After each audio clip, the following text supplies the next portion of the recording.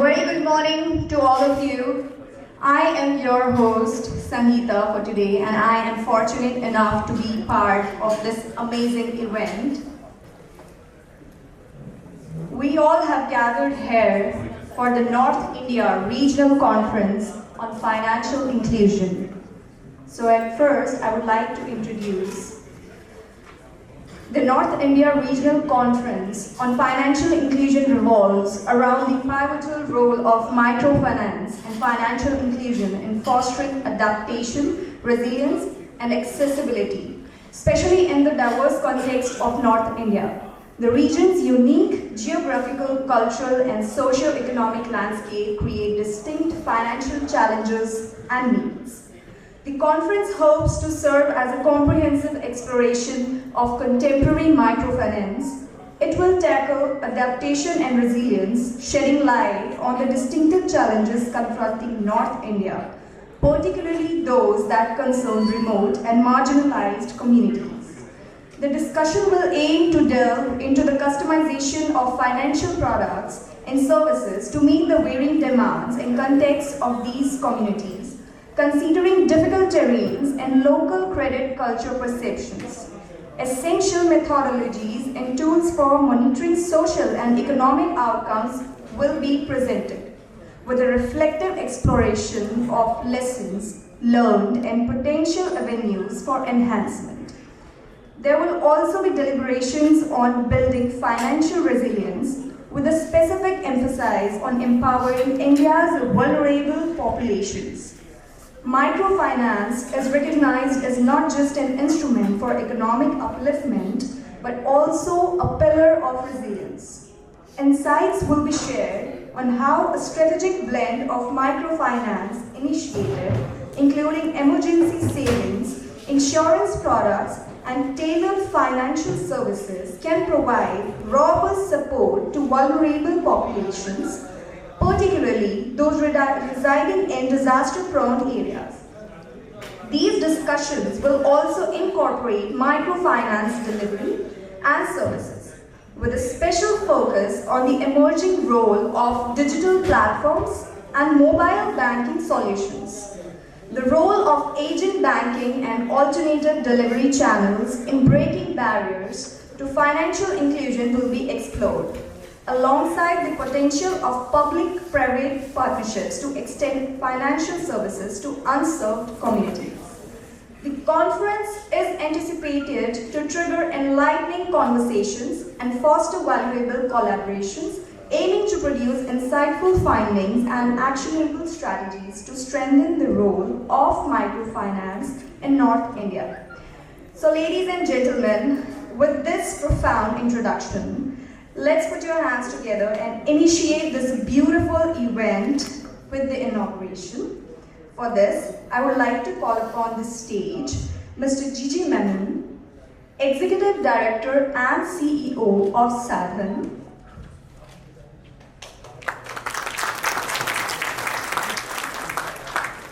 Ms. Jayashree Vyas,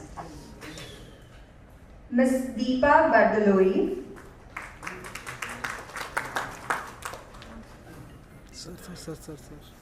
Mr. H.P. Singh, Mr. Raghunath V. To welcome the guests with plans.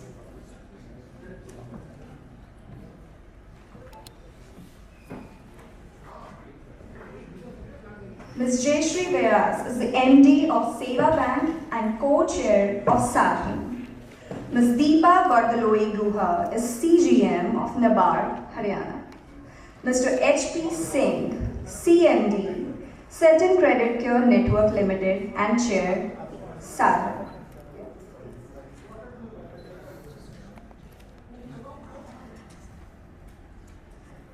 Ms. Jayashree Vyas, MD, Seva Bank and co-chair of Sa-Dhan.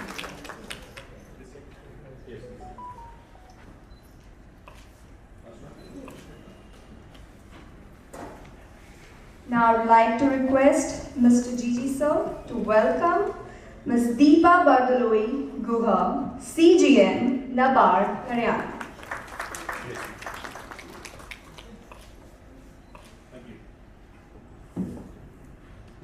Now I'd like to request Mr. Gigi sir to welcome Mr. H.P. Sen, CMD, Sa-Dhan Credit Care Network Limited and Chair of Sa-Dhan.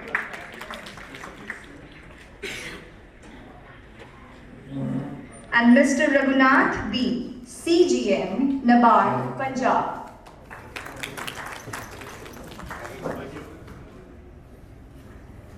Now let's begin with the lamp lighting.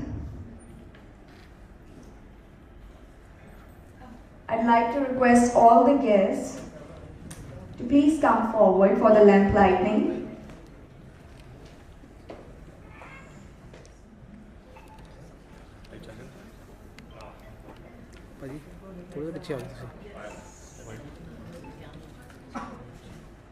Ruchi, please join for lamp lighting. Purvi is here. Purvi aa rahi hai. Come, Ruchi.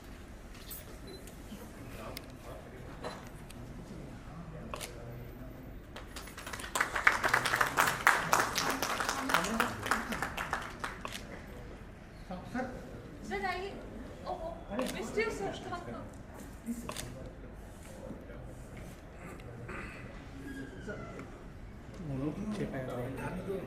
complete नहीं. Come, Sir, please. sir, please. Join us. Morning.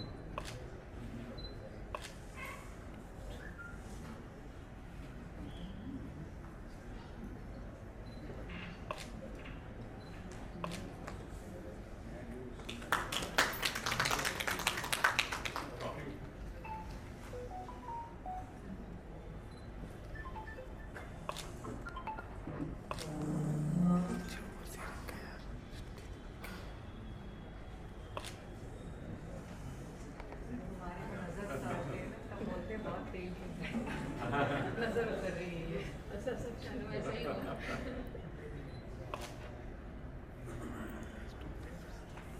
मैं जब से कह रहा था इन्हें check करो लेने का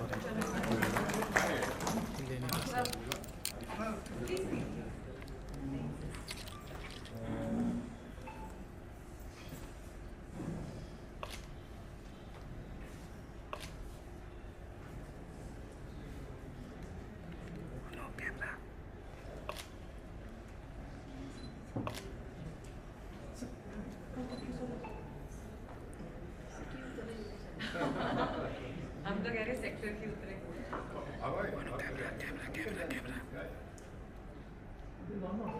Here is one more. Let him have the final answer.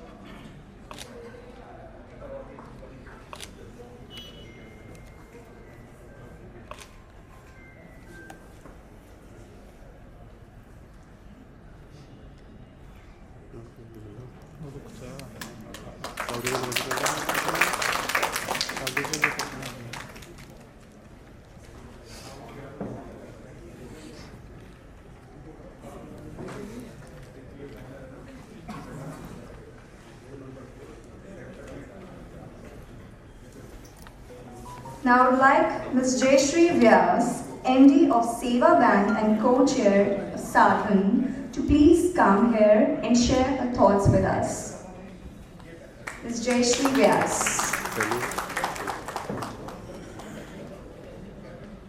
I would like to request, please switch off your mobile phones. Thank you.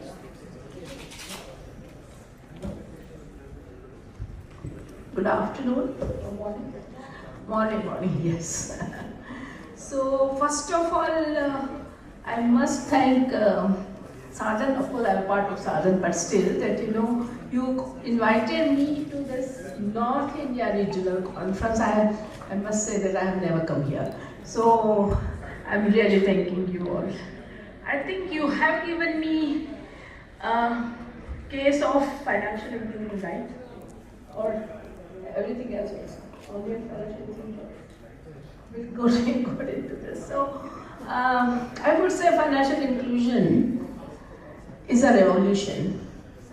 It is changing, I have seen some lives of millions of economically active poor.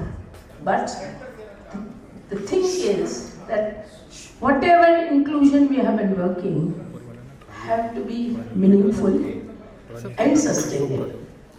So this is how, I think I'll talk a little bit of Seva Bank also, because we were the first to start in 70s.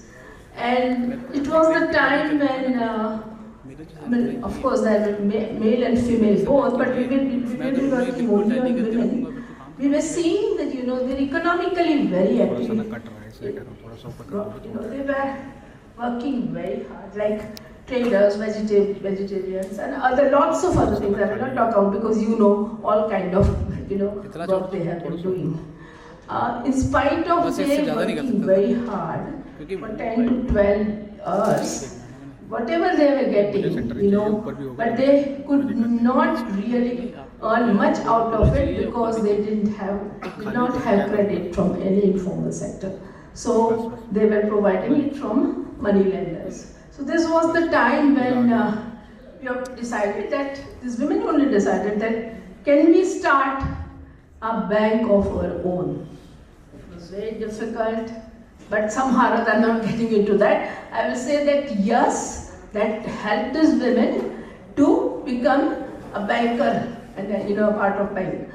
The only thing which was good was that when they were not getting all this kind of credit from banks, any kind of bank, they were, of course, then they had to borrow much and they were always in debt. So the first thing we did was that, help them to give them money so that can come back. So this was, I would say, this was the first financial inclusion day when these women got their money from bank. The second thing which was there which was, I think, very good was that even 5 rupees or 10 rupees or 3 rupees, but they saved. And they saved in a bank. So this was the other financial inclusion thing which we could say. Now I will not get into Seva Bank, I will talk something else. Over a period of thing, what we saw was that only providing credit is not going. I mean, it helps, but it's not helping to the family. So they needed lots of other kind of products. So we decided that it is a life cycle needs, because it is not that one thing they're doing. It's a life cycle needs from birth to death. We need different kinds of products, So we decided that, can we start working on this as a financial inclusion part? So the second thing, the first thing, of course, credit they wanted. The second thing which we saw was saving. Of course, it was very difficult to save, but the thing was also that within the bank, within the saving, there were also 3 products, 3 kind of products. One product was, current, definitely for this women or for these people, current account is not there. But definitely it was saving account. So it was kind of a currency account for them, emergency account for them, we would say. But there was also, recurring accounts. And these recurring accounts which were also helping them, and we were saying that it could be for short term, say for festivals and other things. It could be for giving fees to their children, but it could also be for the middle place where they might have this money to maybe there is a marriage in the family or so they don't have to go back, but they have this. And the last thing which was there, which finally everybody took, is pension, because for all these people pension was, they were not even understanding what is pension. They were always feeling that no, they cannot do it because it is the only it is government servants would do it. They will not do it. So I mean, saving, that was first thing, but the second thing which we also started doing was that giving them a concept. So concept of power of compounding. So when it was, even if they were even saving in say fixed deposit or they were saving in recurring, every time, 3 months, they were getting more, interest.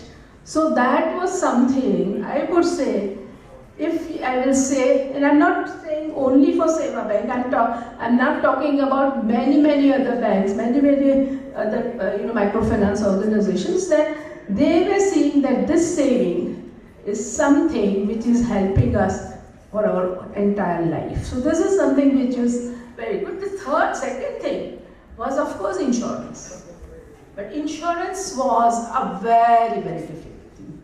I would say because, and even when they had given some premium, and if they were saying that after 1 year they are not dying, so they would say give us our money back. So they were never understanding what is insurance, and it was also a concept.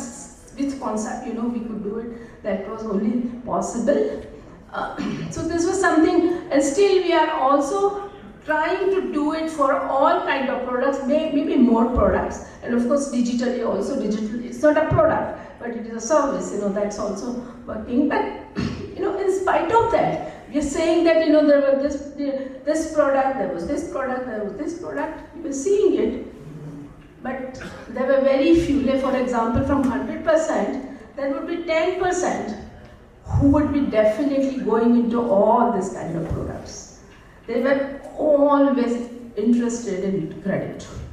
So we realized that this financial literacy I'm talking about. But before started financial literacy, what we decided that let us understand their financial behavior. Because we had seen, particularly in some urban areas, we were seeing that it was not that there was no liquidity in their family, but we were seeing that they were still not going in, and they were always in debt. So we did some kind of survey. It was not a big survey, but we did some survey. And what we found in their financial behavior was, the first thing was that it's kind of aaj kamaya, aaj khaya, aaj kamaya. So today I have got this much money, I'm happy, the whole family is happy. Tomorrow I will not be looking about it. So that was basically not having any kind of planning or any kind of future, things. Thus that was the first thing, and second thing was definitely was that whenever they wanted some kind of money, they did not have the money, and they would again go back to money lenders. So that was the third thing. And the third thing we saw that why, in spite of having so much products here, why they are not able to use it. And that was the reason why we started some kind of a financial literacy. I will not get much into the detail of this financial literacy, but planning, the first thing of planning and linking it with some kind of films and some kind of other tools, it definitely helped. I'm not saying 100% of doing this, but at least 50% of people will work on it. And now RBI has also given this kind of work to all states, and there they have always saying that you should have Center for Financial Literacy in every area, and all financial literacy you have to give it to them, and then only it will be work. So I think it helps. Whatever we have to work hard on this, but it helps. But whatever I am seeing is now is that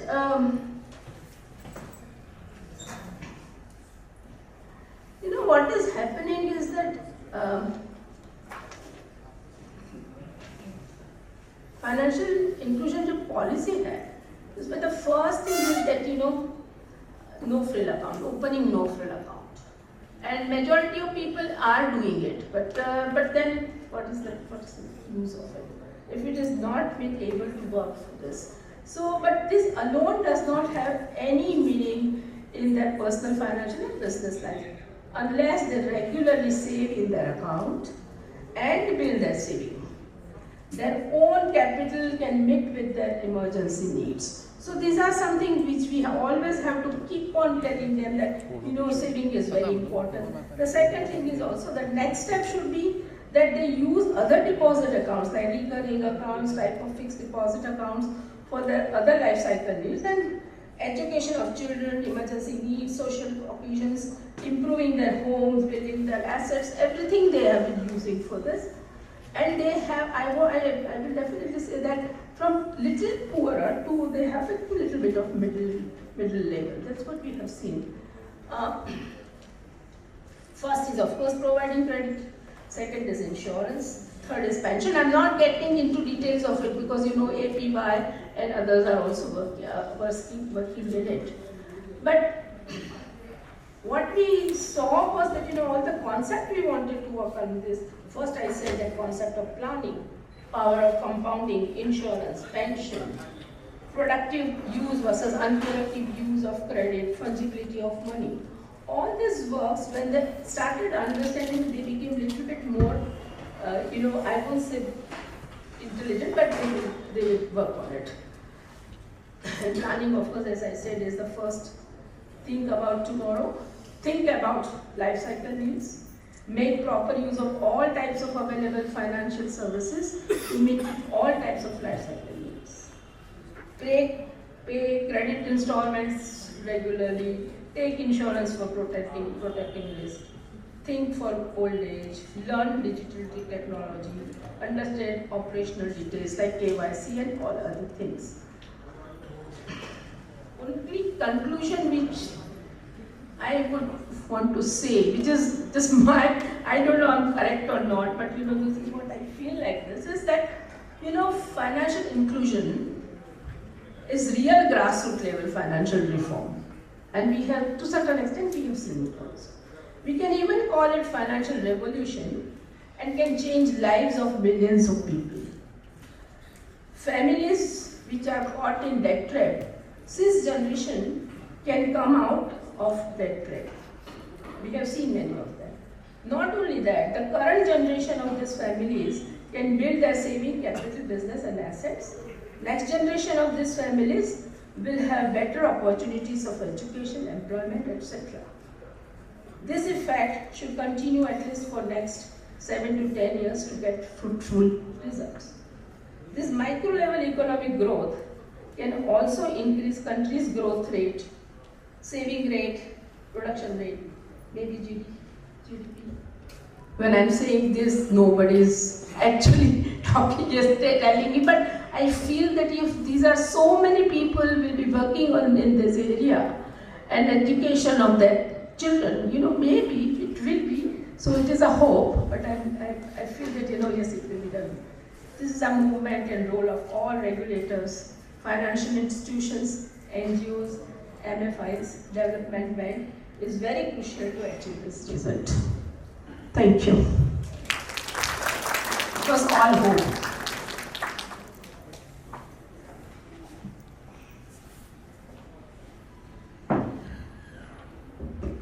Thank you so much, Ms. Jayashree Vyas. Now I would like to welcome Ms. Deepa Bardaloi Guha, CGM, NABARD, Haryana, for a special note.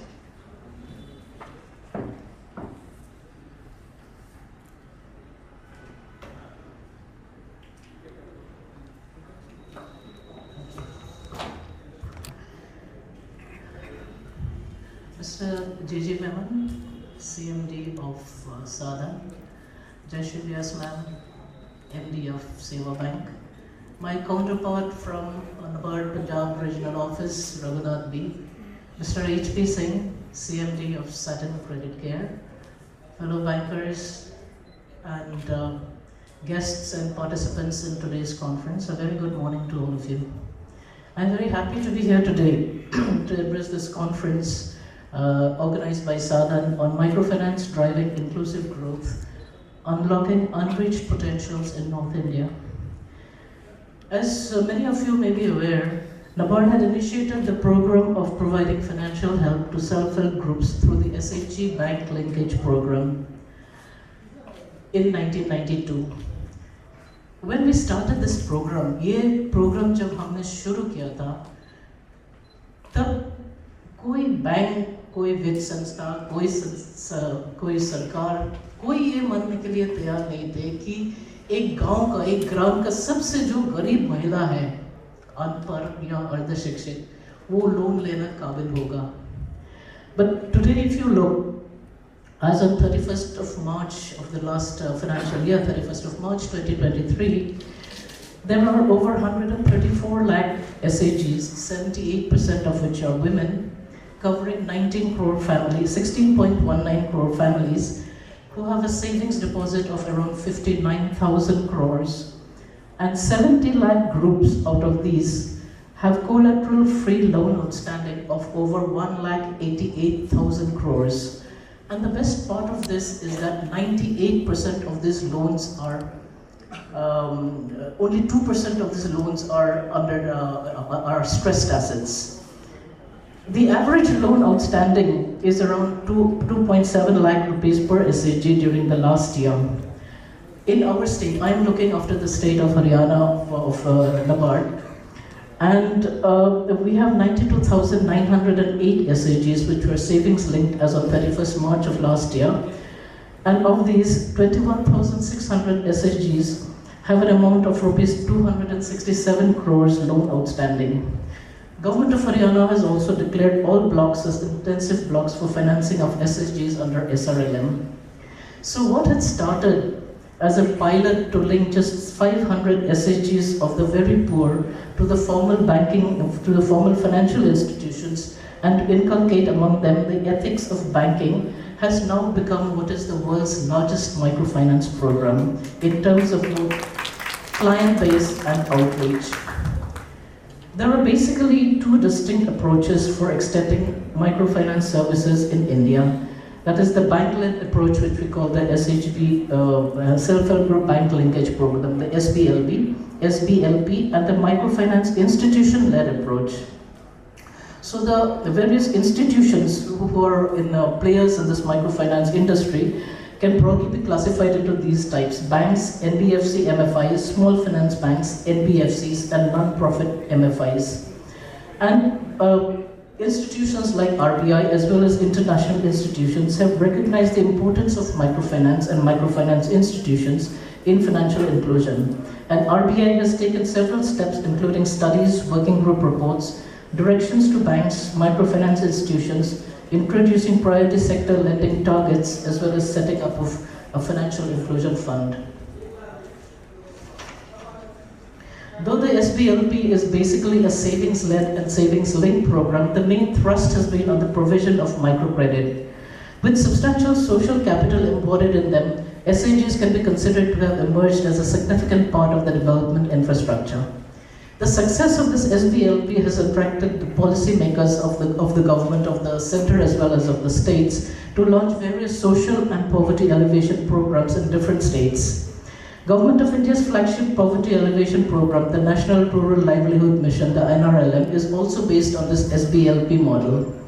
As per the recent Niti Aayog report, a record 13.5 crore people have moved out of multidimensional poverty between 2016 to 2019 to 21. Rural areas saw the fastest decline in poverty from 32.5% to 19%. Bank accounts are one of the criteria for assessing multidimensional poverty, and we can without doubt say that the microfinance has played an important part in income generation and moving people out of poverty.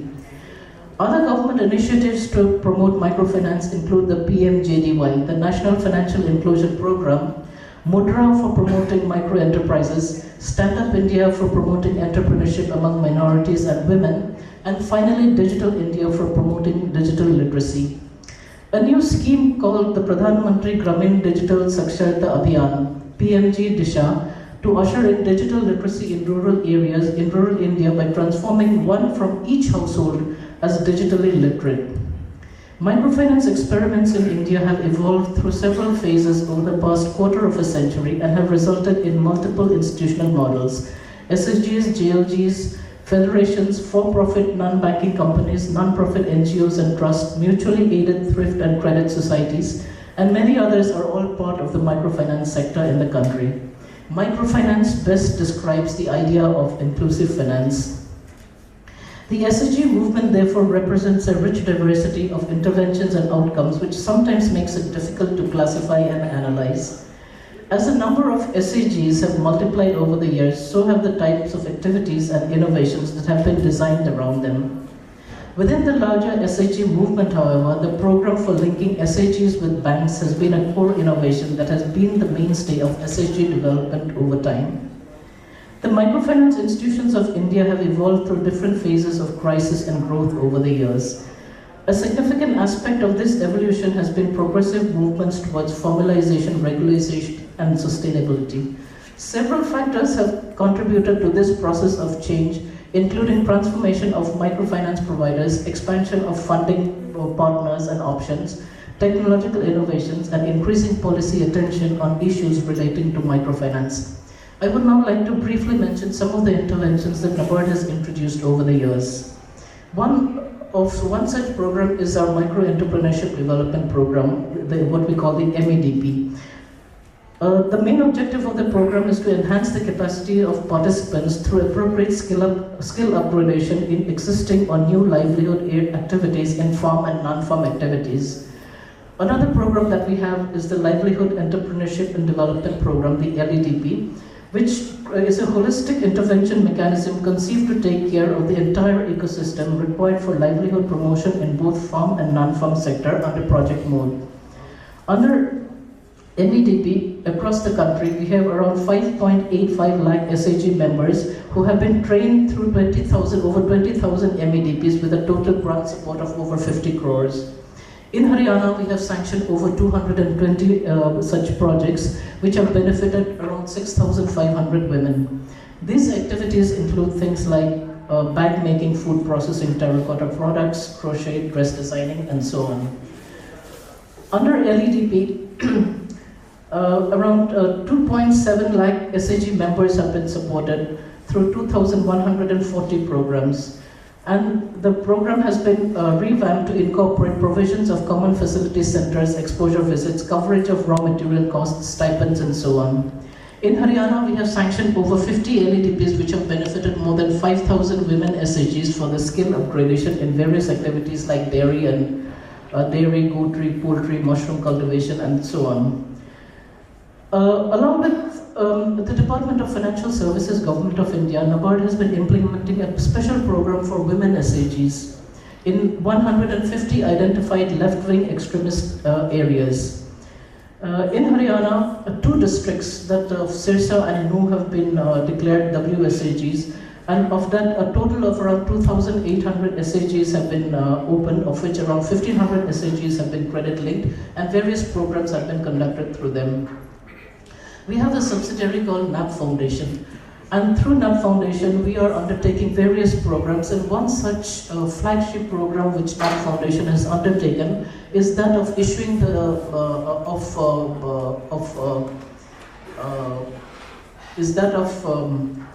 addressing the issue of menstrual hygiene of rural women, and at the same time enabling a livelihood option for them. So this particular program is called My Pad, My Right, in which SHG women have been trained to make low-cost, high-quality sanitary napkins which are sold at lower cost to the ladies and girls in villages. And the Finance Minister in the budget announcement for 2023 had also announced the promotion of use of Kisan drones, and we are also using using this particular program to train our SHG members in running and piloting drones which can help in spraying of insecticides, digitization of land records, crop assessment, and so on. We have been supporting microfinance institutions in their formative years with grant support and revolving fund assistance. And we had created a special fund called the MFDEF in 2006. We are also extending refinance assistance to banks as well as to NBFC MFIs for extending loans to joint liability groups and to self-help groups. When I was a grade D officer in Bhopal in Madhya Pradesh around maybe in 2014-15 or so, we had been, our Bhopal regional office was financing basically, crop farmers and others through the cooperative banks and the rural Gramin banks. And so we wanted to reach out to more people who do not have access to credit, who did not have land, who did not have regular collateral to give against which to take loans. So I had requested our district officers to see whether there were any such organizations or institutions which are eligible for NABARD's refinance who are financing such people.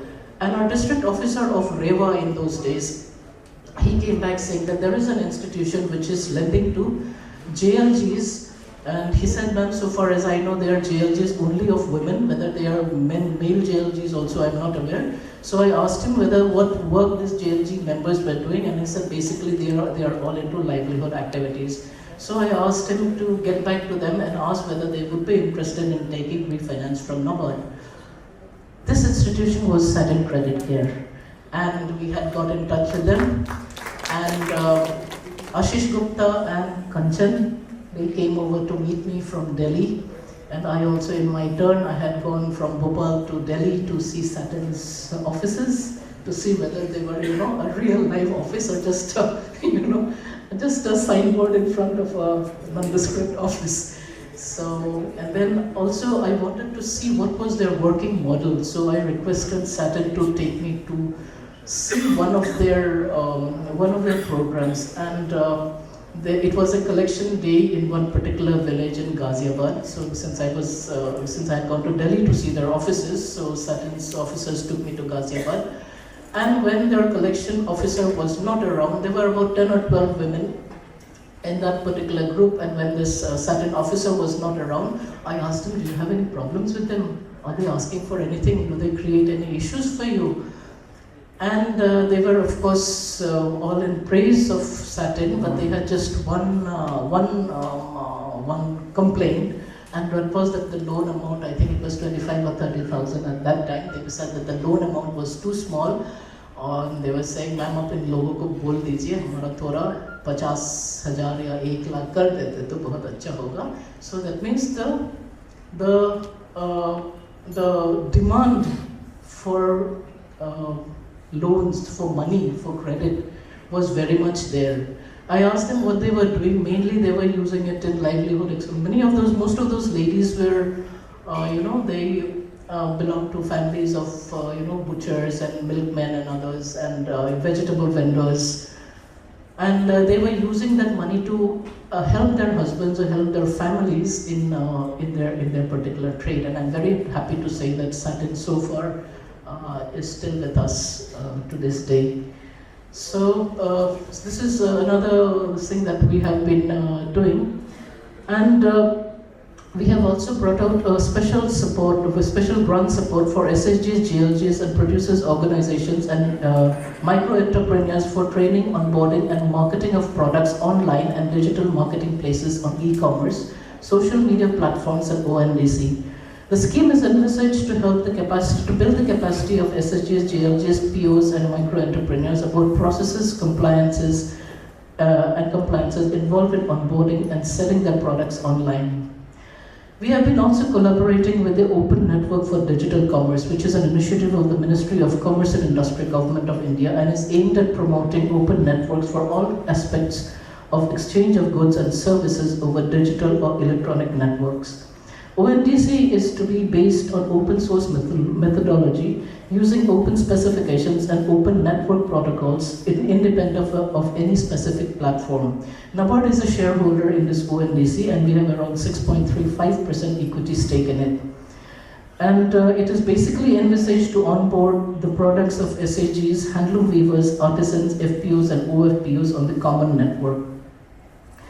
We are also giving support and training and capacity building for microfinance stakeholders. We realize that very often, especially our banker colleagues who have been serving mainly in urban areas and other areas, may not be so well versed with some of the aspects of microfinance lending. So we conduct special capacity building programs for bankers, for NGOs, for government officers, and also for others, because we feel that such training is required to enhance their knowledge, awareness, and exposure skills of those stakeholders.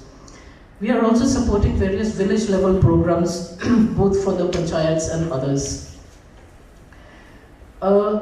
In NABARD designed the concept of the joint liability groups consisting of 4 to 10 members to meet the farm and non-farm credit needs of small farmers, marginal farmers, sharecroppers and oral lessees who have no access to formal credit. These livelihood groups come together on the basis of mutual guarantee and include clients engaged in crop production or similar economic activities. But unlike SHGs, they are basically credit groups, and although we encourage savings, there is no specific requirement of a loan to savings ratio. We have piloted, in our pilot model, when we started it in 2004-05, we had started it in 8 states through 13 Gramin banks. The Union Budget for 2006-07 had announced a scheme for financing JLGs of tenant farmers and oral lessees, which was formulated by NABARD for implementation by all commercial banks, cooperative banks and Gramin banks. Union Budget of 2014-15 had also further announced that around 5 lakh JLGs will also be given, farmers of Bhumihin Kisans will also be provided finance. In order to promote this, we have a tripartite agreement between the banks, NABARD and the JLG promoting institutions, through which we provide grant support to banks and to NGOs to form groups to which they can lend. And in Haryana, so far we have such MOUs with 2 commercial banks, SBI and Canara Bank, and also with around 13, the Jilla Sarkari Bank also we are giving such assistance. India, if we aim to become a 5 trillion economy by 2025, then this microfinance sector is very crucial and plays a very crucial role in the country's vision to reach this goal. As literacy and penetration of mobile phones amongst the poor and rural regions increase, the customer's exposure and therefore his expectations from microfinance institutes will also evolve. The microfinance customer will expect personalized solutions delivered through automated analytics, ML and AI that are linked to their life or to their business activities. Fintech companies have become significant within the MFI ecosystem, with technology enabling the microfinance sector to carry out different types of operations through collaboration and development. Since the beginning of the 21st century, the evolution of technology, public digital rails such as the India Stack, and initiatives like the Jan-Dhan, Aadhaar and Mobile, the JAM trilogy, have played a significant role in the growth. I'll just conclude.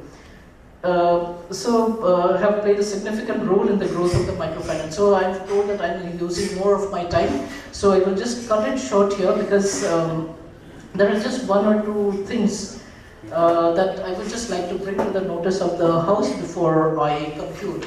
One is that we have seen that over the last over the last decade or so, there have been many, our microfinance institutions and our things have seen many stress points. We have seen in Andhra Pradesh, we have seen in Assam, and it is not as if this is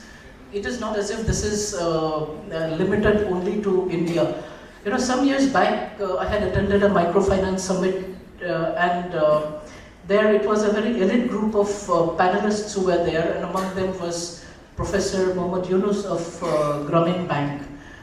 One of the other panelists in that group was a bank called Compartamos. Now, I don't know if you have heard of Compartamos. Compartamos is basically is a bank in Mexico, and they had launched themselves in 1990.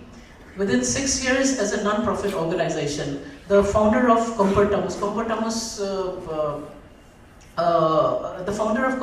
was a son of a very rich industrialist family of Mexico, and he decided to do some philanthropy work, and he decided to distribute food and blankets among the poor in Mexico, in and around Mexico City. So when he was doing that, then he found that more than food, what the poor needed was money. Some years previous to that, the government of Mexico had distributed, knitting machines, but all to poor women, and all the machines were lying idle because the women did not have money to buy wool with which to make the various products. So Compartamos came into being, and they arranged groups of women to this 10 and 12 and so on, and saying the JLG mode of financing was there's an inter se guarantee and all that was taken. Now, it became so successful that Compartamos, which started as a non-profit organization, within 6 years they became a for-profit organization. Within another 4 years, by 2000, it listed itself on the New York Stock Exchange. On the day the IPO was listed, it rated $100 million. By the time the IPO ended, the IPO was closed, they had drawn in almost $436 million. Now the complaint against Compartamos was that they were charging such high rates of interest that they were looking more after the interest of their stakeholder, of their equity holders, than of the people whom they were supposed to be helping. So Professor Yunus had said, on that stage of that I remember, Professor Yunus had said that a movement which had started as a reaction, as an antidote, if you will, against moneylenders should not generate more moneylenders. Compartamos, in their defense, they had come out with a 400-page argument saying that if we are to reach the number of people that we are reaching, if we are to give them delivery of services at their doorstep, if we are to reach them on time and give them the amount of money in time, we have to charge that kind of interest. Otherwise, we will have to either scale down our operations or close down. There would be, in effect, what they had called a mission drift. Now, there were many, so it's, one way, how much interest is to be charged and how much. So RBI in our country has come out with various regulations. I think sometime back they had said that there should be a difference of around 10% between the average average borrowing rate and the rate at which they lend. So if you're lending to, say, Sa-Dhan at 10, they will be not charging more than 20% approximately for a large area. So various these things have come into place, but there are also other things. Madam Jayashree has mentioned about insurance and credit plus these things. So in the same Compartamos example, if I were to give, Government of Mexico had said that compulsorily 10% of the members of the groups have to be covered by insurance. Now, 10%, and what was the cost of that insurance? It was $1. Now, $1 translated, if you translate it in Indian currency, it comes to, at today's currency rate, maybe around 82 rupees. Now, 82 rupees may not sound like a lot of money for you and me, but you will appreciate that a person who is living on the margins of society, who is living on the verge of poverty, 82 rupees is a lot of money to be paying for what is best a contingency. So there were many, so they used to have, a draw of lots who would take because no one wanted to buy that insurance. So it has to be a voluntary thing and not something which is, even insofar as voluntary, now the challenges we are seeing unlocking unreached potentials in North India. One of the challenges which I joined Haryana Regional Office in January of 21, and I have, across the state I have visited and I have I like to talk to people and I have talked to all these ladies, and since I'm a lady myself, so they come around and flock around me as soon as the meeting is over and I ask them what is the issue. There are this Prime Minister's Jeevan Bima Yojana is there, and Prime Minister's Suraksha Yojana is there. There are two schemes in which in one you have to give a 30 rupees premium, in another 436 rupees premium. Those who are from Haryana will also know that Government of Haryana, even this under the Parivar Samriddhi Yojana, even this amount of premium the government repays into that. So in effect it is nil for the person who's taking the insurance. In spite of that, in every meeting, in every program that I have attended, the number of women who have subscribed to this program were almost nil. In most, there will be one or at most two, they may be. So when I asked them, why are you not taking it? The answer almost universally was, घर वालों नहीं देते हैं. I said, आप घर वालों को क्यों पूछ रहे हो? आप कोई गलती कर रहे हो क्या? गलत काम कर रहे हो क्या? Why are you asking? नहीं मैडम, आप जानते नहीं हैं, आप बिना बोल के, बिना पूछ के उनका अगर करते हैं तो बवाल मचा देगा घर में. So we are still, in that stage in which I think there will be a lot of challenges if we are to, especially to bring the women. And I think this phenomenon is more in North India. I don't think it is there so much in South India or in Eastern India. So these are some of the issues, and regarding tech also. So these are some of the issues which I would like this conference to deliberate on, and what are the way out of this. I'm sorry for having taken so much of your time, and I wish this conference all the very best.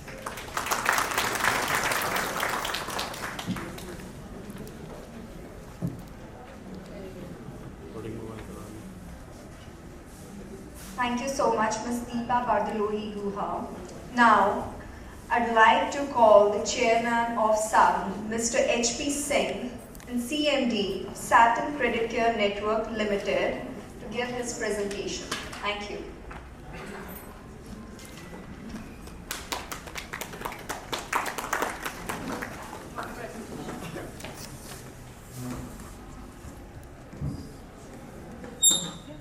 Good morning, everyone. Good morning. Good morning, sir.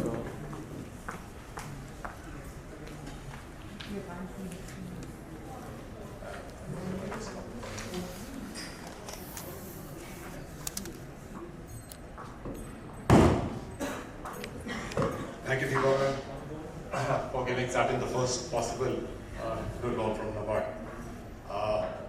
And I think, I would like to also say that I think at one point of time, NABARD was probably our biggest lender. But I don't know whether you wanted to leave that space, but I think NABARD is not anymore our biggest lender. So my only request is that I think, you supported this this journey of microfinance for a very long time now. And I think, we would like to see NABARD back on everybody's balance sheet as probably one of the biggest lenders to the industry. And I think, I would possibly say that, Sa-Dhan's taken this initiative of doing regional conferences all across. And I think they've done it in South, we've done a UP chapter, this is the North India. And invariably, I think, Sa-Dhan did leave out UP out of the North India space as such. But if you really look at the landscape for microfinance, UP was like where we started first, and this was probably one of the worst areas possibly people could have thought about. And when we started our journey in 2008, when we actually went over there, I think all our lenders were probably keeping their fingers crossed whether the money will come back or not. It did come back, and possibly for us the baseline was always UP. And today also, I think when people talk about it, generally they always say UP theek hai na. So I think we actually navigate that question and said UP के साथ साथ पंजाब भी ठीक है, हरियाणा भी ठीक है, and South के बारे में बोलेंगे नहीं basically because South is always good.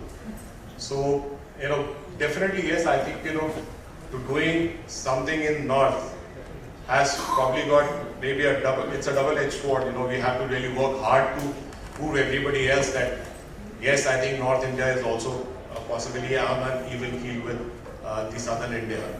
The movement started in South India, but I think for us, I think North India now probably has somewhere where people can actually see yes, that microfinance and financial inclusion to a very large thing has already penetrated into the northern states. So I'll just give you a very short presentation, of how the evolution of microfinance has probably come in. So when we started our journey, and I think it has been a long time back, people used to talk about microfinance as poverty alleviation. I think the biggest takeaway at that point of time was कि हम गरीबी दूर करते हैं. I think it was something which was part of the agenda for microfinance, that yes, we do work on elevating poverty and giving our borrowers maybe a dignity of living by increasing their livelihoods. But I think as it matured and as it went forward, this thing went from not just elevating poverty, but went on to a more holistic approach of financial inclusion. And today, thankfully, I think all of us look at microfinance not just looking at garibi hatana or maybe looking at poverty alleviation, but I think we are looking at various other aspects of financial inclusion which have really come up now. We are not allowed to take savings, but I think savings is an important part.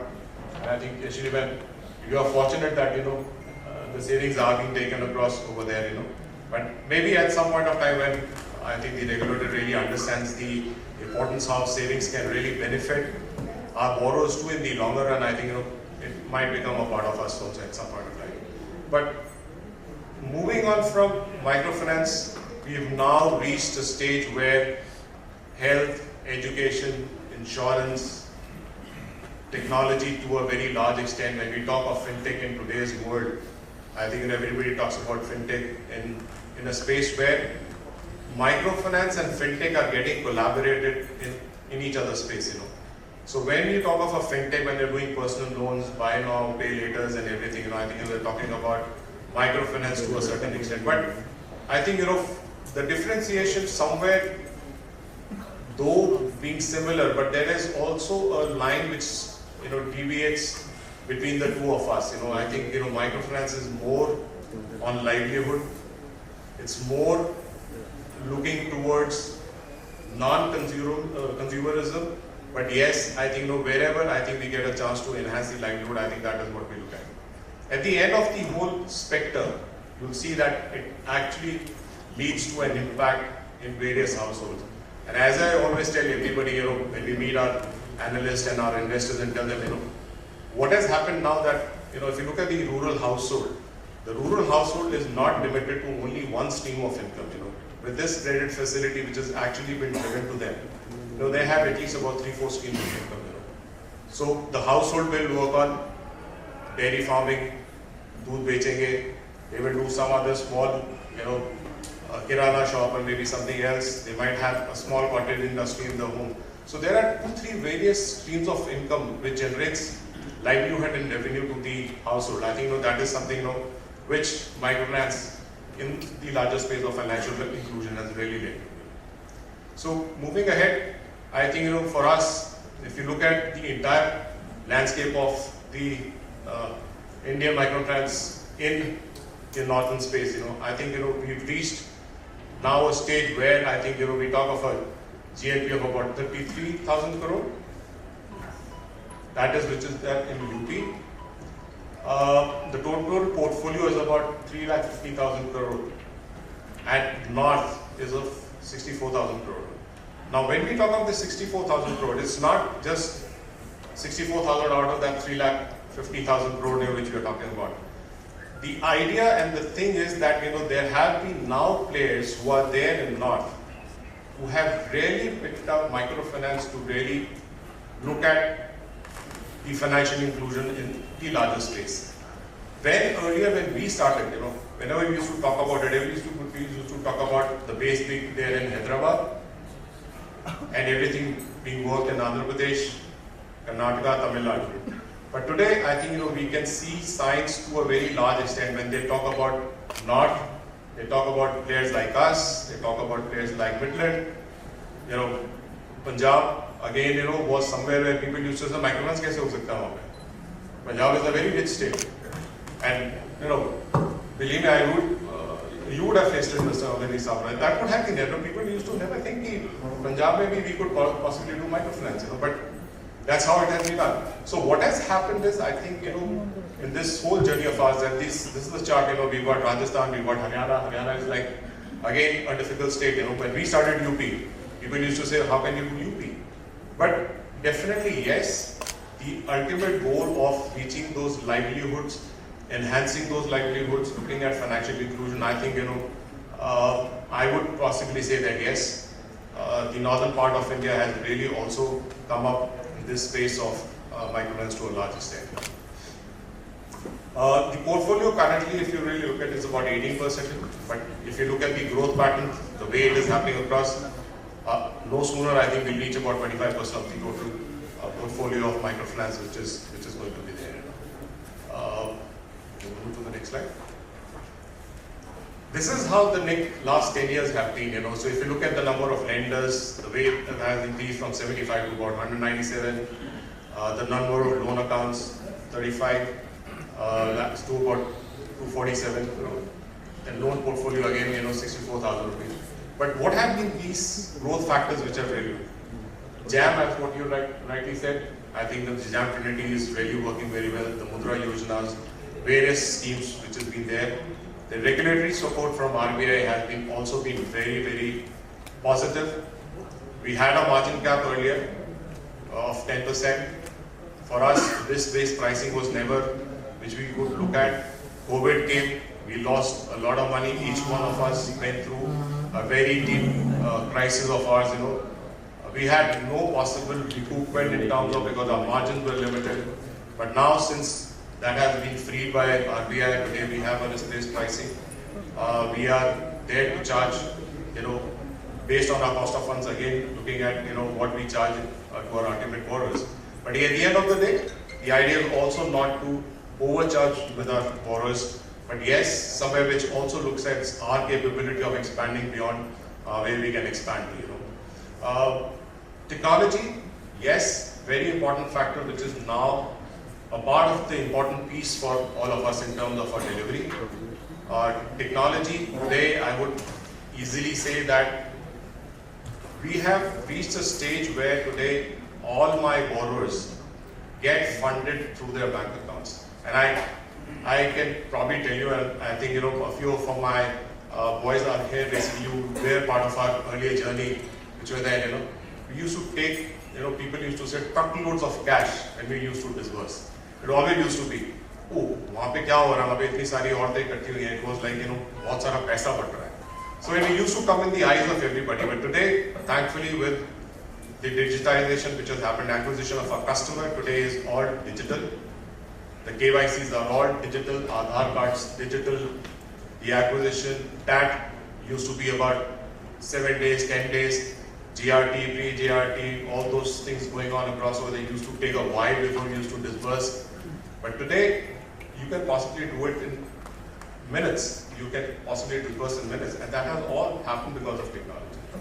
So, the journey from acquisition to the back-end operations and to the collection mechanism. I think, the last mile which is now left for all of us is to look at technology is the final shape of collection. I think, we are working on that. But I think there would be slight challenges in terms of how technology shapes up architecture. So, moving ahead again, North is an opportunist market, if I really look at it in terms of financial inclusion. The differentiation which has happened across South always used to have, a population which was maybe slightly more entrepreneurial. The women over there were always open to this thing. I think if you look at the history from where UP emerged, where Haryana emerged, women have taken now a forefront, which was, I think, somewhere where Microfinance did help in terms of empowering women across over there. The retentions are high over here. I would say possibly the differentiation factor also when we moved out of the poverty to the MSME sector. So today we consider all our women borrowers not to alleviate poverty, but again, as I said, to look at more of MSME kind of or a micro MSME kind of a business proposition which we look at. The infrastructure, the technology investment, all has helped for North India to probably reach a market where it is right now across over there. Again, I think for us, if we can move ahead, I think we've covered that. The difference again, moving from an purely agriculture and allied activities to a non-agriculture and non-allied activities, which is again, business generated. I think that's possibly bodes very well in terms of how we improve our GDP in terms of the rural economy as such. From here. We've had a series where I could possibly put it on record. I think there's been a lot of help which comes from the state administration also in terms of how they want to really look at microfinance in the long-term future. Wherever there is a strong support from the state administration, which I can talk of UP again, I can talk of maybe over there. I think the growth of microfinance and financial inclusion will always be on the positive side. So I think that's a very important thing which challenges are being addressed by the state administration along with this. And I think everybody is aware of one small video on WhatsApp which came in, where the Prime Minister also talks about the Mudra Yojanas and microfinance. And that's a very important factor. And I think, questions here, the G20 agendas on SDGs and everything, I think, bodes very well in terms of, how microfinance is now looked at from what it was earlier looked at, for us in India.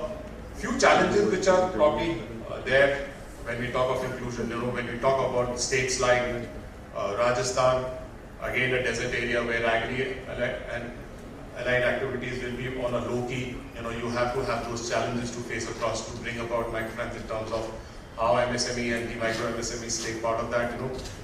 We've got terrains which are difficult. Himachal, it's again a hill state. Uttarakhand, which is again a hill state. You have difficulty in reaching across over there. It's a sparse population. Though even Rajasthan has a sparse population as compared to what UP would be. These challenges will only be overcome by the depth and the resonance of the MFI, which operate across over there. I remember when we started in Jammu, we were the first MFI to work in Jammu. Again, the same thought, for everybody came in, how could you possibly operate in Jammu? It's like a very difficult state to work in, But I think, thankfully, across the years, and it's not just been a couple of years, it's been, I think, close to about 6, 7, 8 or 8 years, since we started working in Jammu. I can possibly say it's also one of the best portfolios we've built across, though it might be a small portfolio, but still. The challenge is if you can go with a mindset that you can try and overcome that. There is ample space of opportunities in all these states across, once we go over there. I think, similarly for Punjab, Haryana, again, as I stated earlier, I think, people always used to say that this doesn't work over here. It does work very well over here. Haryana, people used to say, yeah, well, yes, the language is kind of where you feel that, a normal language tone, is difficult for us to comprehend. It looks like we all are fighting as compared to what you go down to south. It's like, so easy. But believe me, I think the portfolio qualities, even in these kind of challenging places, I think we've really been able to work very hard onto that. I think we can move forward on. Just a small slide on what our journey has been. I think we started from our baseline was again UP. For us, people still consider us as a North India player, though we keep on telling that we work in about 24 states. We've got in the northern space about 122 districts out of 450 districts where we operate in the entire India as such. Close to about 400 branches, in total northern India. And thankfully, I could probably say with a lot of pride that we've worked very hard towards building up our processes and our underwriting capabilities. And today, I think, I can say that we have probably one of the best portfolio in the entire industry as such, UP and Punjab rank amongst the top 4 states over here. And we would like to continue this dominance. People talk about the northern state in terms of where microfinance and financial inclusion take place, And if you look at our SDG goals as such, I think, again, a more holistic view in terms of how we are looking at deepening the impact with all these offerings we've got. We've got, today we talk about, various cross-sell loans, we talk about various wash loans, various sanitation loans. Wash and sanitation looks at maybe health in a larger space as such, and it's very important for us to really look at these kind of impacts, which are really made besides just looking at just pure credit facility as such, If we have the room to maneuver more with more products which we can come in, and if we get that possibly kind of assistance from various other stakeholders to probably build in terms of the space of health, the space of education, the space of maybe technology to a large extent, I think, we probably will be able to do that, Again, maybe as a prelude to all this, I think, the next era for microfinance is going to be in terms of technology taking a lot of space for all of us besides the human resource capital. I think the 2 main ingredients for microfinance is, one is our human resource capital, which is the feet on street, and the various people who work in the hinterlands to look at microfinance to an extent, and technology to probably an enabler or maybe an assistance to what you deliver in terms of microfinance and financial inclusion goal. And as always, since we say yes, we are a North India player, even though we have a pan-India presence, but we'll always remain bullish on Northern India. And thank you, Sa-Dhan, for doing the Northern India Conference, and I thank you all for being here. Thank you so much.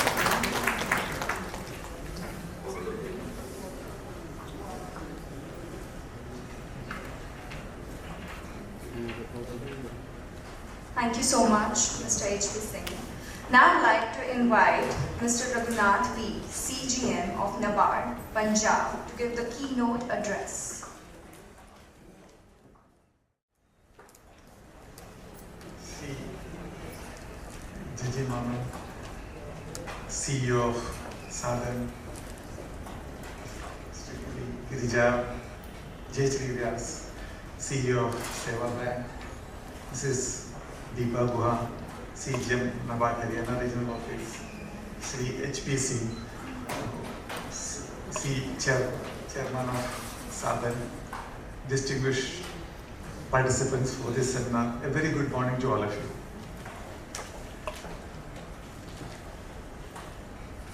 Microfinance has emerged as one of the important tools towards financial inclusion. The need for microcredit has always been there, even from time immemorial. All Indian villages did have its own money lender, and the need for microfinance has always been felt by the society. And even when the formal financial systems or the mainstream banking systems started evolving in India, a large section of the population, in fact a major section of the population was excluded from them. The earliest efforts in this country of people coming together to address their credit needs was perhaps the cooperatives. The cooperative movement in India is around 100 years old, little over 100 years old, I would say. Even in northern India, even in Punjab also, I've seen many of the cooperative banks have come up more than 100 years ago. But there again, they were serving a niche section of the population. Those section of the population which you call those at the bottom of the pyramid, they were still getting excluded.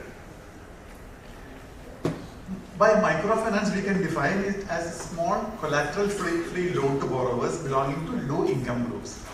And this income also has been defined by the regulator. I think it's around 3 lakh. Earlier there was a distinction between urban and rural households. That is also not there now. This microfinance is expected to enable the low-poor income households to come out of poverty and help the marginalized, especially the women, to become owners of assets and lead dignified lives. Microfinance plays a very crucial role in promoting inclusive growth by way of making credit available. As the last mile connectivity, as we would say, the formal banking system still has limitations. That is why we see that the microfinance sector has grown by leaps and bounds, and the same rate of growth is not there for the formal financial system. Now, the formal financial system's foray into the microfinance is best exemplified by the SHG Bank linkage program, for which NABARD was having a great role. One of the proponents which my counterpart had spoken about it a little while ago. But I would see this, the foray of the microfinance institutions also as an extended arm of the formal financial institutions or the mainstream banking sector, because all the microfinance institutions, except perhaps a small segment which is the deposit-taking NBFCs, the microfinance institutions are getting their funding source from the formal banking system, because as Chairman of Sa-Dhan was mentioning a while ago, that the MFIs are not permitted to take the savings of their borrowers at present. Now, this last mile connectivity is really difficult for the formal financial system, because this segment which these microfinance institutions are catering to requires a very intense kind of engagement, I would say, which the formal financial system with its structure at present would find it difficult to deliver. The total microfinance portfolio, I just saw that it was around 5.5 lakh crore, and earlier I don't know the segmentation, previously it was almost 50% was from the banking sector, but now many of those NBFCs have converted into small finance banks. So the share of banking sector would have still gone up is what I would presume, though I don't have the latest data on that.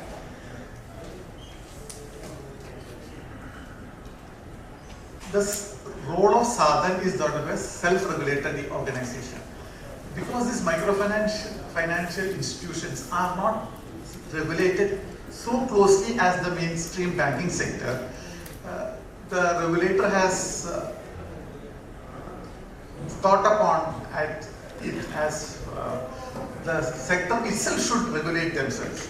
And herein comes the role of Sa-Dhan as a SRO, that is a self-regulatory organization, so that the interest of the entire industry is taken care of. Because irresponsible lending by a few lenders can bring in bad name to the entire industry. This industry, as we see, is providing a service, is taking care of a segment of the population which at present the mainstream banking system is not able to do. And so this industry's relevance in the economy of the country, there is no dispute at all. So it's a collective responsibility of the lenders and the SRO to keep a check on any sharp and aggressive practices in this sector. There are sufficient avenues for microfinance to grow, and the business availability is quite vast. No, there is no need to have such unfair practices to grow. As a SRO, Sa-Dhan and the industry should ensure that there are fair practices such as transparency in charges, ceilings on margins and interest rates, no prepayment penalty, flexible repayment schedules, no coercive methods of recovery, and measures to contain multiple lending and over-indebtedness. If these parameters are taken care of, the reservation which some of the governments and the mainstream financial system also are having towards these microfinancial institutions, however misplaced they could be. But if these aspects are properly addressed by the industry as well as by the industry association, which is Sa-Dhan, I am sure this microfinance sector will gain greater acceptance, and along with greater acceptance, there will be a more enabling approach by the regulator, and this industry will have much greater growth in the days to come, because even when this Jan Dhan scheme came and the connection between the formal financial sector with the vast majority of the masses was being established, the credit need as such, though there is a component in Jan Dhan program for a credit need to be addressed, but it could not be addressed as envisaged in the program because of the high engagement which is required for addressing the credit needs of this segment of the population. So the relevance of the microfinance sector, I would say, was only reiterated by this program. And how the sector can reduce this transaction cost, which is perceived as high is generally perceived as high. So we all know that when credit is required, it's not the interest rate that people are really bothered about, but it is the availability of credit at the right time. That is what a lender is more concerned about. So there is a very strong case for adoption of technology. Right now, most of the microfinance institutions are quite going ahead with technology, but as they grow ahead in future also, it is only technology that can reduce the transaction cost, and in this way, these institutions which are working with the deprived or the marginalized sections of the society also will be able to bring those people, technologically enable those people, so that they are also become technologically enabled to get these benefits of microfinance and as well as of that of technology in a very easy manner. So I congratulate Sa-Dhan for having convened this conference for Northern India, and so that the various stakeholders come together and have discussions on how better we can take this microfinance industry in this geography forward. Thank you.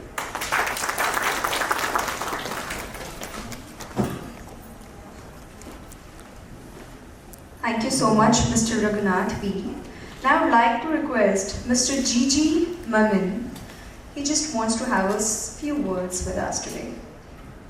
Good morning to all. Dignitaries on the dais and off the dais, and dear friends. First of all, let me welcome all of you for this conference. I'm really thankful to all of you for being here. Today's regional conference is the second of the series we had in this year.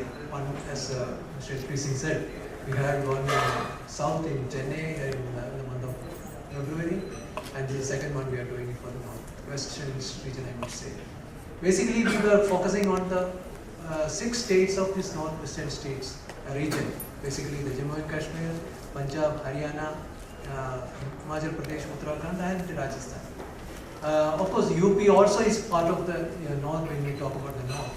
But we thought UP is having a different, I would say, the geography and culture totally different from the region which we are seeing here. As Mr. H.P. Singh rightly said, there are a lot of challenges in this region.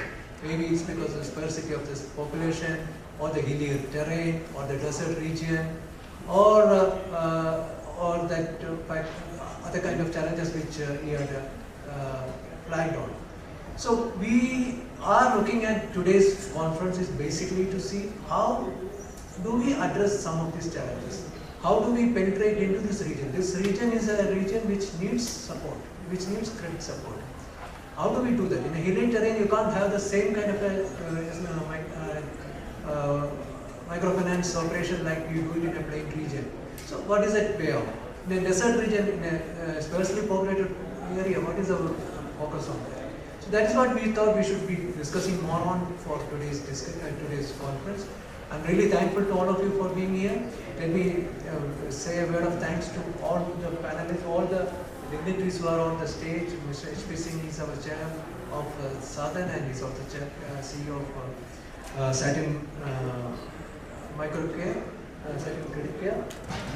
Mr. Raghunath is the CGM Punjab Regional Office, and Deepa is CGM Haryana Regional Office. They have been also our sponsor, one of the sponsors. And I will also thank our co-chair Jayashree for being here. And I thank all of, especially we have Paliwarji here, we have Samraji here, we have Puri here. All these CEOs of the microfinance institutions themselves are present, and of course the senior executives are there. Thank each one of you, and with this I conclude this morning session with the inaugural session and mementos. Okay, thank you. Thank you so much. Thank you.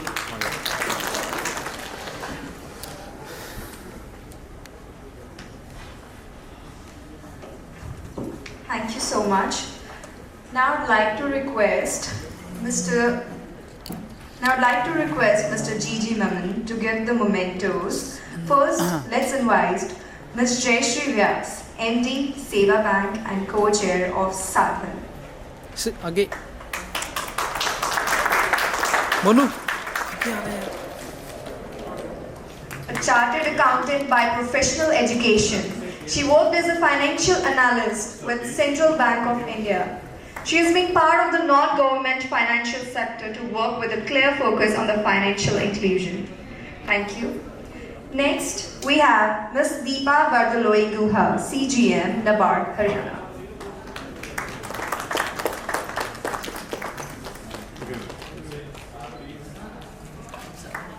Srimati Deepa Bardaloi Guha, CGM, Nabard, Haryana, RO and Principal Consultant. Next, we have Mr. H.P. Singh, CMD, Sa-Dhan Credit Care Network Limited and Chairman of Sa-Dhan.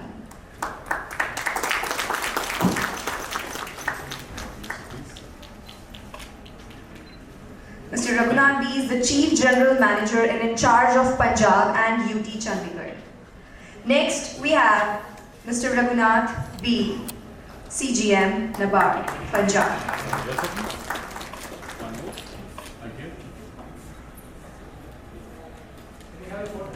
Can we have a group picture, please?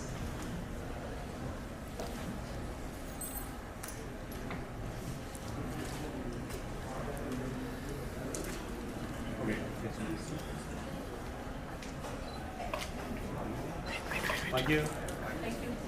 Thank you so much. Moving on. Next, we have a presentation on the knowledge paper, Microfinance in North India Opportunities Abound, by Mr. Deepak Alok, co-founder and partner, Prime M2I Consulting Private Limited. Please welcome Mr. Deepak Alok. Very good morning to everyone. So, I am happy to present this knowledge paper which is titled Microfinance in North India. This knowledge paper will be part of your bag which will be given. This is already part of your bag. So some of the key highlights of this knowledge paper I will be presenting here. So now Northern India, as Gigi Maman said, we exclude Uttar Pradesh from here. And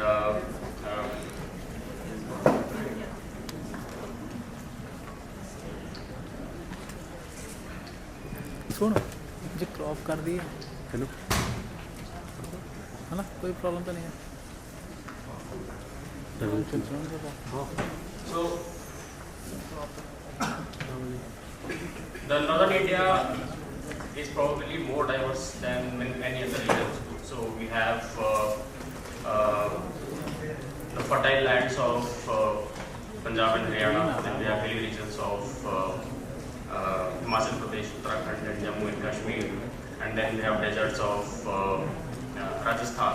So this diversity itself presents a very large challenge, and providing microfinance in this region has always been a challenge. So if you look at the numbers, these states account for only around 90% of the total microfinance portfolio, and much of this portfolio has come about only in the recent years, and thanks to the efforts of the MFIs which are present in this region.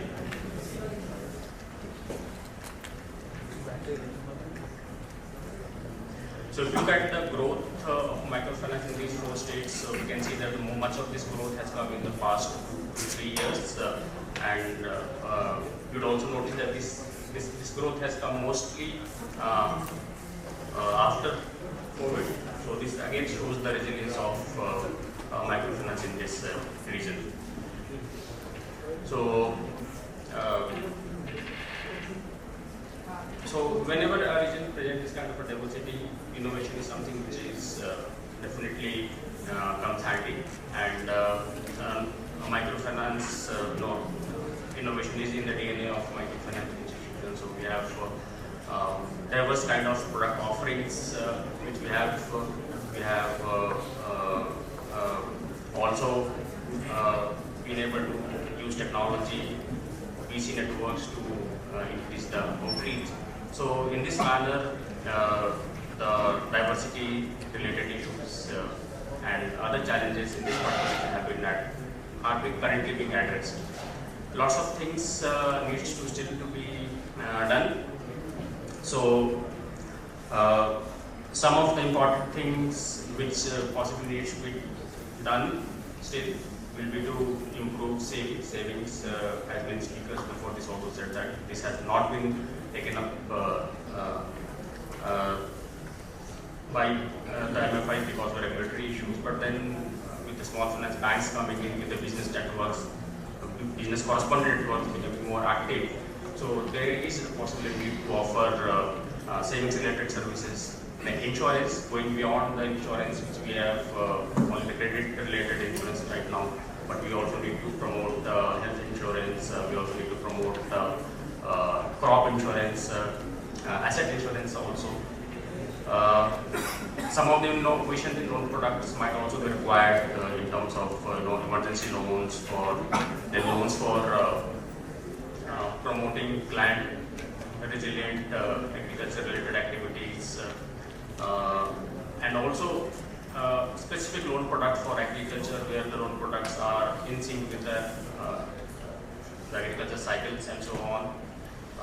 We also need to focus on the financial literacy and the business development aspects, in order to engage youth,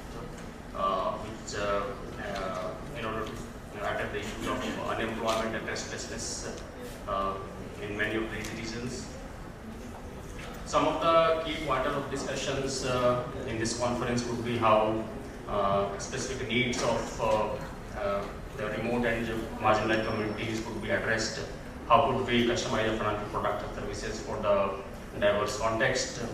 How the difficult terrains, challenges related to those difficult terrains could be addressed. What are the key lessons learned in terms of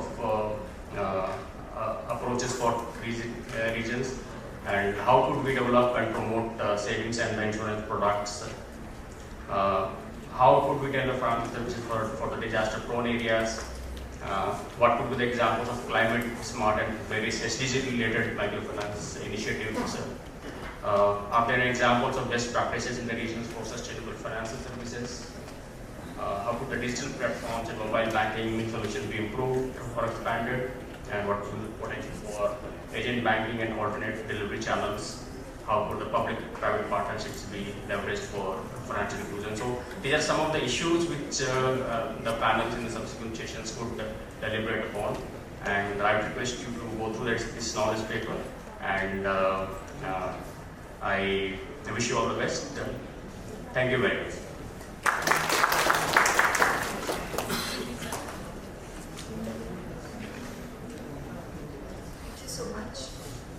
Thank you so much. Now I would like to request Mr. H.P. Singh to give the memento to Mr. Deepak Alok.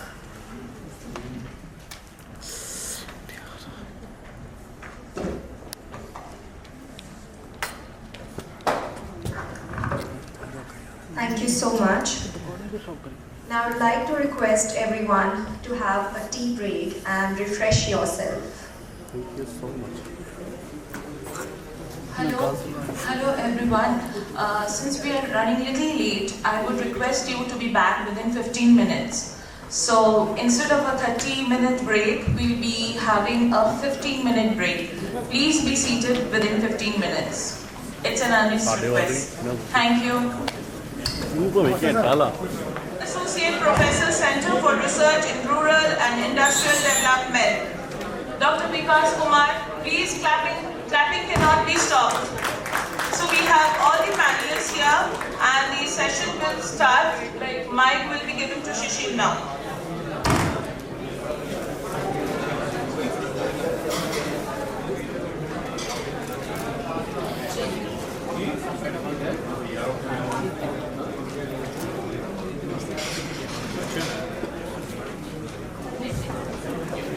एक जाल आ दिया मुझे हैं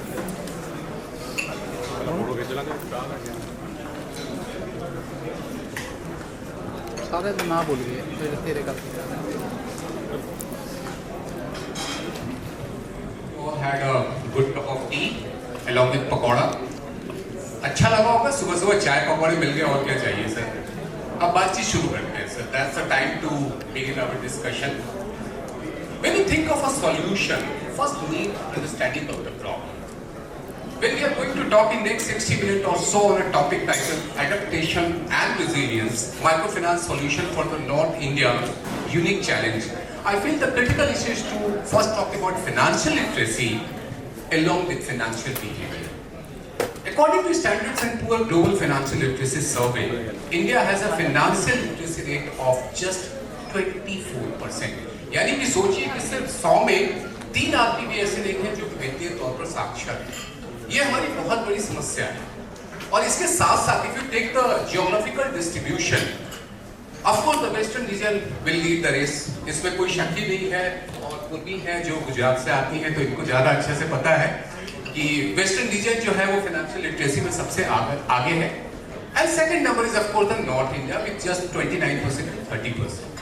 So now the big issue is, where is the problem and what is the solution? What we can think of to talk about all those things. We have eminent personalities here. And one thing I must add here, किसी भी घर में महिला जो होती है वो सबसे अच्छी अर्थशास्त्री होती है. When you think of economists, women are the best economists. Why I say sir and ma'am? Resources allocation. The basic thing of economics is the resources allocation. And the second part is optimal utilization of resources. आप देखिए कि महिलाएं जितने अच्छे से resources allocate करती हैं, वो मेल कभी नहीं कर सकते. और जहां तक अगर सवाल है फंड का, I think अभी कुछ दिन पहले 2000 के नोट की बात हुई थी। आप सभी को पता होगा कि रिजर्व बैंक ने बार-बार लोगों से अपील करी कि भाई पैसे जो 2000 के नोट आपके पास पड़े हुए हैं, चाहे वो चावल के डब्बे में हो, दाल के डब्बे में हो, अलमीरा के कोने में हो, वो जमा करा। और सबसे बड़ी अपील महिलाओं से की। और ये जो 2000 के नोट थे, वो दरअसल एक कंटिंजेंसी फंड है। So in budget, we have the consolidated fund and the contingency fund. Who is managing that? The women. So that is why we say women are the best economists. So all the women needs a great appreciation. So please give them a big round of applause. Purvi, let me start with you since आप इस पूरे panel में इकलौती महिला हैं and women first, महिलाओं को सबसे आगे लाना चाहिए. So let me start with you. When we talk about the financial literacy and the financial behavior, since you come from the western part of the country, how do you assess the situation in the northern part of the country? Sir, आपका जो है कि every woman is a economist, तो उस हिसाब से मेरा तो पता नहीं कितना डिग्रीज हो गया, because besides being homemaker, I am also co-founder to NBFC and I have always worked in a bank, so I think काफी ऊपर पहुंच गया मेरा इकोनॉमी तो. See, financial literacy and financial inclusion in our northern region. And I would say while every geography is different and every geography has its own positives and negatives, northern region in a way is little different because it has a lot of variety. It has got hilly areas, 3 of the states are hilly areas, and then desert, and then a very agrarian economy kind of a thing. So here the challenges are slightly different. But financial inclusion and financial literacy के लिए जो हमें ये reason के लिए particularly देखने की ज़रूरत है या करने की ज़रूरत है, because the economic activity in most parts is not all that good compared to maybe with if you compare it with Gujarat or Maharashtra or some of the southern states. That also makes the population more vulnerable in terms of the stability of income or multiplicity of income. So given this as a challenge, I think product innovation is something that is very, very, it is required as of yesterday. And when I say product innovation, I think for last 15 years and I am so closely associated with microfinance, accepting ticket sizes, nothing has changed. It is just that first cycle used to be 5,000 rupees when I started. Now the first cycle mostly is 50,000 rupees. Besides that, there is no innovation that has happened in terms of product. So a great effort is required in terms of product innovation, so you can reach out to more and more people. And also use of technology, and that requires a lot of infrastructure and education, because infrastructure, I'm sure, can be created and a lot of it is already available. But education of the customer, how to use it, and cyber security, fraud, that's the another area that is going to become a big challenge in the coming days. With this as a constraint, still doing the financial literacy is what we need to work upon. So the product is important and technology. Yeah, that's a very important point. That what kind of product you are providing, and you rightly mentioned that one template will not serve the entire nation. So every region, even in this region, when we talk about Punjab, when we talk about Haryana, when we talk about Rajasthan, or Himachal, or even say Uttarakhand, all of them have a different kind of requirement, and we will have to design the template accordingly. Because I will come to you, since you are involved in the research, so what is your thought on complexities in providing financial product in this?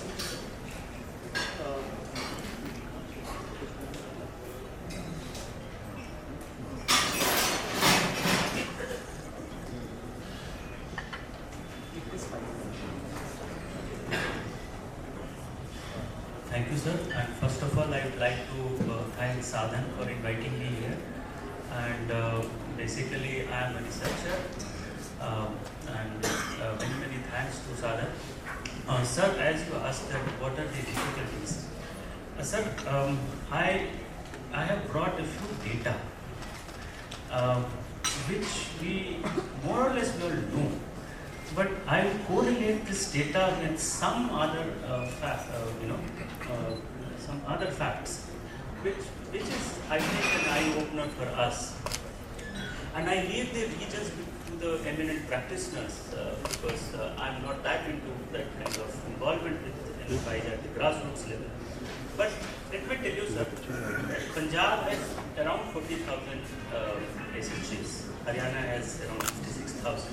Out of total 82 lakhs, more than 82 lakhs SHGs in India. One would say that like Punjab and Haryana have a relatively higher per capita income. But let me tell you, the same per capita income is in Tamil Nadu. It is slightly higher in Tamil Nadu. Even Andhra Pradesh has slightly higher. Telangana has even higher. But they have almost Telangana has 4,39,000. And the share of the population in the total population of India is around 3.4%. Punjab's share in total population is 2.8%. I'm not talking about Bihar and West Bengal, they have more than 10 lakh SHGs. But we can say that they have very high, bigger rate of poverty and multi-dimensional poverty as per NITI. But Kerala has more than 2.5 lakh SHGs. But again, there is no poverty and it's the lowest poverty rate in India. So now we have all the practitioners, I'm throwing this to all the practitioners who think on the structural and fundamental problems that hinders the growth of SHGs in this region especially. Why women are not coming out? Maybe due to patriarchy. And also patriarchy is not a homogeneous term, you all know. I'm putting this question to all of you, all of the practitioners, that what are the reasons behind it? Our own study, which we have done at CRID some times ago about the livelihood, women livelihood in this region. One common, the reason comes is that husband nahi jane dete. But we do not find it sufficient to answer this question. We have husband nahi jane dete. So we need to go beyond this narrative that husband nahi jane dete. What are the steps to be taken to break this barrier? So this is what I do. Thank you, Vikas, for giving an insight on the SHG culture in this particular region. One thing I wanted to highlight here, उसके पहले मैं अपने चाय वाले और उनसे आग्रह करूंगा ये प्लेट का खड़काना प्लीज बंद कर दीजिए, लोगों की भूख लग जाएगी, वो पहले ही आ जाएंगे, so प्लीज उसको बंद कर दीजिए. So now coming to the credit culture, you talked about the SHG culture, and now coming to the credit culture, and Pushkar, let me come to you. How do you see the credit culture in this region? And before coming to you and before giving to Mike, let me just give you one more thing about the financial literacy and the financial behavior. कई बार होता है कि जब आपसे कोई पूछता है कि आप कितनी रोटी खाते हैं, तो आपका जवाब होता है 2 रोटी, 3 रोटी, 4 रोटी. कोई आपसे पूछता है कि आप कितना कमाना चाहते हैं, कोई जवाब नहीं. कोई आपसे पूछता है कितना मुनाफा कमाना चाहते हैं, कोई जवाब नहीं होता है. और यहीं पर जो क्रेडिट कल्चर की हम लोग बात कर रहे हैं, प्रॉब्लम यहीं से आती है. एक आपका इंस्टीट्यूशनल फ्रेमवर्क है, and then we have the what we call as the informal system, और what we call as the, जैसे इस रीजन में जो साहूकार है, महाजन है, वो 24/7 आपके लिए एक्सेसिबल है. So how do you see the credit culture in this region, considering both formal sector as well as the informal sector? Thank you, Sisiti. Thank you, Sa-Dhan, for inviting me here also. It is a really interesting question. If you are a banker, I am a banker, the banker, if you say, formal sector, definitely we are doing so many things, financing these things. But we are finding out the difficulties when they used to think big, as you say rightly, how much they want to make profit, how much they don't have. So ambition should be limited. Suppose somebody thinks, I want to be big at a Nile. So that's the problem of our ambition. So we have to limit our expectation what I am doing the business. So I have to go slow and steady with the place. If I go slow and steady, definitely I can earn a lot of money. I can pay to the banks or financial, no problem. So it happens, I'm talking that point, then we'll come to non-formal also. So what we observed as a banker, people used to take in the morning, they used to divert some other way. They used to purchase land, they used to invest over years. So it happens, what purpose bank is financing or MFI is financing? If they will not use properly, heirs use not properly, they will use it properly, that purposes, then defeat the purpose. So that's why they are unable to repay, because they are not investing properly. That's the main reason why I found there exactly. So many people are there, they are repaying loan, they are taking loan, and we have seen also warriors, they have started with the 50 lakhs now, courses, and they are doing it. So my purpose is that to the all the MFIs here exactly, I think they are also facing difficulties, and contact, personal touch, and how much you are giving time with the warriors, how much you are contacting them, that is most important thing. Simply finance is not a big thing. Really, we should concern for their development. We should concern their upbringing. We should concern their use, how they are doing it. We have to be the banker or be the MFI. We have to guide them also how to do the business, because they may have a lot of things, lot of thoughts, but they don't know how to use it, how to invest that way. That is our role in being the bankers. We as a being maybe say advisor, elder brother, or guide. We have to guide them.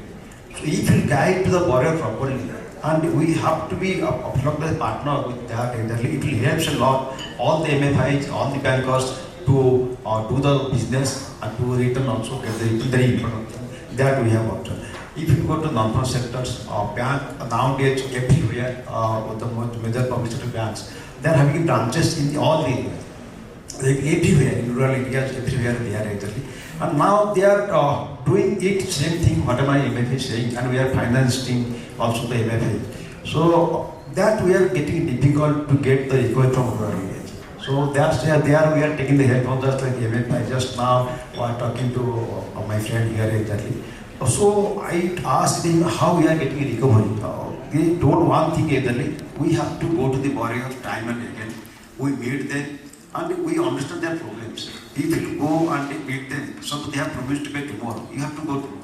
So not like that after 5 days. So basically there still banks are financing a lot, MFI, and so many government schemes they are actually. KCC, all these government schemes they are, and bank is financing. And it is subsidized with NABARD, SARI is here also, CGMs are, NABARD is there, they are here also. So we are getting a lot of support from NABARD and the financing also, and government also. So it helps a lot to bankers to finance now. And we really sincerely want our rural to develop. Once our rural people develop, economy will develop. Because unless they cannot develop, unless either India cannot develop, we can develop. So mostly we have to be based on rural. And once rural people, they have to upgrade, they have to grow up, they have to economically viable, and they have to take care of family. Once, because I belong to village, I have better experience. So in my family, my parents, they are not educated. So their thought was, my children, my being the eldest, so he should be good job. So you see, after joining the banks, all my family, they have developed. I have taken care of them. So honestly, once rural will develop, we cannot develop. We have to take care of that. We have to finance there. We have to look at our health also. We have to look at the insurance also. Not only finance is a big thing, because they are illiterate, as you say, that mostly they are illiterate. So we have to take care of, guide them. Because when there is no knowledge, they can misguide easily. You have seen the recently examples of you have seen it. Because due to only illiteracy. You have rightly mentioned about the rural area. In fact, I just wanted to highlight one fact. हम लोग कभी भी देश के आर्थिक विकास की कहानी कहते हैं ना, हमारा सबसे ऊपर सर्विसेज सेक्टर होता है with the 53% share. Then we have the industry sector which has 28% share. Finally, the agriculture sector which has 65% population with 50% labor force, they have a share of just 18% or 19%, which is very small. And where is the problem? The real problem is that the farmers are not allowed to determine the price of the product they sell. Unlike any other manufacturer, unlike any other producer, they are not in a position. And there they need credit support in a bigger way, either from the banks or from the microfinance thing. Now I am coming to... Sir, here one thing I can add. Yes, please. Because 18% as you said, that is coming out of private sector. We can do more than that. If we do more than that, that may not come out of private sector, but we can finance. There is no issue. in terms of restricted to 18%, that is equally within 18%, that will come out of private sector. If you finance more than that, member of the private sector, non-private sector, you can finance. Okay. So that is Okay. Pramod sir, let me come to you. What is the big challenge in providing microfinance solution in this region? Thank you. To my mind, I don't think there are big challenges what we are facing, whether it is in south, whether it is in north. The only difference between south and the north is people here are, let me say, very open in the sense that they want to take any kind of the challenges. They want to go for any kind of the new initiative that is in culture, any kind of risk they would like to take. Where in south, they are all very disciplined and the systematic, what we understand, and look into education and other things.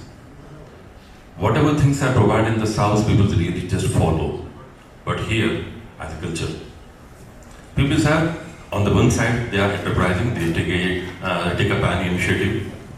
On the other side, going for any kind of action in place of going to the particular directions or particular discipline, that makes a challenge if the people are disciplined, microfinance institutions are really able to serve to them. And they can give a better funding to them. Culturally, जैसे अभी सिंह साहब ने भी जिक्र किया कि UP के बारे में एक डाउट होता है कि क्या ठीक से चलता है, हरियाणा के बारे में होता है क्या ठीक से चलता है, बिहार सेम स्थिति, जब बिहार में लोग जाते नहीं थे, बिहार पूछते थे क्या बिहार में फाइनेंसिंग होगा, और जब बिहार फाइनेंसिंग करना शुरू किया, it was all very great success. तो कल्चरल एक बैरियर हम लोगों के साथ में चलो मुझे लगता है कि नॉर्थ इंडिया में मेजरली एक चैलेंज है. सिचुएशनल डिफरेंट हो सकती है, like in Rajasthan desert area है, तो डेजर्ट एरिया में नेचुरल बात है कि वहाँ पर लोग अभी तक नहीं पहुँचते हैं. Same is in the hilly areas. कुछ चैलेंजेस हैं कि वहाँ नहीं जाते हैं लोग अभी तक, पर that is not everywhere. Majority of the areas are covered. दूसरा जो मुझे लगता है कि इसमें जिन एरियाज में हम लोग अभी भी सर्व कर रहे हैं, जैसा पूर्वी जी ने भी कहा कि आई टू एग्री कि हम लोगों ने प्रोडक्ट साइज के अलावा कुछ चेंजेस इसके अंदर नहीं किया. हम लोगों ने कोई प्रोडक्ट इनोवेशंस या सर्विसेज उनके अंदर ऐड करने के लिए शायद हम लोगों ने नहीं किया है. जबकि आज की नीड ये बोलती है कि आप सिर्फ फाइनेंस नहीं, क्रेडिट नहीं, you will have to go for credit plus. और उसमें क्रेडिट प्लस में नॉट ओनली इंश्योरेंस और हेल्थ इंश्योरेंस और जनरल इंश्योरेंस और क्रेडिट इंश्योरेंस. मुझे लगता है कि यहाँ पर जितने लोग हैं उनके अंदर हम लोग यदि टू गेट ऑन स्किल है, but we need that kind of combination that is required. It's not financing, it is finance minus in the plus. Even before financing you will have to, क्योंकि लोग entrepreneurs हैं, they have that courage to do it. हमको उनको skill की जो जरूरत है, उनको जो एक जगह लाने की जरूरत है, उनको फिर फर्दर मार्केट की भी जरूरत है. एंड सेकेंडली जैसा नबार्ड में भी आया और वैसे भी हमारे पास गवर्नमेंट ऑफ इंडिया के there are an number of schemes which are available. वहाँ integration the network is required. In between credit would be a thread which is across. आप छोटा एंटरप्राइज करें, बड़ा एंटरप्राइज करें, एग्रीकल्चर करें, नॉन एग्रीकल्चर करें, पर क्रेडिट इज अ थ्रेड जहाँ पर एक सबको आपको ऑर्गेनाइज करने की जरूरत है. In may be in form of association, in the form of network, where common things are to be given, provided commonly, but is created. Thank you, sir. So, Pramod sir, I'm just taking some words from you. You talked about various different kind of situation, whether we talk about Punjab, Haryana, whether we talk about Rajasthan, whether we talk about Uttarakhand. Mr. Doctor, I have a question on this issue itself. That when we talk about so much differentiation in situations in various states in one particular region, is this adding more into the complexities in providing financial solution to this? शिशिर जी, आपकी बात मैं उस तरह से प्रस्तुत करता हूँ कि जो आप डिफिकल्टीज बता रहे हैं क्रेडिट के लिए, शायद क्रेडिट की अवेयरनेस काफ़ी हद तक जा रही है और जो माइक्रो फाइनेंस का दायरा बढ़ रहा है, रीच उनकी है, लेकिन क्या उनको हम उस लेवल तक, अभी भी इतना बड़ा तबका है शिशिर जी जो इन चीज़ों से वाकिफ ही नहीं है.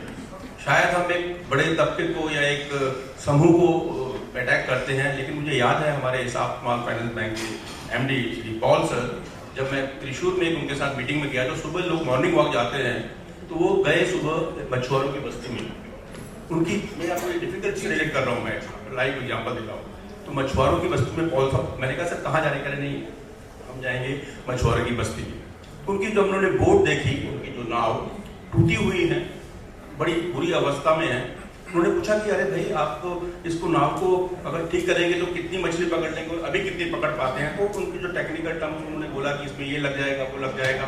तो उस तरह से जब उनको बात कर रहे थे तो उनके भोचक्के हो रहे थे वो लोग। एक बड़ा एक बस्ती थी वो, जहाँ पर पहुँच नहीं है, ऐसी बस्ती केरल में नहीं, दूर दराज के उत्तराखंड जहाँ पर ग्लेशियर के पास भी गाँव है, जहाँ पे दुर्गम क्षेत्र है, तो वहाँ उसकी गूंज नहीं हुई है। ये हम लोगों का दायित्व बनता है कि जो हम चर्चा इस पर कर रहे हैं और इतने अच्छे अच्छे आपके सुझाव और जो सलाह आ रही है, शायद ये नूक एंड कॉर्नर तक पहुँचने में हम लोग असफल रहते हैं, उसके लिए जिम्मेवार हम हैं।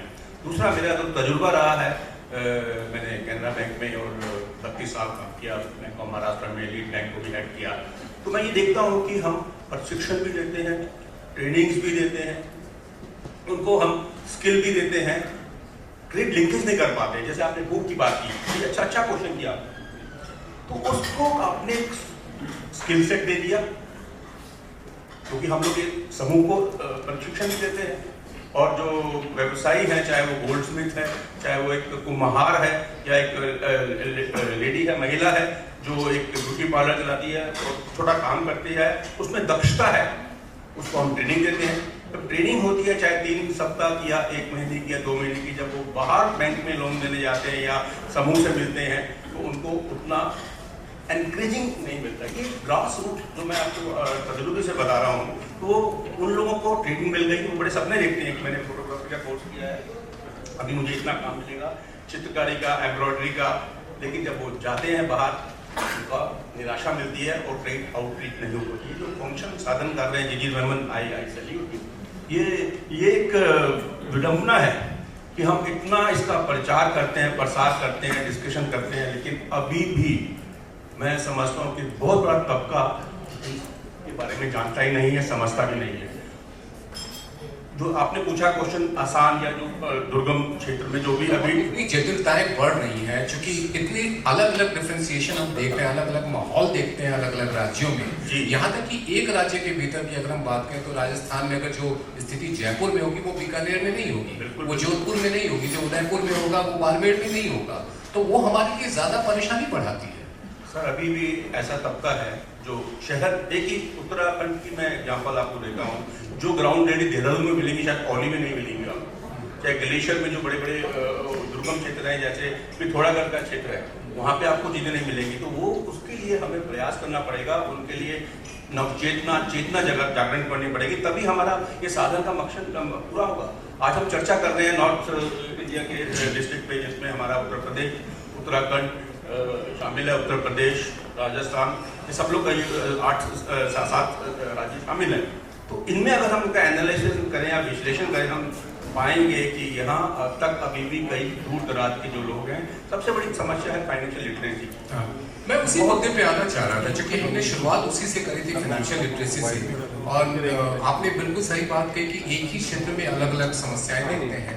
आपने चूंकि केरल का जिक्र किया और वहाँ की एक सक्सेस स्टोरी बताई, इनफैक्ट आपने मेरे अगले सवाल को शायद भाप लिया, जो कि मैं उन्हीं से पूछने वाला था, कि चूंकि आपका बिजनेस अलग अलग स्टेट्स में है, so can you share one of the success story in any of the state which can be replicated in this region? And before answering, let me again request hotel वाले भाई साहब, please plate खड़काना बंद करिए, थोड़ी आपसे आग्रह है, थोड़ी बातचीत नहीं हो पा रही है, आपसे आग्रह प्लीज मत करिए। Purvi, can you share a success story in one of the business region which can be replicated in northern region? अभी जो सर ने बताया कि वहाँ पे जैसे you want to work in a very difficult geography, तो सबसे बड़ी समस्या क्या है? तो when we know the problem, I am just talking from a NBFC point of view, कि हम क्यों नहीं कर पाते in spite of all the intent, because we are the companies who are wedded to the social cause where we really want to create an impact, but in spite of our intention, why we are still not able to reach in some of those geographies. And couple of points, one is the cost of delivering that credit is so abnormally high that even if we want to do that, the cost becomes very prohibitive, because ultimately the cost is always passed on to the customer. Now the business is not all that strong that they can afford that cost. The ticket sizes are so low that you cannot absorb it just because you are doing slightly better ticket sizes. Third, your ability to evaluate how much can be lent and how much they can absorb also is a big question. And fourth, and the most important thing, is your ability to take the risk. How much portfolio, because you know that you are lending to very sensitive, fragile, vulnerable customer. Whether they pay you back or not, you are bound to pay back to your funders. So how much risk can you take? And in the absence of very proper risk model, you are not even able to build at this point in time a very scientifically into your pricing. So these are some of the constraints where in spite of your best intent, you are not able to reach out to some places or some customers. Coming to the success story, and since I come from Gujarat, I think Gujarat as a region, our ability as an institution to do the credit evaluation is way more better, and that gives us sense of knowing what we are getting into.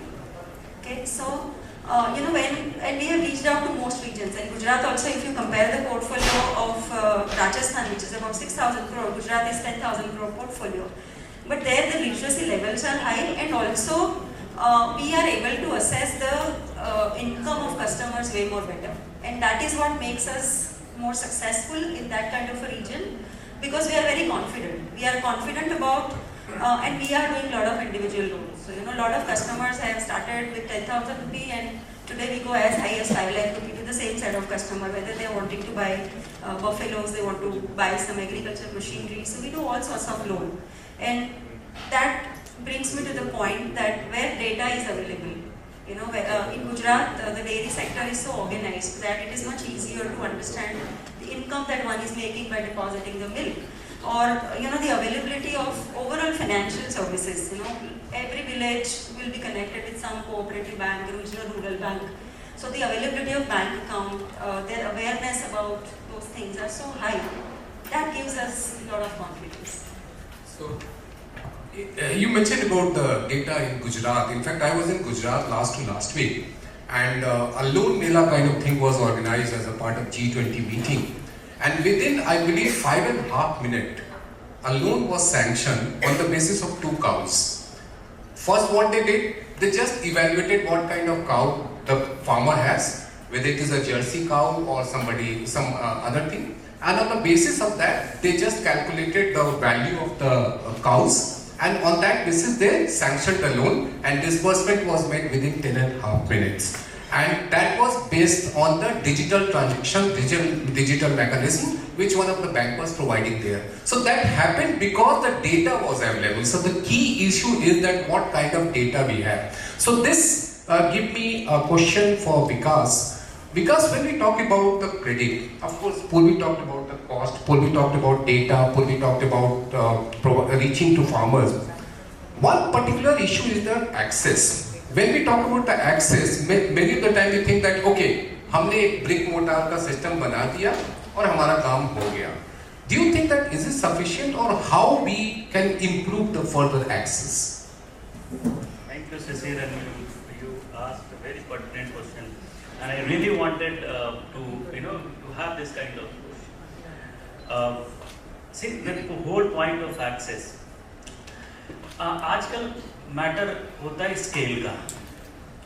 हम ऐसे चीज़ बनाते हैं 10 या 15 individuals का, तो हमें कहीं ना कहीं इसको स्केल अप करना होगा. ऐसे चीज़ have done commendable contribution to this in the lives of women, but we must accept that this has been incremental at the best, right? But we have to, in this part, the time, we need something, significant, contribution, and in that case, we need to have a convergence of SHGs with FPOs. Why I am saying so? and I have full basis for arguing for this, because what happens? FPOs, they work from fruit to root to fruit, or farm to fork, all kinds of phrases we use, and we have CFCs, common centers. So we need to converge all these entities to maximize the benefit for the lives of women and their other rural folks. Why I'm saying this so that in a recent article NIRD has produced, and they have extensively argued why to converge this kind of, because Ministry of Farmers and Agriculture, they are having different schemes. Then and the rural development have other schemes. So, and there is one success story in Rajasthan, in Dholpur, and Dholpur being one of the most backward regions, and there an NGO called Manjari Foundation, and I read out that part of portion and to further augment my argument. Under the aegis of a non-profit organization, Manjari Foundation, around 4,500 farmer self-help groups have been promoted in the district, with each group consisting of 10 to 15 women farmers. It is from these HSGs that are in the form of a village organization and clusters that the farmer producer organizations, FPOs, have been formed. While at a broader level, these SSGs are working as a cooperative for the purpose of low-cost lending for its members, apart from equipping them with requisite training in the cultivation process. FPOs such as Apni Saheli are working towards the formation, towards the... Can you shorten that? Quickly. So and the Apni Saheli FPO in its 4th year of existence has expanded the scope of working from dairy, vegetable, crop procurement right up to fisheries and goat farming. Currently with its 1,800 stakeholders, the FPO is planning to expand its member base to 54,000 women farmers of the SSGs. And to achieve this, Apni Saheli is working towards changing its bylaws that will empower its stakeholders constituting of 12 federations having around 45. This is one of the several, even in Ludhiana, there is this lady that she is trying with this kind of initiative. In mango cultivation areas of Uttar Pradesh, they have formed this kind of groups where they can scale up, to maximize the benefit. Okay, so thank you very much for giving another success story. Now coming to Puskar, since you are a banker, so if you ask you what is your plan for providing or strengthening the access of credit, because we all are talking about the problems, now we have to think about the solution. So what is your plan? Planning is that exactly if you think positive way, automatically plan will come. If you want to finance, my friend said they have got the training, even that they are coming on getting finance. So it depends on the attitude of the customer exactly. So if you want to finance, definitely there is a lot of way, scopes there exactly. We have to think that way. So it is there. Nothing will be very big thing. Because bank is financing, government CGD scheme is there, all guarantees there also. So it is not a big thing to finance. Even those are thinking risky, they can take the government guarantees also. City scheme there also. So it is only approach. Only positivity to be bankers should be very positive. To be thinking for the poor, to be thinking for people, to be thinking for the business, it will happen. Nothing big thing. And we are financing also, or we are seeing result also, we are getting recovery also. And in being the SFC convention here, we are financing the best way in Punjab. So that is the purpose. We are doing it. Professor, let me come to you. If we talk about the growth of microfinance in this sector, so what kind of growth you see in short term as well as the medium term in this particular region? Microfinance ऐसे पूरे reason में short term देखिए जो microfinance institutions के पास में they have lot of scope now RBI ने चूंकि अब जो डीरेगुलेट कर दिया now but it's open to everyone It's all up to the institution how exactly they take up that particular product or the particular reason. और उस open हो जाने के कारण दोनों बातें हो गई। एक तो जो आपको सर्वाइवल ऑफ द फिटेस्ट है, you will have to be very competitive and innovative, वो आपको लॉन्ग टर्म में भी रिजल्ट देता है, इमीडिएटली भी आपको देता है। यूजिंग ऑफ टेक्नोलॉजीज डेफिनेटली आजकल काफ़ी ज़्यादा हो गया है, पर मैंने कहा कि अभी उसमें अंदर सोर्सिंग से लेकर के और कलेक्शन तक है, और उसके साथ साथ आपको इमीडिएटली रिजल्ट लाने के लिए आपको इमीडिएटली जो उनका लोगों का जो नेटवर्क है, we can say that, plus उनको जो फैसिलिटीज आपको जो इमीडिएटली प्रोवाइड करनी है, which can give a better result. देखिए जितने भी हम लोग माइक्रोफाइनेंस इंस्टीट्यूशंस, आपने जैसे नबार्ड से कहा कि there are an number of services, skill सारा हम सब लोग देते हैं, पर the problem comes with credit. मुझे लगता है कि बीइंग माइक्रो फाइनेंस इंस्टीट्यूशंस, हम लोगों के पास स्ट्रेंथ है कि हम लोग we become the centre and then we source the other facilities which are available in the society, in the market with institutions.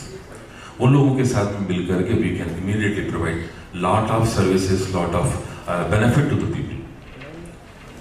टमता sir, आपके पास मैं आना चाहूँगा कि आपका क्या टेक है, क्योंकि आप भी MFI सेक्टर से जुड़े हुए हैं।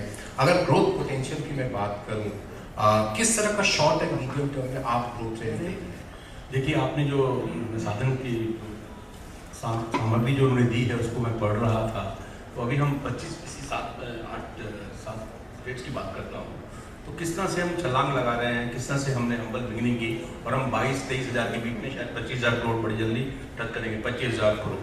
तो बहुत बड़ी रीच है हमारे पास, और माइक्रो फाइनेंस जो गवर्नमेंट की जो एनकरेजिंग पॉलिसीज़ हैं, सपोर्ट्स हैं, और एक अवेयरनेस प्रोग्राम आप जैसे साधन के सानिध्य में चल रहा है, तो मुझे लगता है कि इसकी ग्रोथ तो अनस्टॉपेबल है। Thank you.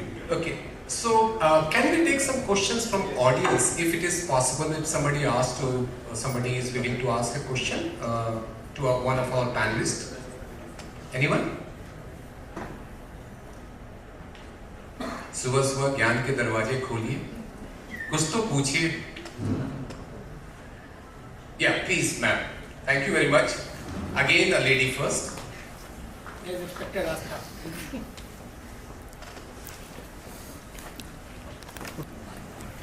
And it would be much better if you can introduce yourself first, please.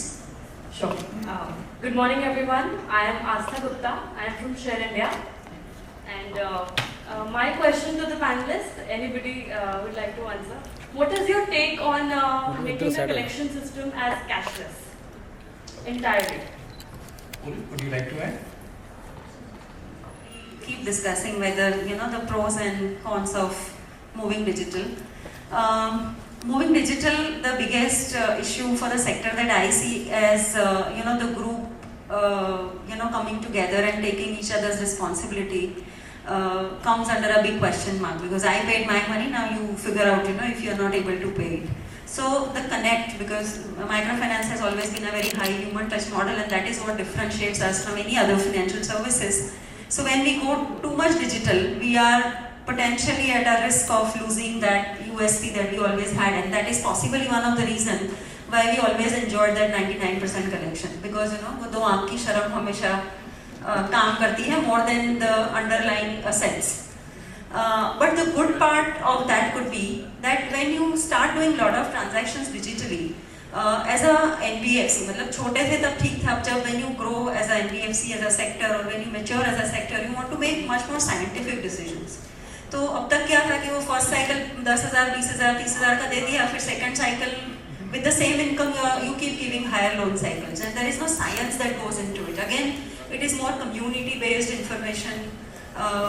और local dynamics काफी काम करता है, but when you start collecting the payments also digitally, customer hopefully will get exposed to more digital ways of doing financial transaction, and as NBFC or MFI we get lot more data, and that gives us lot of strength, not just offering one vanilla product कि सबको 40,000 का एक ticket size दे दिया, then you can give possibly 1 lakh to one and 20,000 to the other. You can also play around with the tenor, you can also give them rate of interest का benefit. So I think both ways. Combination. Combination. Yeah, please. जैसा ma'am ने कहा कि उसके अपने एक short Cummings हैं तो आपकी सर उसके साथ साथ हमने एक स्टडी करी थी सर हरियाणा में about quality of digital education and awareness. We all talk about quantity कि कितना हमारा पेनिट्रेशन है in terms of mobile hand holding and all those things. हमने जो पाया अभी तक हमारे रिसर्च में कि हमारी क्वालिटी ऑफ जो digital awareness is very low, is very very low. And उसका एक एग्जाम्पल बहुत ही नाइव एग्जाम्पल मैं देता हूँ which will go to everybody that still you every day you hear about the kind of frauds are being done. You know some आज के date में भी everybody is holding mobile and कोई ना कोई हमें से ज़रूर होगा जो कभी ना कभी कुछ ना कुछ पैसे गंवाए होंगे कि कोई SMS आता है और उसका कुछ you know. And this is not happening in India only. You will be surprised to know that Indians fraudsters have default. They have reached to US and they brought in $10 billion from US. $10 billion from US. The kind of FDI. तो हम इसलिए we have to go a long way in this direction to go fully cashless. Otherwise it was a very big move. And when Prime Minister said in coming years, even you will buy vegetables, through what Paytm and digital transactions, this is happening today. But keeping in mind our, the quality, the demographic, structure of India, we have to long way to go. This is what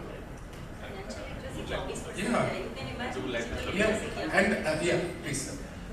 दूसरी situation ये है कि आपने digitalisation का कहा है, उसके अंदर एक तो जो आपने कहा कि लोगों में डर भी है डिजिटल जाना है नहीं जाना फोन पे. दूसरी बात जो स्पेशली माइक्रो फाइनेंस क्लाइंट्स के बारे में जब हम देखते हैं कि उन महिलाओं का पहले तो एक जिसको कहना चाहिए मोबाइल पे स्मार्टफोन है उस पर रीच बहुत लिमिटेड है. दूसरा एक मेजर चैलेंज आता है क्योंकि आपको EMI पे करनी है तो you must have balance in your own bank account और बैंक जो ब्रांच है वो कहीं दूर है. वहां तक जाना और पैसे रखना जिससे आप EMI पे कर सके दैट इज नॉट हैपनिंग. तो आपके पास में इसका मतलब यू नीड दैट फैसिलिटी कि जहाँ पर आपका लोन अकाउंट के साथ साथ कहीं सेविंग अकाउंट हो जहाँ पर अपने फंड्स को पार्क करते हैं. तो दैट एक्सटेंशन इज नीडेड. यदि वहाँ होगा तो उनको डिजिटल पेमेंट करना आसान हो जाएगा. हालांकि माइक्रो फाइनेंस में हम सब लोग चाहते तो यही है कि कस्टमर शुड कम, मीटिंग में आना ही चाहिए और मीटिंग में नहीं आते हैं और टच दूर हो जाता तो definitely it becomes very difficult. बहुत से चैलेंज अभी प्रैक्टिकली महसूस हो रहे हैं कि जो लोग डिजिटल पेमेंट करना चाहती हैं महिलाएं तो उनका जी हमारा हस्बैंड है वो पेमेंट करेगा फोन उसके पास में स्मार्टफोन. वो हस्बैंड ने कहा कि मैं तो अभी इधर नहीं हूँ, मैं तो अभी कहीं बाहर हूँ, वहाँ मैं करता हूँ. अब हमारे डिसिप्लिन चाहिए तो मीटिंग में बैठेंगे पेमेंट हमको तभी चाहिए. वो कहते हाँ मैं करूँगा. उस सुबह से शाम तक फॉलो करते रहते हाँ मैं करूँगा, शाम को करता हूँ, अभी करता हूँ, 1 घंटे पे करता हूँ, मोबाइल पर रीच नहीं होता. तो डिजिटली करना चाहते हैं पर प्रैक्टिकली ये प्रॉब्लम भी हमारे साथ में आती है, उसको कैसे हम फेस करें. Behavior, that's a real issue is the behavior. Please have a seat, ma'am. That's a real issue is the behavior because we cannot just think about the access or we are providing technology, we are providing credit at a cheaper cost. The important thing is the behavior also. Whether you are willing to pay on time and avoid any kind of penalty. Any other question? छोटा सा एक मेरी आग्रह आप सभी से, शायद ये डर है हमें, ये हमारा उत्तरदायित्व बनता है चाहे हम किसी भी ओहदे में हो, किसी भी जन से जुड़े हो, उनको अवेयर करना, उनको बेसिक्स बताना, पासवर्ड की क्या महत्ता है, किस तरह से अपने डिजिटल पासवर्ड को जिस तरह से हम अपने सेफ को रखते हैं, थोड़ी अवेयरनेस करेंगे. अगर अवेयरनेस करेंगे उनके अंदर विकास जागृत होगा क्योंकि जितनी भी दुर्घटनाएं होती हैं अनजाने में होती हैं और शायद खुद ही उसके लिए जिम्मेवार होते हैं. Thank you. Sir, would you like to ask? Yeah, my name is Deepak. I am from employee. My question is for Purvi. So, is there any product innovation which you desperately want to make and you are not able to do it because of whatever reasons? So, you can tell about that and also the reasons why you are not able to do it. So you want me to answer product innovation specifically for this region or? No, specific. In microfinance overall. Okay. So certain things we are already doing and certain things are aspirational. One or two things that I want to talk about is we are working in UP with a company called Unreached, and we are trying to reach out to small and marginal farmers now, which is not the traditional way of doing microfinance.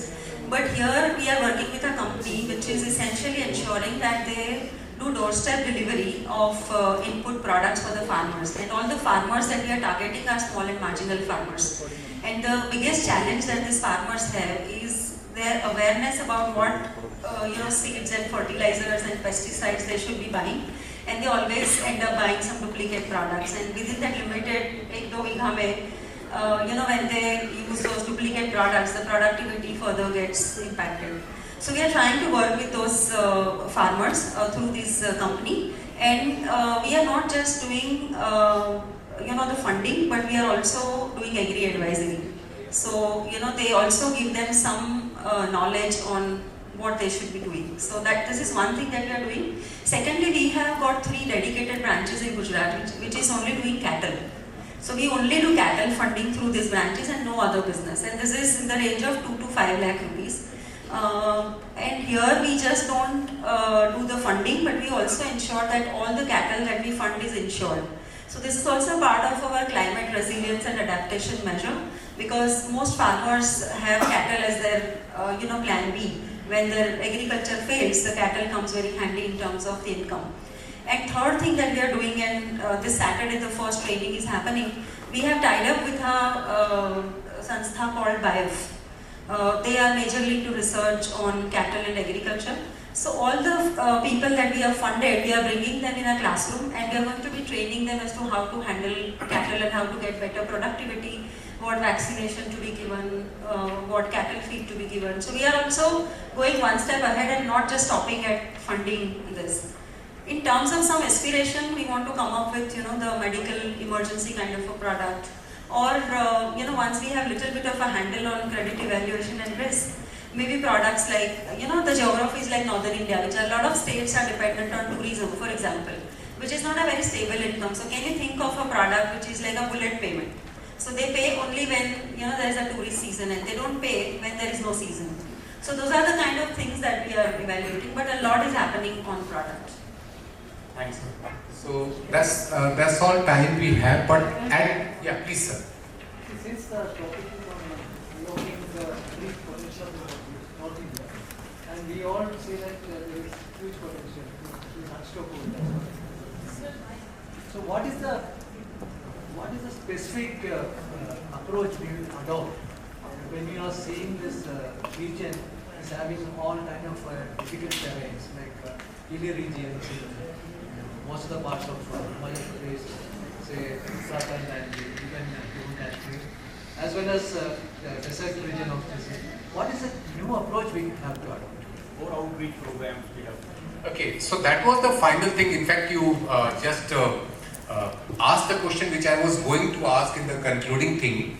Since we are just running short of time, so we will have just a brief remark from each of the panelists on what next. I mean, what kind of approach? We have discussed the problem, we have discussed the various success stories, we have also discussed that one template will not work even in one state. Even in one state, we need to think about a different template for the different regions. Now the big question is, what next? What kind of solution, what kind of approach we need to have to reach the goal which we have to achieve. So I will request each of the panelists to just give a thought on this thing, and please be very brief on that. Yeah. Let me start. Thank you. It is nice topic we are going to discuss. You see, that in unlucky for that age, base we have to go to the rural. We have to do camps because we generally do it. We generally bankers go to villages. We used to do camps also. Problem that people not coming there camp usually.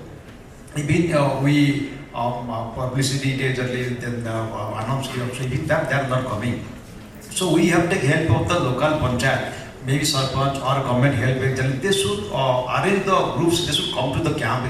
Once they will come to the camp, bankers can identify what they need, how to help them, because we are ready to help them.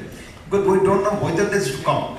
If they say, I want to support cattle or some people are primary agriculture, definitely bankers are there to help, but problem is that with the banker, their people are not coming. We are arranging, the SLS convener, we are arranging camps, but people are not coming. So that is the headache for the bankers. So I understand camps should be there and they should come. Once they will come there, so definitely financing is not issue at all. Bankers are ready to finance, even there we are ready to finance, but people should come, tell what they need.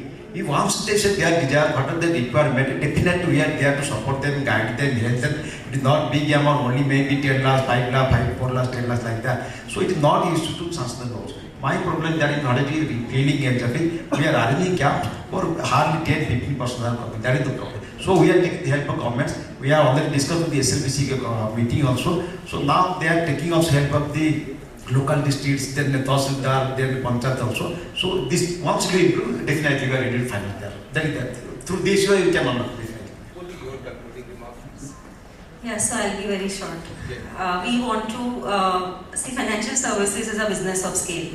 So if you really want to scale up, and the population of these 7 states is about 15%, but the portfolio contribution is just 10%. So there is a gap of about 5 to 6%. If you want to quickly fill up that gap, then technology is the answer. Yeah, so we'll go more technology. Bullet points only. First of all, the awareness, as I told, more outreach program. And if we see SLBC or RCT data, etc., some granular cursory glance on that data, we find that trainings are more, but when we see trade linkage is very poor. So it gives us that impetus that we have to focus more outreach, credit delivery should be so easy, hassle-less. Still, people are in the clutches of money lenders. They just hope the awareness, outreach program, and building the confidence. So I will say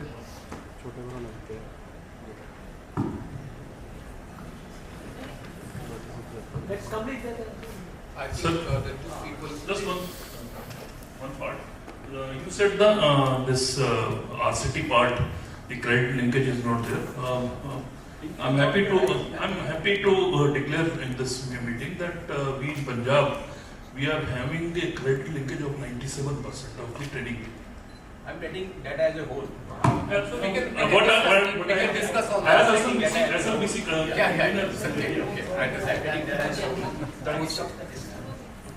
मुझे लगता है to take it further, की line में कहना है कि invest in your own customer. आपका जो अपने क्लाइंट है उसमें इन्वेस्ट करिए, उसमें बहुत पोटेंशियल है. उसको ग्रो करने के लिए भी है. Market is also huge, very large.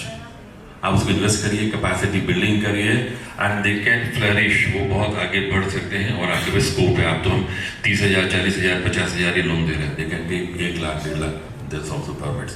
So there is lot of scope available. We'll have to invest in our own clients. That's it. Because 5 comment. And very quick. मेरा मानना है कि हमें इस इकोनॉमिक आउटकम के परे जाके सोचना होगा, इसको अगर और भी आगे लेके जाना है. और मैं आग्रह करूँगा नाबार्ड से और बैंकिंग इंस्टीट्यूशन से कि ये सिर्फ इकोनॉमिक जो ज़्यादा से ज़्यादा थोड़े उन रिसर्चेस पे ध्यान दें. अभी जितने भी आप आर्टिकल पढ़ेंगे या स्टडीज़ पढ़ेंगे, they are all primarily focused on their data, economic outcome क्या है, इसलिए क्या है. There is one article recently on 27th of July, 3 researchers from IIT Delhi, and one of its kind research they have done in Bihar, and they try to see कि intimate partner violence जो है वो कैसे कम हुआ है उन blocks में जहाँ पे SHGs ज़्यादा एक्टिव थे after the liquor ban in 2016 के बाद का जो हुआ है. And they try to link the role of SHGs on the other side of the lives of the women, not only on economic. So we need to invest more and more in researches on other aspects other than economic. So this is my last point. Okay, so the basic thing is that we need continuously to innovate.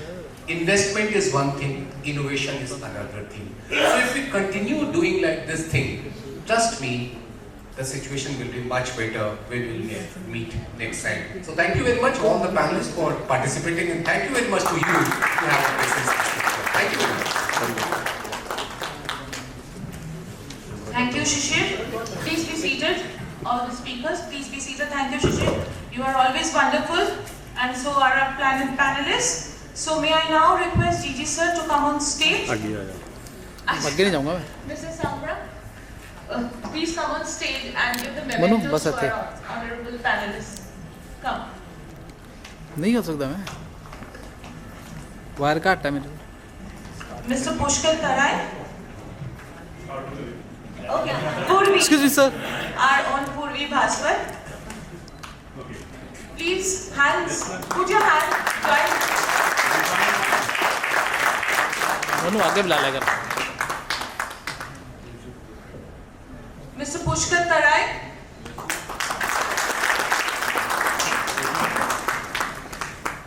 Mr. Pramod Kumar Paliwal.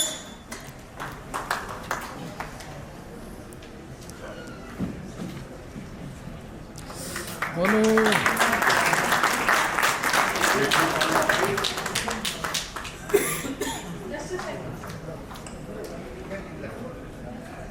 Light तो इधर रख दे.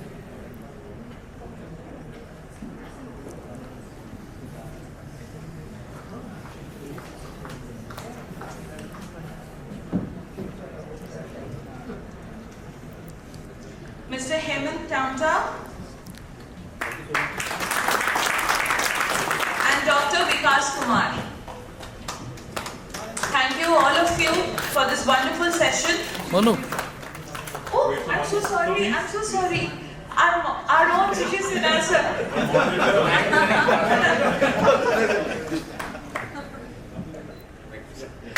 We'll have a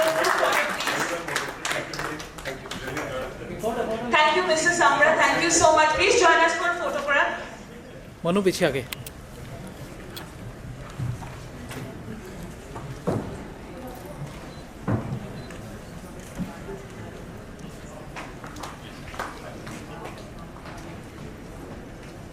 Okay. Yes, Manu थोड़ा hand. Please, one more. Thank you. Thank you.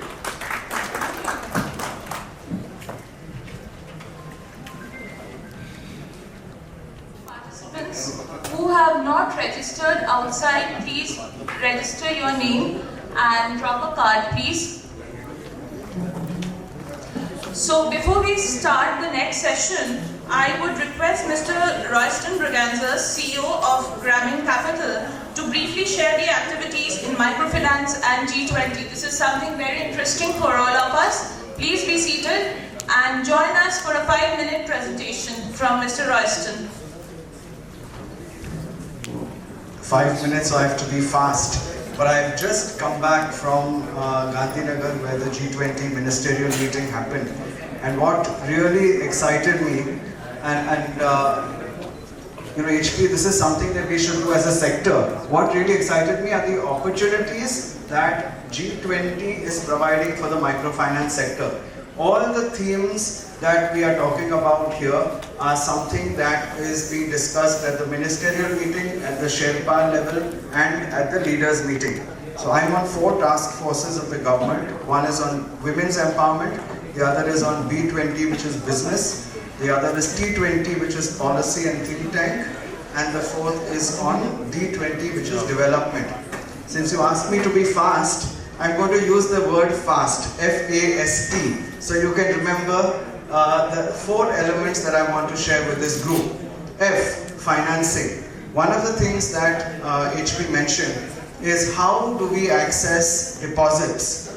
One of the things that RBI has been talking about is green deposits, and they are looking at opening up green deposits and encouraging green deposits. I propose that Sa-Dhan creates a request to the RBI asking for permission that at least green deposits be allowed for MFI and BFCs, so that that category or other MFIs to be able to reduce the cost of debt. So till today, you know, it's a category which is non-deposit taking, but how can we begin to now create green deposits, because a lot of our work is in the sustainable sector. So the F is finance from new sources which we have not tapped so far. At the G7 meeting, there are $4 trillion committed by pension funds, governments and development agencies for financing ESG. That money is looking around for where to go. Most of it is still lying around in treasury. If we are able to create products that we can say we need $500 million or $2 billion for microfinance to be scaled, then it provides new finance. So the F was access to was finance from new sources. The A is access to finance. What are the different types of innovations that are there for finance? One of the things that I represent, and the CEO of Grameen in India. Grameen is the Nobel Peace Prize winning Grameen Bank family, we have created these impact bonds. So new ways to finance our work in microfinance, where the work we do pays for the interest. So therefore, if I'm able to show Gates Foundation that I've reached X number of million women, would they pay some incentive to reduce my cost of funds from a bank? If I'm able to show Shell Foundation that I'm able to reduce carbon because I've created some solar products, then they can reduce the cost. So how can we tie up our impact, our outcomes, to be able to reduce the cost of funds and access debt? So F was new finance, A is access to different pools of capital, S is the SDGs. One thing that is common across the G20 discussions, yesterday Prime Minister Modi talked about India's commitment to the Sustainable Development Goals. Madam Smriti Irani was there, she talked about the Sustainable Development Goals. So every conversation that we are having at the ministerial level is on the SDGs. I encourage all MFIs to start mapping their work to the SDGs, because all the work that you are doing, Samra Sahab, is linked to the SDGs in some form or the other. But our communication as a sector, today none of the slides had SDG. And my point is, if we are not talking the language where money is chasing, we are missing an opportunity. None of the slides talked about G20. So I've seen some of the material in the brochure talking about it, but we need to be able, we are otherwise stuck in our own world, talking to ourselves, losing out trillions of dollars of opportunity that is knocking on India's door. So we need to be able to, and Gigi, maybe something that we can do as a board, is try and recast some of our communication and our interaction with the government focused on their deliverables. So F was finance, A was access, S is SDG, and the last is technology. One of the things that was launched yesterday, it is all the media today, something called Techquity, technology with equity, which is women's linked technological innovation. So that was launched yesterday by our task force at Gandhinagar. A lot of focus on technology is being talked about, but the ones who've done it are the MFI sector. They're already doing it. So how do we really make people aware of what we are doing and build an integrated thing? So we will come back to you on the board of Sa-Dhan. We will deliberate and see, which is why I came to meet Jayashree Ben, HP and Gigi and others, and to listen to some of your sharing, because we need to be able to connect this with where the money is coming in. So I promised you 5 minutes, I've taken 4.5. Thank you. Thank you, Royston. You are wonderful and very punctual, I might say. May I request Gigi sir now to present a memento to Royston?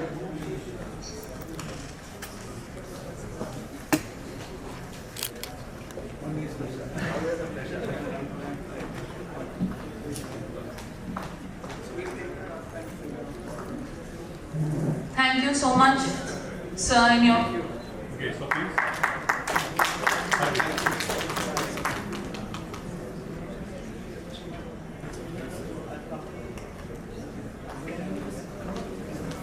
So we'll be starting our next session, the second session. It's called Building Financial Resilience, Microfinance Empowering India's Vulnerable Populations. So for this session, may I request on stage Mr. Vijay Roy, who is from Chandigarh, a senior journalist of the Tribune. Mr. Vijay Roy. And then we have Mr. Anil Devani, DGM, FI, State Bank of India. Please clap for them. Mr. Vijay Roy, Mr. Anil Devani, Mr. Bipin Bihari Gupta, this is a very heavy bankers panelist. Mr. Bipin Bihari Gupta, DGM SBI Bank. Okay, I'm sorry. Excuse me, sir. Bipin Gupta. Mr. Bipin Gupta, also from State Bank of India. And then we have with us Mr. Amitesh Kumar. He is the CEO and CFO of Midland Microfinance. Now, so much clapping. Clap for everyone, please. And we have Mr. Anil Kumar Gupta, partner Microsafe Consulting. Mr. Anil Kumar Gupta, please, little loudly.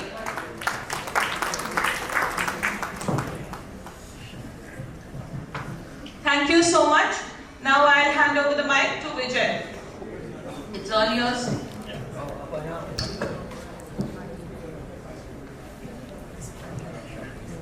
First of all, I express my gratitude towards Sa-Dhan for organizing such kind of conference in Chandigarh. I think this is for the first time they are organizing. Yeah, so that's really great. So, and second thing, second thing what I wish to say, for the next 1 hour, we are going to talk on the topic building financial resilience, microfinance empowering India's vulnerable populations. So next 1 hour के लिए we are थोड़ा बहुत board भी करेंगे आपको हम, because it's like I am a business journalist. I started as a career as a business journalist. So my friends who joined at that time, other beats, it's a very dry subject. So initially, for me, it was very interesting. But later on, I realized, yes, it's a dry subject because I started my career with business standard. So very few people that time in Chandigarh used to. I'm talking way back in 2005. Very few people in Chandigarh used to read business standard. So when you say somebody, I'm from business standard, they said, okay, that's fine. So it is considered like business journalism or like business jargons dry. But actually, if you go into that, it's very interesting. So we will try to make it interesting. So we are going to talk on this one. How microfinance can contribute to empower the most marginal section of the society. We will talk about the tailored products, customized products customer products like insurance, emergency savings, and all that. And we are also going to discuss some case studies also. So before I start, so my first question to Mr. Anil Diwani, especially what I have seen, especially in Punjab and Haryana, the presence of branch banking, PCs, and all. It's amazing. We got over 6,000 branches in Punjab, and I think 4,000 plus in Haryana. But still, the farmers, the most marginal section of the society, they are dependent on non-institutions like money lenders. Why is it so? Thank you, Mr. Roy. It's a very pertinent question because if we are not able to reach out such a huge background of the number of BCs and banks to the farmers, then we really have a problem in our hands.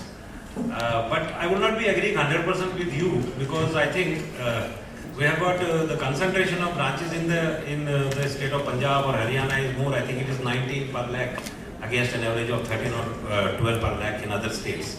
So that way we are having more forays into this. And in fact, as a banker, we are not supposed to close any rural branch also.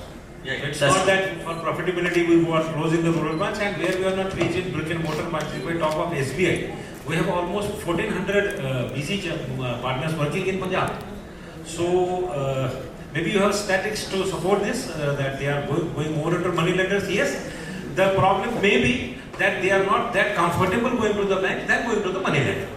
Because what I have seen in the Punjab, being having one of the highest per capita incomes, people are more into ease of getting things done than standing in line, going to the bank, or waiting for the time period which may be more there. So that's why for the ease they might be going to the money lenders, but as bankers we are there for everyone here and trying to wean away them from the money lending. Because if I talk of SBI, if I talk of Haryana and Punjab, we have been able to bring change in the life of almost 1 lakh people through JLG mode, which we directly, with the tie-up with the NABARD, we have been able to get a change in their life. So 1 lakh people who otherwise would have fallen prey to these money lenders and taken loans on exorbitant rates have been brought back to the fold of the main banking sector. Mr. Uddhav, One thing I would like, you were saying that we are not able to reach the farmers. You will be surprised to know that 1,700 crores is lying unutilized in farmers' account. And when we talk to them, they are very, very comfortable taking money from the money lenders because from ages they are, linked with them. So they are more comfortable taking money from them. And money lenders also, they are very smartly with them. They don't want to take the money from banks. Farmers should not go to the bank. They will give money as and when they are. So it is not, we are reaching to them, but somehow some communication, gap is there. People are more comfortable with money lenders. Mr. Amitesh, my question to you, you know, like the data supplied to us, it says that there has been significant increase in microfinance loans, especially during the period 2017 to 2022. So what are the main reasons behind it, especially in the northern region I'm talking about? So what are the main reasons according to you? So I think post 2016, I think we have two events which as an industry we experienced. First was demonetization and second was this COVID, right? So during the demonetization in Punjab, microfinance was, we were at, in fact most of the MFIs were trying to grow their portfolio, and a lot of, there was not much of digitalization happened before 2016, right? So once this kind of event they came, we were too much busy in managing our own operations manually because we were doing a lot of things manually, right? So after that, what we realized is that after 2016, I think we had that capacity, ability to deliver more of microfinance services and enhance our outreach across. So all of us, all MFIs have worked more on digitizing, automating their process, their digital penetration has improved on, and had given us a kind of ability to lend more, and that's where you see the enhancement in terms of loan growth in AUM in most of the MFIs. And before 2016 also the presence of MFIs was a bit limited. I think after digitization, a lot of other companies, because earlier there was a notion among those companies who were in South or other parts of country that Punjab is a very rich state, and here the microfinance potential is not that much. Here we can only lend high ticket size loan and loans pertaining to agriculture equipment and those kind of things, which probably few of the institutions they consider it as a risky avenues. So once because we belong from Jalandhar, our headquarters is from Punjab, so we understand this market. My promoter, Mr. Amardeep Singh Samra, is here, is very passionate about microfinance, and then he thought, why not to do something for Punjab like a state wherein I think there is a scope of microfinance, but people are having a perception that no, that there is a very high ticket size is required. So we started, I think done that sensitization, and those times were much conducive for microfinance institution. They realized that I think 40,000-50,000 of loan is doable in this market, and every one of us, they focus on enhancing their outreach, and that's why you see the kind of growth in the last 5 years. You talked about digitization. So in that process, you also had manpower, or you were totally dependent on digitization after demonetization I'm talking about? Oh, no. I think physical resources are anyway required, because in microfinance, we all know that physical delivery and meeting with the client and client interaction engagement. I think a lot of other panelists in previous discussion also, we all believe in that principle that customer engagement is basic core of microfinance. To automate the process, because earlier the TAT was very high, right from sourcing of application till delivery of credit was 7 to 10 days, 12 days at times. So I think with help of digitization, we were able to enhance our outreach, and we have made our life easier. We have improved customer experiences, and I think I think there is no reduction of manpower. Manpower was essentially required to, I think, with the help of technology, to deliver more and more and enhance the outreach. That means it's a combination of both. It's a combination. It's a kind of digital model. Yeah. So, Mr. Anil, I just want to learn from your side. You know, if we talk about another region, we got Rajasthan, desert plains are there, Punjab, and then the entire Punjab and Haryana, they got fertile land. Himachal again, you got hilly areas, and Himachal, J&K, and other. So, according to you, I just want to understand, how can we address the challenges, or how can we address the challenges of the most marginal section of the society? And so what can be done? I know it's like, it's not a one question, many questions are embedded in it, but still you can. So thanks Vijay, this is a fully loaded question. I think it requires a lot of time to really answer that. You can be precise. Let me be precise. In fact, see, just before I comment on that, there are two things actually that I just wanted to say. Because your initial question was all about that people are going to money lender. Yeah. Just to give you a perspective on the macroeconomic data, we have about 140 million farmers in India. Out of that, around 85-86%, they are what we classify them as small and marginal farmers. Basically, they have less than 2 hectares of land. And all the data of several decades suggest more than 50% of them, they cannot avail loan from the banks. That's a reality.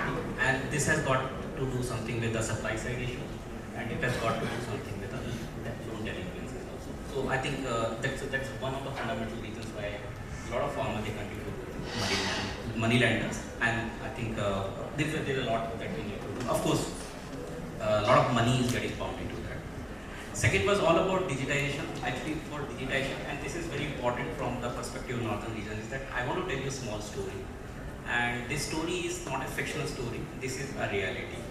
So way back in say 2016, 2017, in fact, before demonetization was getting announced, a lot of work that we were doing to understand what's there in the rural areas. We were trying to understand how much cash people keep at home. We had varied estimates from different places. We never knew that some of this will be used for the demonetization.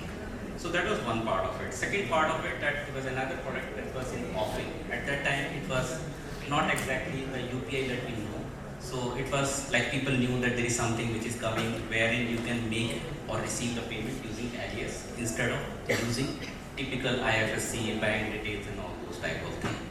So NPCI came out with a product and it was launched, it was available to the public. Demonetization, during the period of demonetization, we thought there would be massive uptake of it. It didn't happen.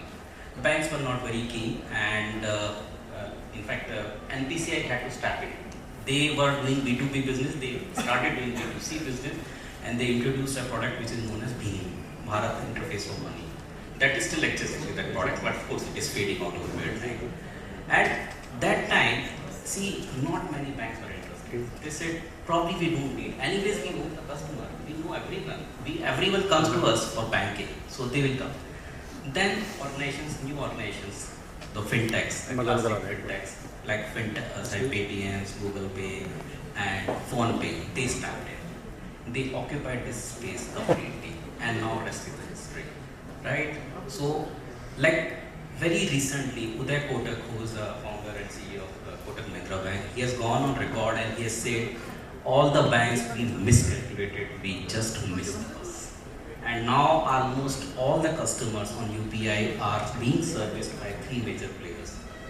That is PhonePe, followed by Google Pay, and followed by Paytm. More than 95% of the customers are transactions happening. The same thing applies actually in our territory. See, when you look at there is so much of variation in territory. What is the way to reach out to them? One option is that we have what we call it human ATMs, which you talked about, DCs. So for the record, we have 3,030,000 DCs in India, right? And like traditional banks, they may not have that much, but there are other banks, those who have brought in those. So these entities are reaching each and every corner of the country with a low-cost infrastructure. That is becoming one major change, which is basically going to disrupt and which is going to change the landscape there. Second is that, as you also spoke about, digitization has already begun. The process has begun, and this is an irreversible journey which has already started. So this will also take care of some of the regional variations that we see. Because what we are seeing that wherever we are able to take water, we are able to take internet also. So internet, like Government of India is very serious that every household should have at least one active internet. This is the philosophy which they are working. There is a Bharat broadband network that is working on. Of course, it's taking some time, but we are reaching there. So I think this is the time when we have to basically think that what is disrupting our model, and these disruptions are before us. We have to accept that, and probably that's the best way to serve some of the segments or some of the areas which we are not able to reach, because either they are too far or they are too costly. So, Mr. Diwani, so how can we customize the products, especially when it comes to insurance? In 2006, there was a seminar by RBI here in Chandigarh one day. So they were discussing, especially when you talk about the crop insurance. So the state government, obviously, they said we don't face that. I'm talking way back in 2006. The state government said we don't face any vagaries of weather. That's why we don't need any crop insurance. So my question to you is, how can we customize services, whether it's insurance or savings, so that it can serve the marginal section of the society? Before I answer your question, I really appreciate what Anil said regarding the disruptions, because whenever there is a disruption, it basically gets the best out of you. Like he talked about the digitization and then not reaching BC channel. See, as of now, State Bank of India has 76,000 BC. We call them CSVs actually, or working all over India. And we are going to ramp up to at least 1 lakh by the end of this financial year. So I think all the banks are aligned with this, because we interact with the BC partners, and they give us this input that every bank is now after. Because see, you can't afford very high cost effective branches everywhere. So BC, as he rightly said, are really a game changers in this segment of society. Now coming to what Mr. Vijay said regarding this insurance, how can we customize insurance? I think my friend Bipin would be more comfortable in answering this question, because it's his domain from SBI, because he is into the agriculture and he's our agriculture head here. So he knows how to customize. But before that, I would like one more thing, sir. Human intervention can never go regarding the insurance I am telling you. If I talk of SBI, if we talk of micro insurance, which is being pushed with the government of India in a big way, and I think it is the best policy which we can have. As of now, I think the cheapest which is available in the market, I think world over. Just 20 rupees gives you an insurance of 2 lakhs. 436 gives you another insurance of 2 lakhs. So 456, you get an insurance of 4 lakhs. SBI, if I talk about the share of SBI in these insurance policies, yes, other banks are doing very well. I am not taking anything away from any private bank or any Google Pay or anything as such. But our share in this is 43% as of now. 43% of are insured by us by SBI in PMJJY and PMSBY. So that way we are doing our work here. But coming back to Vijay's question, I think Bipin, I would request Bipin to please. Yeah. As far as Fasal Bima is talking about, now the climate is changing, like anything you have seen, rain which we have 3 days, it has destroyed around almost 17 lakh hectares across the country. It has destroyed the crop of paddy. So now it should be the integrated part of finance or the integrated part of the cropping pattern. I feel so. But there is some issues, political issues, or there are some vested interest. So I think banks should have this built-in system whenever there is any finance from microfinance or from a bank. The crop insurance or the personal insurance should be built in with that. As we are doing when we sanction KCC. So we have a personal accident policy. For 100 rupees, we are extending to 2 lakh rupees insurance for every KCC product. It's a built-in product, and necessarily he has to take this insurance. As and when we are sanctioning any KCC to any farmer, so it is in our term and conditions, he has to take it. Because it not only gives us a security, it gives us security to the farmer also, his family also. In case of any mishappening, so his family need not to repay the loan. The loan is taken care by them. And moreover, we have also products like loan insurances. It's a very nominal premium. Entire loan amount is insured as and when the customer opts for that. In that case also, customer's family need not to pay any amount to the bank in case of any mistake to the borrower, to the farmer. So I think these kind of products should be there, and Fasal Bima Yojana and all those things should be extended to all the states. It should not be restricted, it should be mandatory for all. Because it's a nature which destroy the crops, and it is not in the human hand. We can save our product. And in Haryana, Himachal, we have seen a lot of money has been credited in the farmers' account in May and June itself to the compensation, towards the compensation of the crop which destroyed due to the heat. It should be mandatory. Mr. Mitesh, I just want to know from your side. Like sir said, like the insurance component that should be embedded in a particular financial product. So do you, especially in microfinance, like where the ticket size is very small. So we adopt that kind of practices.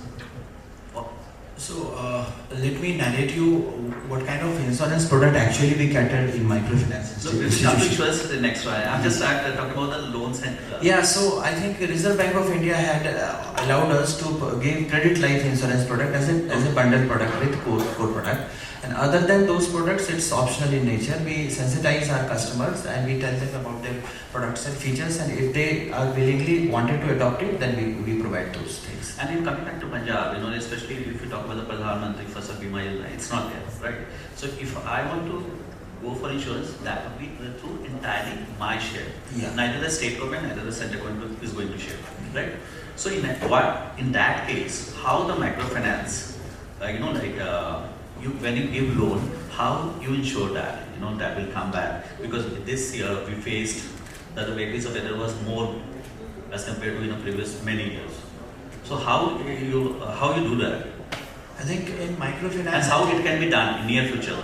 I think we in insurance we are basically catering 2-3 major challenges. I think major issues. One is credit life insurance, because our credit is at stake and we wanted to protect families in terms of any eventuality with a member customer and her husband.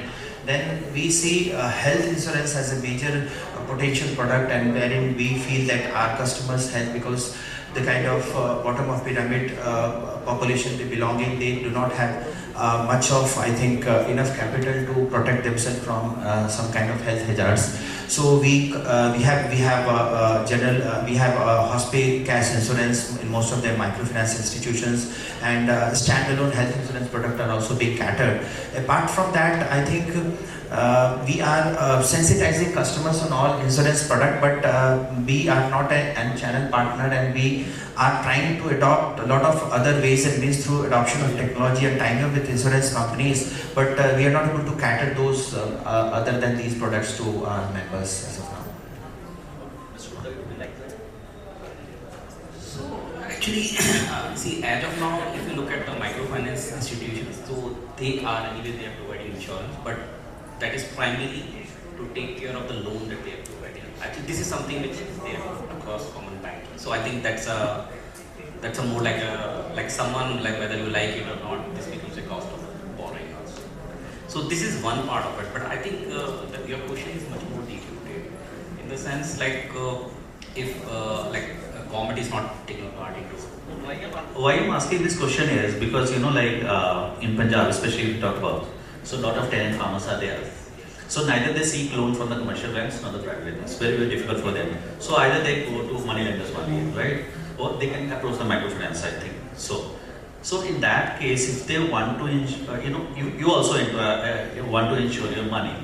So what, in that case, what can be done, especially? So in fact, see, there is nothing which prevents banks to lend to tenant farmers. Am I right? So there is nothing that prevents them to do that. And while they are doing it, they can always ask them to go for insurance. So that is that. I think that is there. That product.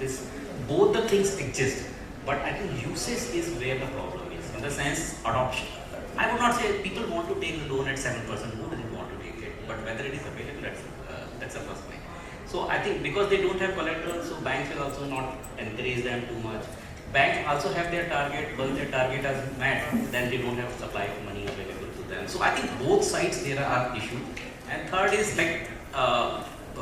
sometimes there is no relationship between the landlord and the farmer. These are unofficial relationships.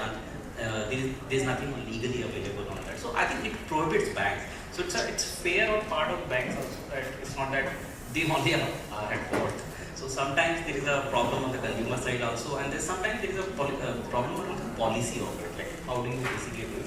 In fact, not in North, but at least in Andhra, I know there is a very interesting experiment happening on it, where government has stepped in and government is ready to provide that kind of guarantee. Why I ask this question is, when you talk about tenant and landlord farmers, most of them, you must agree with me, they are verbal agreement. There is no. So in that case, or alignment, yeah. So in that case, I think it's become difficult for you also to lend, right? I think so. What do you say? Lending it, but now in case of oral agreement, we were lending it, but then we got our figures like anything, so we have stopped that now. Okay. But as you told, as Anil said about this insurance, see, Anil, I don't think there will be any cheapest policy than this 20 policy. We lack awareness, you are right. The awareness reaching out to the last person, that matters a lot. That is the biggest, you can say, making people understand that insurance. See, in India, if I talk about the psyche of any Indian, he is not ready to die. So everybody says कि मेरे से नहीं हो सकता, मेरे पड़ोसी के साथ हो सकता. आपको एक remind me, एक मैं आपको instance बताता हूँ, because instantly I started my career with NABARD and that too in Chandigarh, right? तब चंडीगढ़ पंजाब और रहना दो अलग-अलग office थे, they were one office. And I remember there was a meeting wherein all like some farmers, some bankers, and some insurance companies were called here in Sector 17. We were in Sector 17 at that time. So the question was for the insurers, कि आप insurance क्यों नहीं देते? And question to there were some poultry farmers, there were normal farmers. They said, आप insurance क्यों नहीं लेते? So the answer from both the sides was very different, very interesting. Say insurers said that if they come, they are willing to pay the insurance. We are ready to underwrite and we are. Farmer said, sir, इसको insurance करा लिया, ये तो हमारा तो पैसा लग गया, वापस कब आएगा? वापस क्या मिलेगा? See, we have built this habit over a period of 100 years that insurance is an investment. Unfortunately, 80% of our policies that we sell in India, they are endowment in nature. And like one of the largest organizations where a lot of us are shareholders also, they have been doing it for years. So term insurance, where is something for event to happen and then you get risk covered. I think this mindset is... You are very right. Actually, not taking anything away from those farmers. In fact, if anybody is here also, or including me, if somebody asks me the insurance karo, hame kya milega? This is the first question. This is the first question which we ask. He is right. We have to push the term insurance, not the endowment, because it is basically not an investment. So what I want to say is that 20 rupees is a very meager sum of money. It works out to be, I think, 9 paise per day. If we make the people understand like this, I think, see, if I talk of my area, because I look after financial inclusion, and this is one of my forte of selling these insurance products, I have almost had a 277% increase in this insurance product during this financial year. And mind you, one thing is very important. The test of insurance companies, when they pay the claim, that is really when it is tested. But I can boastfully say the way Government of India is following it up, we are settling claims not more than 7 days because everything is online and it is being monitored at the DFS level also. So if we are able to sell this product, and as a banker I am telling you one more thing, we have got financial literacy counselors working around across now India, now RBI has also introduced the concept of CFLs. In each and every plot. If we are able to leverage that properly, I think this product is going to sell to each and every person who is at the bottom of the pyramid, the people who are very vulnerable. This micro insurance, if we are able to push it, it will take care of lot many things. I quote this example always. We had a big train accident in Balasore recently. When I pitch this personally, what I tell people, मैं तो सबसे ज़्यादा नुकसान किसका हुआ है general compartment में, जहाँ पे किसी का ट्रेन का कोई रिकॉर्ड नहीं है, टिकट का कोई रिकॉर्ड नहीं है. They are the most vulnerable population जिनको गवर्नमेंट दे सकती है क्लेम या नहीं भी दे सकती है और टाइम भी लग सकता है. But had they been covered in this insurance product, I think everybody would have got claim by now. See, you can't stop deaths, you can't stop accidents, but at least you can make the posterity of their family at least have a life after the person is gone. So like all of us. One more point I would like to highlight, please. In Haryana government, let me tell you, Haryana government is a human service in this regard. They have one scheme, Mukhyamantri Parivar Samriddhi Yojana hai, wherein all those people who have in the income bracket up to 1,80,000 rupees, whosoever goes under this micro insurance, whosoever takes this micro insurance, they refund the premium of the insurance company back to the customers, whosoever. So that they are doing, if we can inculcate it everywhere. See, lot of doles are being given by way of any subsidies and lot many things to the vriddhas, to so many people. If the government can just take out these 436 from that amount and give them an insurance instead, I think everybody could accept it gleefully. 5,000 दे रहे, 5,000 की जगह आप 4,600 रुपए दे दीजिए. Bundle it with the insurance, I think that can work. So if all of us agree, like the awareness level among the masses is low. So my question to Mr. Anil Kedukta is, how we can increase awareness, whether it comes to insurance, whether it comes to any financial product, especially like when you talk about the marginal section of the society. Actually, see, to us, we do a lot of work globally also in this space. What we realize that when you're talking about this customer segment, which is not represented unfortunately here, we classically call them low and middle income people, which are say generally earning on a household basis less than $10 a day. So Indian context it is around say 20,000 rupees, 30,000 rupees per month is like those who are earning less than that. And 70 to 80% of the population in most countries like us, they fall into it. So explaining the concept of deferred gratification, which is insurance in the sense, or pension for that matter, I think it's a very tough task. It's a very, very tough task. And reasons are very simple. Because first, for years, for decades, they have been growing or they have been thriving on something that we put in something, we get something out. To give you like comparable data, if you see the market, India में chit fund है. Chit fund is also a regulated industry by the states, respective state government. The number that regulators quote is around 40,000 crores per year का business होता है. But our analysis suggests nearly 6 to 10x of this happens outside of it. Right? So license लेता है for running one chit fund or one scheme, but the person runs 5, 4, 5, 6, 7. So these things they work more as compared to say something like insurance, or wherein making them understand that this is going to protect your life and this can help you go below the level of poverty. I think it's a very, very tough task and there is no easy solution, right? Amidesh, the same question, like.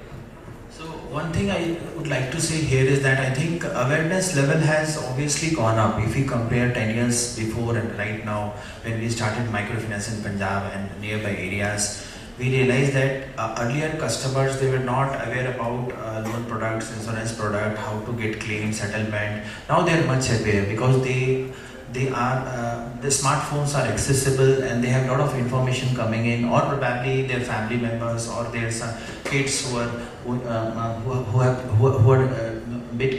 just passed out graduates. They are aware and they are sensitizing the entire family members. So certainly this awareness has gone up, but yes, there are a lot of things has to be done, as said by Mr. Gupta. And as a microfinance institution, we are doing a lot of client engagement interactions, particularly on financial inclusion and awareness of such insurance policies, products, the claim settlement process. So I think miles to go, but we all are putting in efforts in the right direction, and I think it will certainly improve. Yeah, sure. Just one point out. Because see, there is a beginning that we have already made. So, like say, looking at insurance penetration in a country like India, we are less than 6%. But introduction of 3 things actually. There are 2 schemes which is coming from Prime Minister's table, we started with 12 rupees insurance and 330 rupees insurance. And the second is Ayushman Bharat, which covers your health part of it. I think they have already made a decent headway, decent segment. And to me, actually, the way we are seeing financial inclusion evolving in India, this will become the first anchor actually. After that, I think probably 5 years down the line, and 10 years down the line, we will have better insured people. People do understand this thing because, as you also said, people would believe this product if there is a claim and if they are able to claim. And here we can collaborate. MRIs, they have got really a big reach to this segment of people. So if we can collaborate as the bankers and the microfinance institutes together, I think we can be, the sellability can increase. The sellability can definitely increase. So we have to collaborate with each other. And then, as Anil said, I include PM Pradhan Mantri Jan Dhan accounts also in it. To get people into the main foray of Pradhan Mantri Jan Dhan accounts, I think 43 crores or something. It has done a wonderful job in SBI. We have got almost 40 crores and it gives 50 crores. And it gives a very good deposit also. If I talk of SBI, we have got 50,000 crores in these accounts, the CASA funds. So reaching out to those people through our VC channel, through microfinance institutes, we are after them, through village level programs. NABARD is also spending a lot of money on this. Agar village level programs हम करते हैं सही ढंग से, there is some incentive from NABARD also. Reaching out to these people, I think जैसे इन्होंने कहा sir ने, this first जो इसका milestone होगा वो होगा सब लोगों को cover करना under these प्रधानमंत्री schemes. Again, my question to Amitesh, we talked, my fellow, fellow moderator during the previous session, he talked about that, in northern region we have got difficult terrain. So do we have any case studies which prove, we made some tailor-made products which has already done wonder in particular state or area? So I think microfinance is more or less a monoline product wherein I think we deliver credit, and over the years we keep on experimenting with customization of basically add-on features and addition of ticket size, right?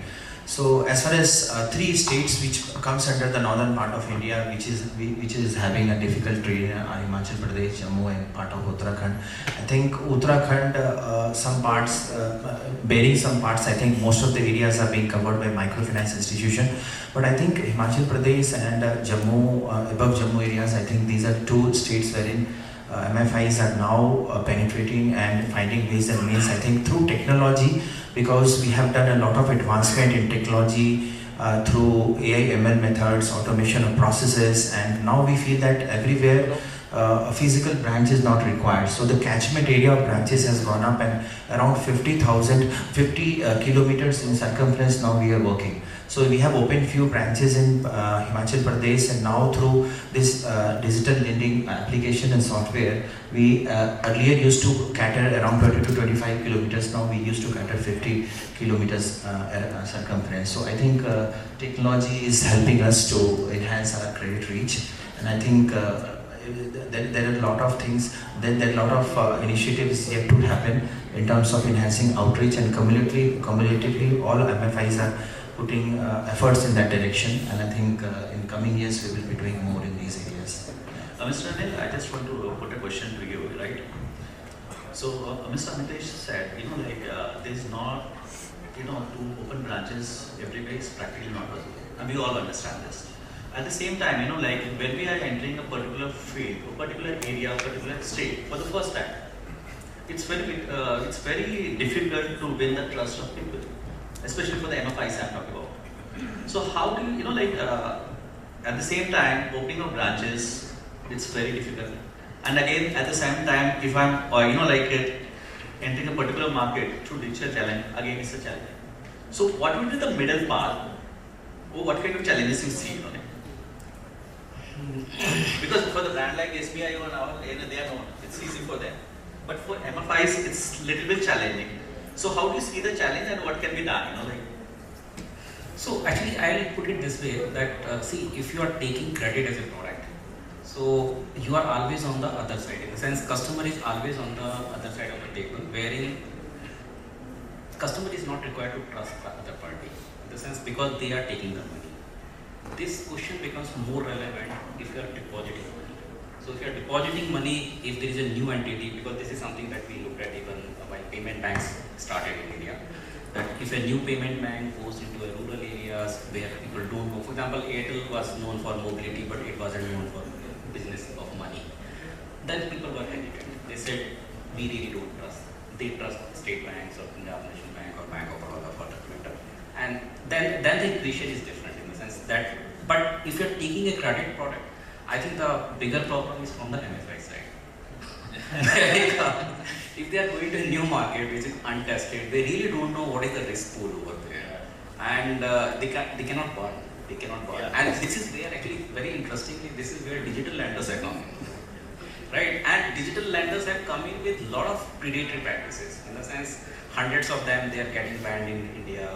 Like RBI is after them, IT is after them. I think everybody in the world is after their lives. But they are finding people. They are finding people where those who are willing to borrow at any price, and those borrowers happen to be in places even like Bangalore, and that is where like everything comes in media, that some software engineer he borrowed from 3 sources and finally committed suicide. So it's really great.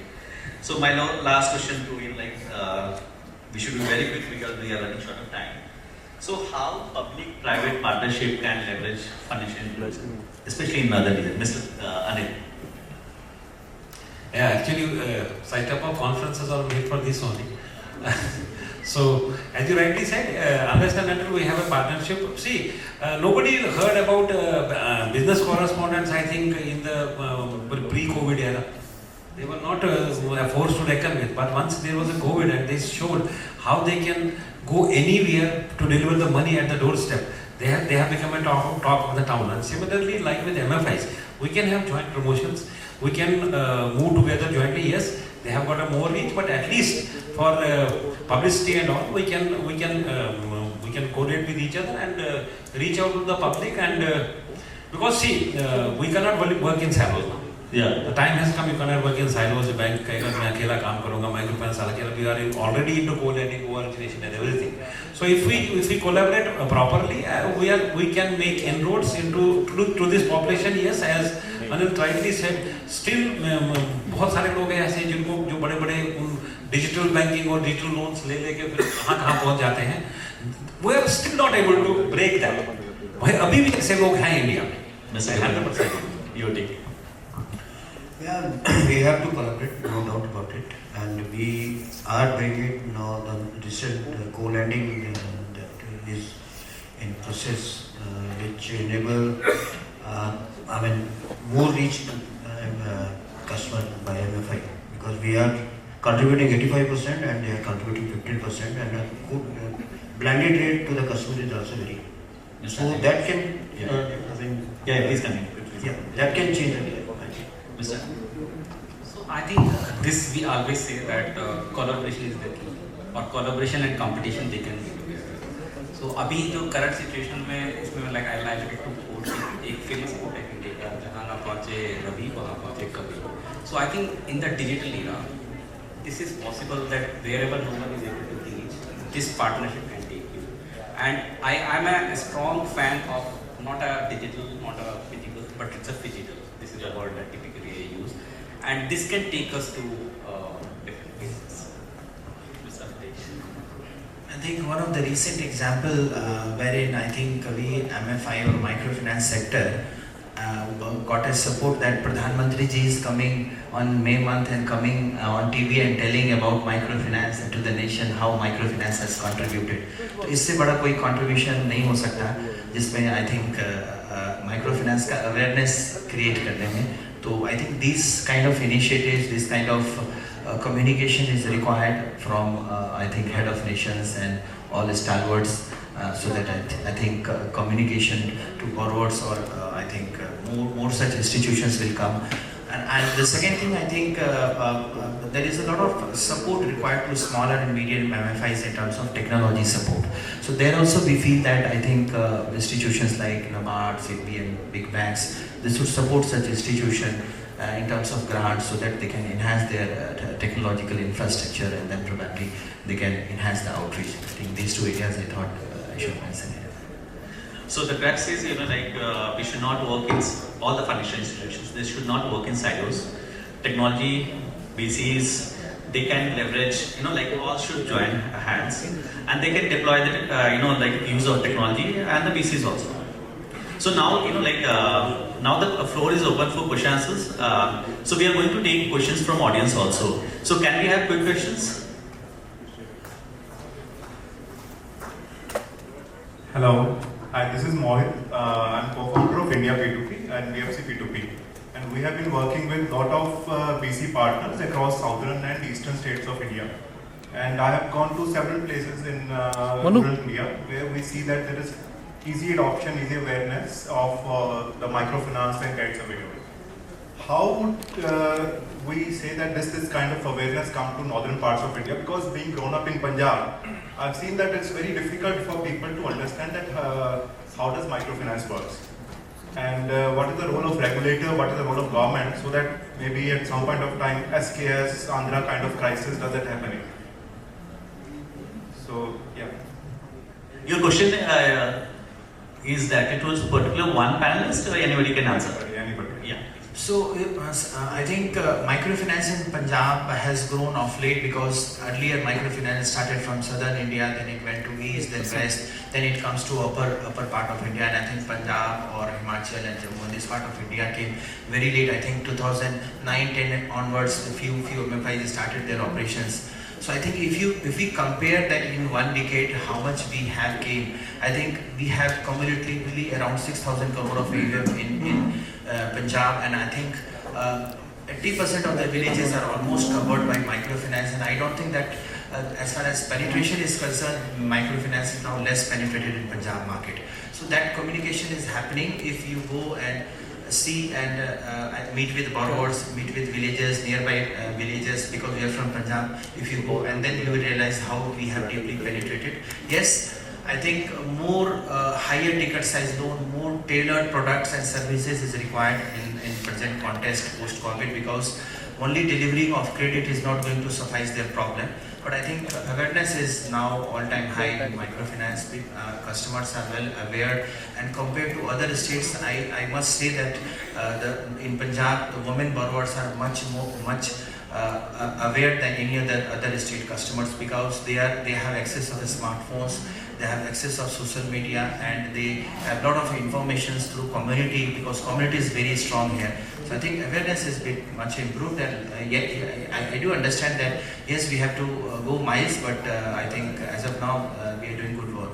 Loan waivers, delinquencies, and maybe the general profile or psychological profile of people here to maybe default.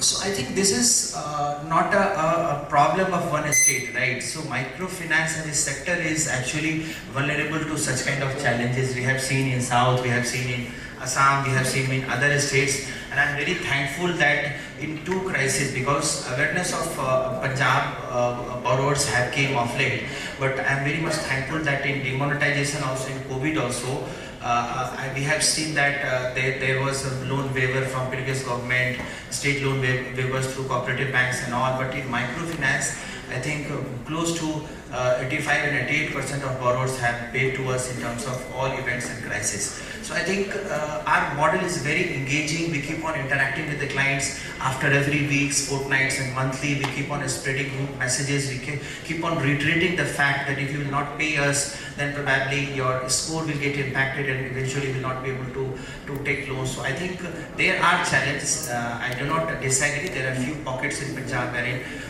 this kind of mindset is there, the behavior is there, but almost by and large, I think most of the customers, they have behaved very maturely, and we have dealt with this situation with kind of awareness and our good practices.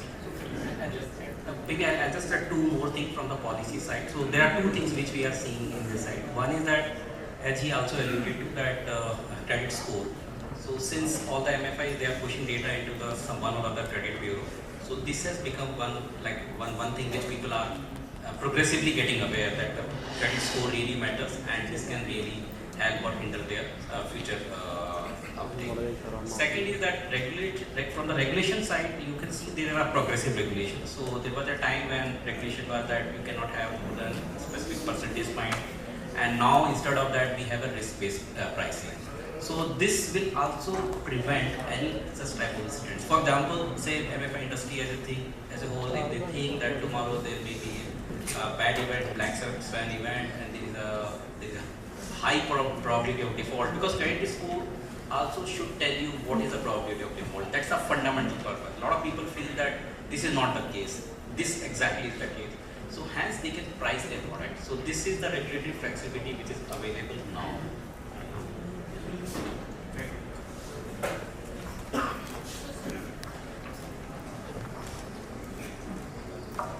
Good afternoon to all. I am a DGM SLBC Haryana. जैसे विजय जी ने अभी बोला था regarding the insurance, इसमें दो चीज़ें just I am not questioning but I am just adding the things. जैसे हमारे साथी अनिल ने बताया कि इंश्योरेंस का PMJJY और PMSBY, अभी उसके अंदर क्या क्या गवर्नमेंट ने कि 80% of the eligible customers Haryana they are from customers of the PNB, SBI, Canara Bank and Sa-Dhan Bank. And the rest around 16 lakh, they are from the rest of the banks. So अभी government ने कहा से चारों बैंकों को कि API integration किया जाए, and all these 4 banks have done the API integrations. उसके थ्रू क्या रहेगा कि उनका जो प्रीमियम होता है 436 and 20 rupees, that will directly come to their accounts. Data automatically flow होता रहेगा, हर साल डाटा उसके अंदर अपडेट होता रहेगा, और ऑटोमेटिकली ही गवर्नमेंट की तरफ से जो है वो पोर्टल इंटीग्रेशन हुआ है. तो दैट इज सेकंड थिंग कि all the LDMs in the state of Haryana, they have been directed कि ग्राम पंचायत लेवल पे जो है अवेयरनेस कैंप लगाना स्टार्ट किया उन्होंने along with the different pamphlets and flex etc. कि what is the validity of this insurance so that all the persons can be enrolled and they can be directly reimbursed from the government. Second thing, you are talking about the Fasal Bima Yojana. Last week I was in a meeting with the government authorities of Haryana. Then there is one portal, Meri Fasal Mera Byora, that is being updated by the farmers. But the major problem is that farmers' crop is also got insured under Fasal Bima Yojana, but they are not getting benefits. The reason being, because majority of farmers have they availed the loans from the different banks. But if bank finance for a crop loan, and they write in this note that these are the crops shown for the kharif and these for the rabies, but the farmers do not get update with the banks. But bank keep on insuring by taking the premium from their accounts. But when it comes the matter of claim, that will be rejected by the insurance companies. There are a lot of cases in the High Court and various entity forms because of the rejections. So I had suggested to the government that Meri Fasal Bima Byora, that portal should be integrated with Fasal Bima Yojana portal. Because that honest lies with the farmers. They will have automatically data they will have just only update कि I have changed this fasal, उसके अंदर फसल उसको डालना है. But sir, that was discussed in SLBC meeting only. You know, like you said, if you talk about the data, lot of data were not, you know, like they were not entered correctly. There was some discrepancy in data also. So I don't know. Actually, so and you know, like the insurance things we can discuss in detail later on. I will, you know, like basically I asked question pertaining to Punjab, Haryana. We got CFA. Just I will answer to your question. इसके अंदर भी क्या होता है, जैसे आपने point out किया कि डाटा जो है डिस्क्रिपेंट होता है काफी, जिसके कारण भी रिजेक्शन होता है. Yes, this is also one of the reasons. लेकिन इसके अंदर क्या होता है कि गवर्नमेंट ने इससे भी डाटा को ऑनलाइन कर दिया इन द मेरी फसल मेरा बेरा के अंदर. तो उसके अंदर क्या होता है कि अगर एक फार्मर से बीजा रहा है, तो अगर बैंक्स एक बैंक सिलेक्ट करता है ब्रांचेस कि बीजा राय को मेरे कवर करना है फसल बीमा के अंदर, तो दे विल सेट द तो डिफरेंट 10 बीजा राय आ जाए उसके अंदर, तो वो देख लेंगे पैरामीटर किससे मिलता है, automatically every data will populated. So उसके अंदर जो डिस्क्रिमिनेंसी जो आती है that will be eliminated. So that is going to happen and the government has committed that from the ensuing Rabi they will integrate these portals, so it will help all the farmers. Okay, thank you so much for the inputs. Can we have some more questions from the audience? We are going to take only 2 questions. Can we have? Yeah, please. Am I audible? Very good afternoon, sir. My name is Virbandhu and I come from Bharat Financials. So my question is simple, that the customer segment which we are catering or which we are referring to microfinance is a poor customer. How do we start inculcating a discipline of savings in those customers' accounts? Right? How do we exactly get that resilience built? Because we are discussing a lot about vagaries of climate, everything else. But the real essence lies when the people will have access to their own amounts. So how do we get into the discipline of building their own savings to that? Because what I feel specifically to Punjab, the segment which we are dealing, people have a very little interest of depositing money. Right? They are more interested in credit offtakes, but deposit mobilization, I think, is a problem here. And how do you think that we should, as an industry, address this? Thank you. Can I respond? Yeah, this is for anybody. Actually, see, I will disagree with you. Simply, who in India needs a training to save? No one. We are the nation of savers. 30% of our GDP is saved. So I think this is a wrong notion that people don't want to save. The right problem is that they are not able to save in the formal financial institution. This is the problem. Otherwise, people do save across the world, more so in a country like India. They might be saving at different places. Maybe they are saving below the mattress or in a jar or something like that. I will give you one incident. In RBI Chandigarh office, there was a farmer who came one day with bag of ash, almost ash, and he said, "Sir, ये पैसे burn हो गए, घर में आग लग गई, पैसे burn हो गए, can you exchange?" And you know there are only 2 values of the currency, either half or full. इसके अलावा तीसरा कोई ऑप्शन नहीं होता, 70% या 45% कोई ऑप्शन नहीं होता। Unfortunately, most of the currency notes, they were So now is the time for the mementos. So I would like to request Mr. Pramod Kumar Paliwal to give the mementos. Please cheer up.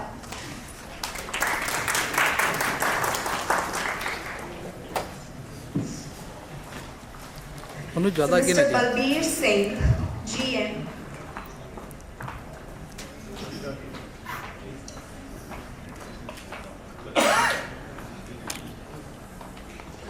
Mr. Anil Divani, DGM FI, State Bank of India.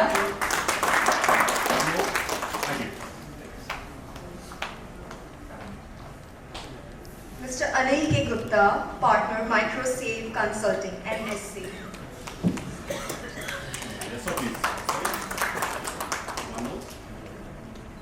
Thank you. Mr. Bipin Gupta, SBI. Excuse me, sir, पीछे. Mr. Amitesh Kumar, COO and CFO, Midland Microfinance. Amitesh Kumar, Midland Mr. Vijay Rao, Senior Journalist, The Tribune.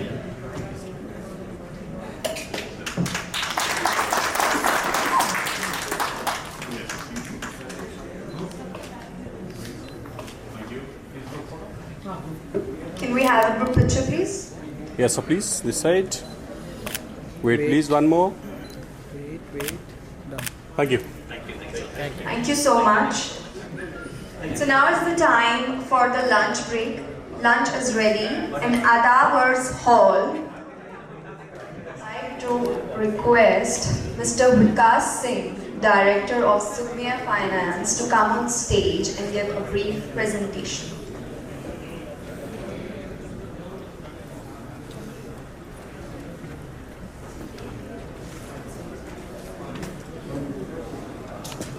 Thank you so much. Thank you, Sa-Dhan, for giving me opportunity on this platform for presenting Sugamya cashless journey and growth path.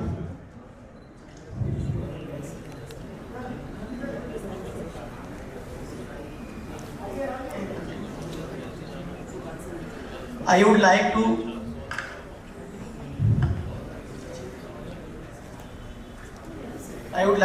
small brief of Sugamya for cashless journey and growth path.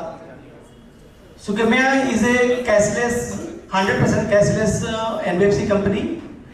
We got RBI license from 2019, January 2019. We started our operations.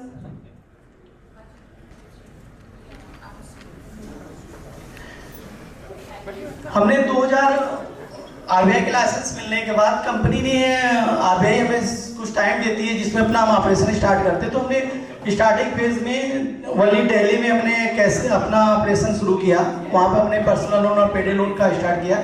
Then 2020 जुलाई 2020 से हमने main अपना business Madhya Pradesh के Sehore district से start किया।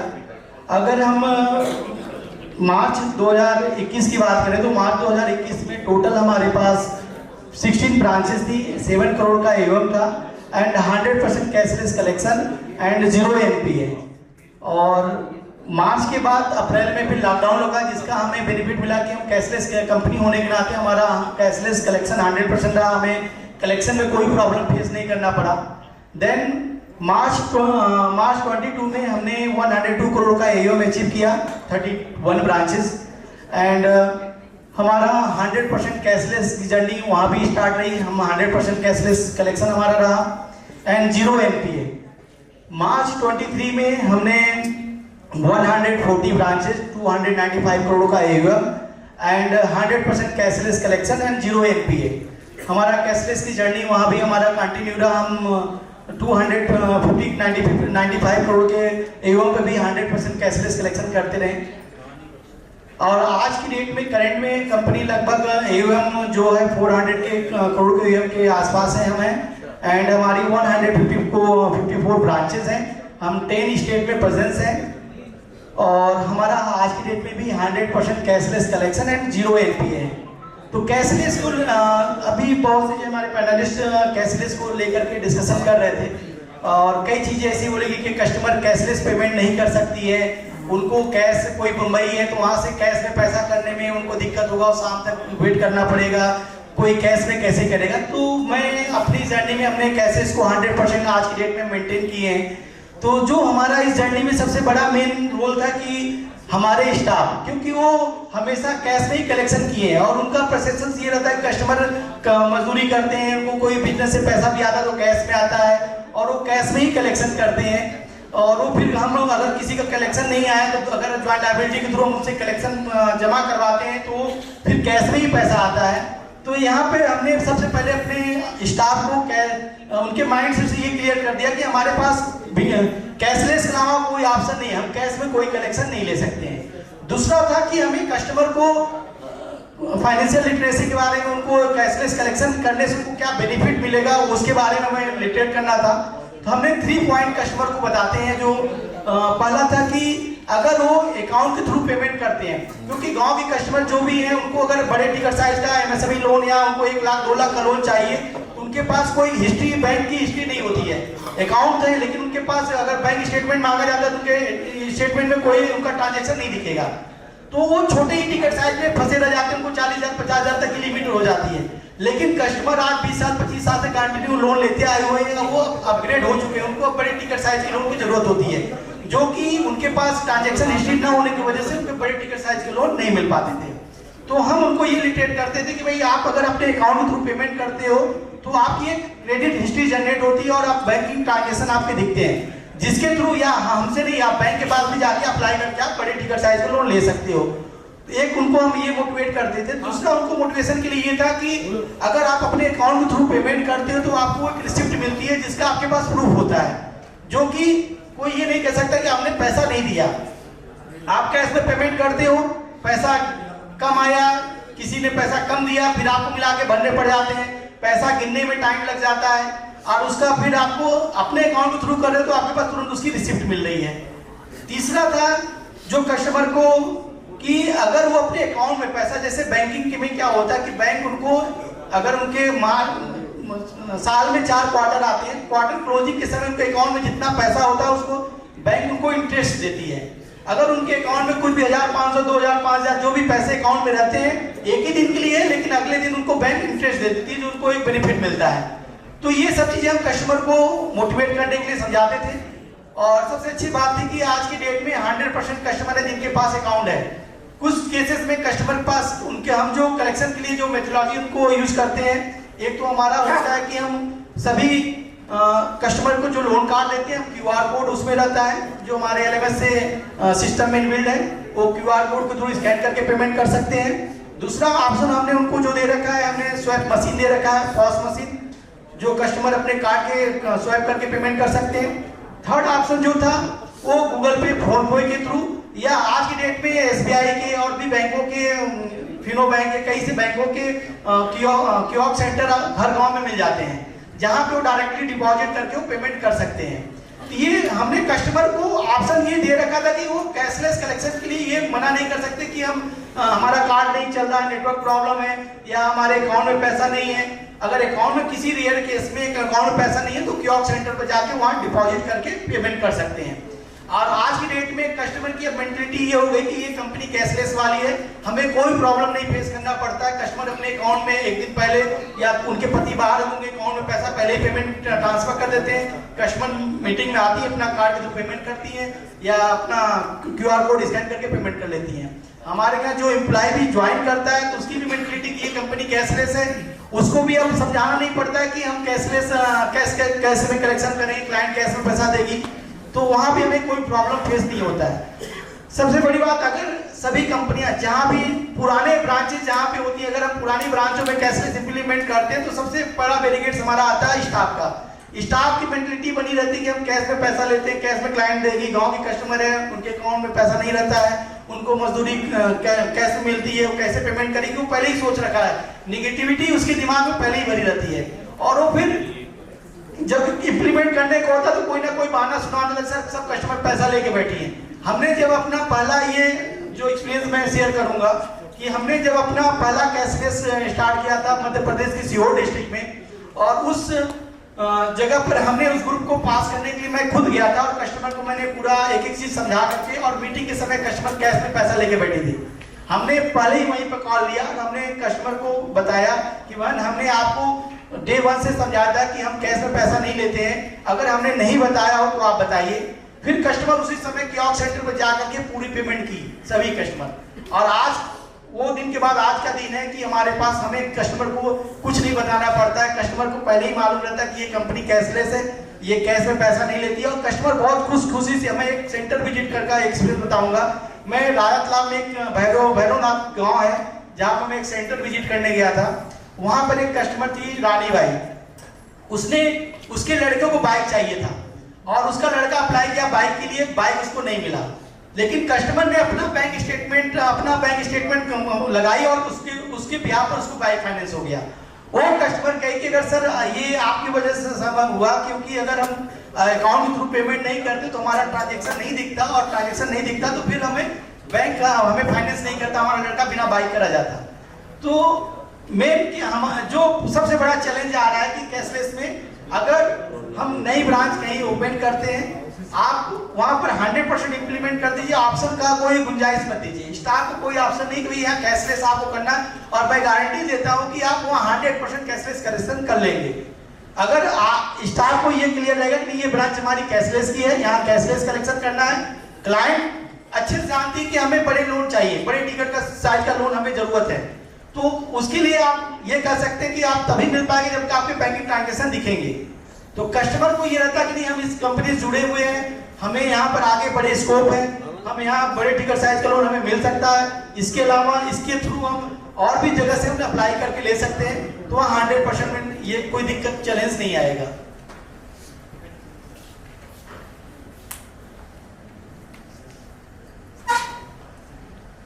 हमारे जो 3 product है, हम इसमें फर्स्ट साइकिल में हम 40,000 50,000 का लोन देते हैं। सेकेंड साइकिल में जो हमारा रहता है हम 60,000 का देते हैं। जो हमारे फर्स्ट साइकिल कस्टमर है जिनकी बैंकिंग ट्रांजैक्शन बाकी चीजें अगर वो अपने इंप्रूव कर ली है, उनकी बैंकिंग ट्रांजैक्शन जनरेट हो गई है, तो हमारे वो एमएसएमई और बीएल लोन के लिए एलिजिबल हो जाते हैं, चाहे फर्स्ट साइकिल क्लाइंट हो चाहे सेकेंड साइकिल क्लाइंट हो। अगर उनकी बैंकिंग ट्रांजैक्शन और उनकी बिजनेस एक्टिविटी आगे अपग्रेड हो गई है तो हमारे लिए वो सेकेंड साइकिल कस्टमर वो 50,000 रुपए से लेकर 2.5 लाख रुपए तक का लोन के लिए वो एलिजिबल हो जाते हैं। ये हमारी एक ग्राफ के थ्रू हमारी सुगम्या के जर्नी का पूरा ये है कि हमने अपना जो जर्नी स्टार्ट किया, हमने मार्च 21 में हमारे पास टोटल जो ब्रांचेस थी 16 ब्रांचेस थी, जब उस समय हमारे 7 करोड़ का पोर्टफोलियो था और उस समय हम 3 स्टेट में थे। और जैसे कहा गया कि सर मुरादी ओले पड़ते हैं, तो मार्च के बाद ही अप्रैल में लॉकडाउन लग गया और उसका बेनिफिट हमें कैशलेस होने के नाते 100% मिला, जिसमें हम 100% कलेक्शन किए, हमारा कोई भी रिपेमेंट कोई भी रुका नहीं। फिर हमने जून से फिर हमने लगातार फिर अपना डिस्बर्समेंट स्टार्ट किया और मार्च 22 हमने 102 करोड़ पर क्लोज किया एंड 31 ब्रांचेस थी हमारे पास। एंड हम उस समय दिल्ली में हमारी हेड ऑफिस थी और हमने बिहार, यूपी और ये आपका झारखंड, उत्तराखंड, ये सब जगह हमने अपनी ब्रांचेस स्टार्ट किया, मध्य प्रदेश। देन हमने मार्च 22 में हमने टोटल हमारे पास जो ब्रांचेस थी 140 ब्रांचेस थी और 9 स्टेटमेंट प्रेजेंट थे, जिसमें हमारे पास 295 करोड़ का एवम था। और जो हमने अभी तक मार्च अगर 22 का देखा 23 में देखा जाए तो हमने 600 करोड़ का डिस्बर्समेंट किया और सभी हमारा कैशलेस कलेक्शन है, कैशलेस डिस्बर्समेंट रहा। ये हमारे हम लोग बोर्ड में हमारे 4 लोग हैं। मिस्टर ब्रजमोहन सिंह ऐसे प्रमोटर, ये ऐसे प्रोफेशन सीए हैं, गौरव पप्पी ये सीएस हैं और सीसी चंद मिश्र जी हैं, ये बैंक ऑफ इंडिया से रिटायर्ड जोनल मैनेजर थे। और हम डे 1 से हम हमारा जो इस जर्नी में एक चीज़ हमारे लिए है कि 3 चीज़ हम यूनिक हैं। एक तो हमारा पहला चीज़ हम कैशलेस 100% कैशलेस कंपनी है। दूसरा यूनिक है हमारा ओपेक्स बहुत डाउन है। ओपेक्स डाउन होने का कारण है कि हम कैशलेस होने के नाते हमारी बहुत सी कॉस्टिंग वो कैशलेस होने से डाउन हो गई है, उसमें हमारा ओपेक्स बचा, तो ओपेक्स हमारा 5 से 6% ओपेक्स रहा है। थर्ड चीज, हम डे 1 से प्रॉफिटेबल कंपनी है।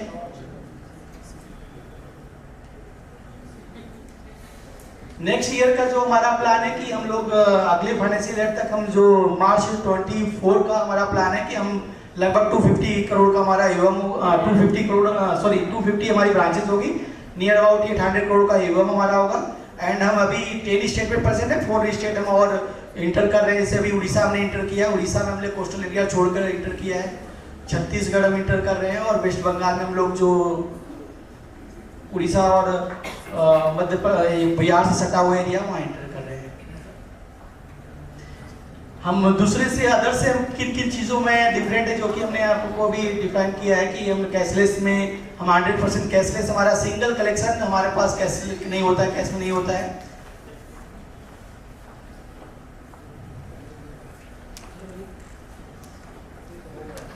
Thank you so much.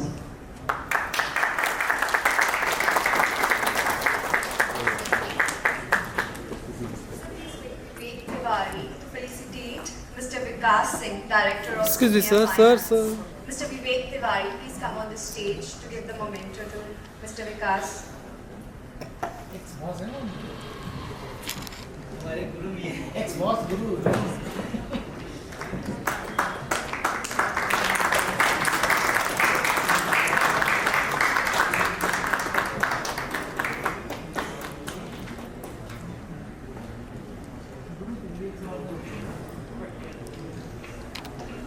Okay, yes, please proceed.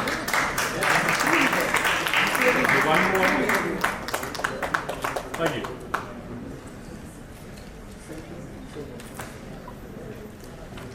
Let's move forward to our next session, which is about expanding access to finance innovations in microfinance delivery and services. This session will examine the latest advancements in microfinance delivery and services, emphasizing how these innovations are broadening access to finance.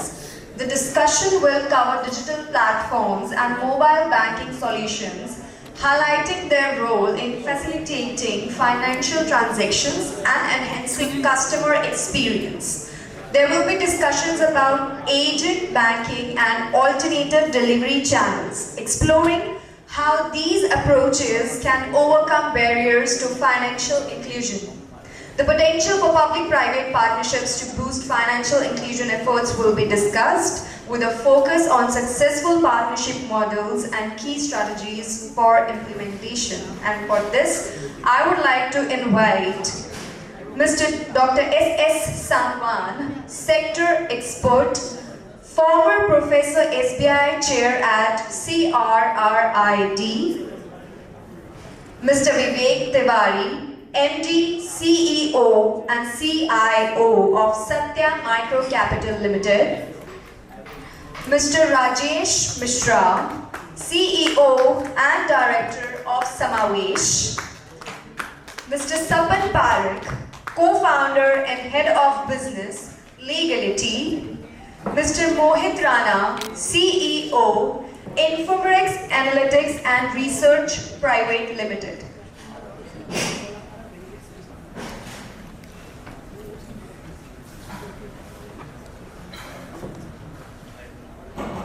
Stage is all yours.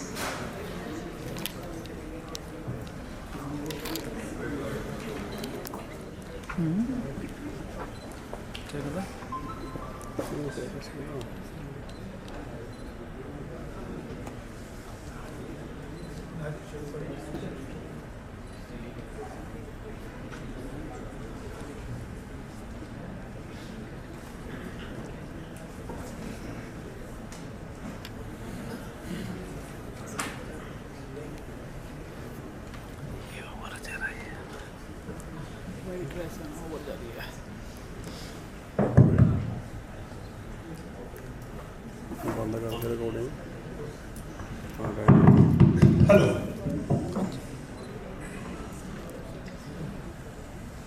तो dear friends, अभी ये हमारा last session है और challenging session है।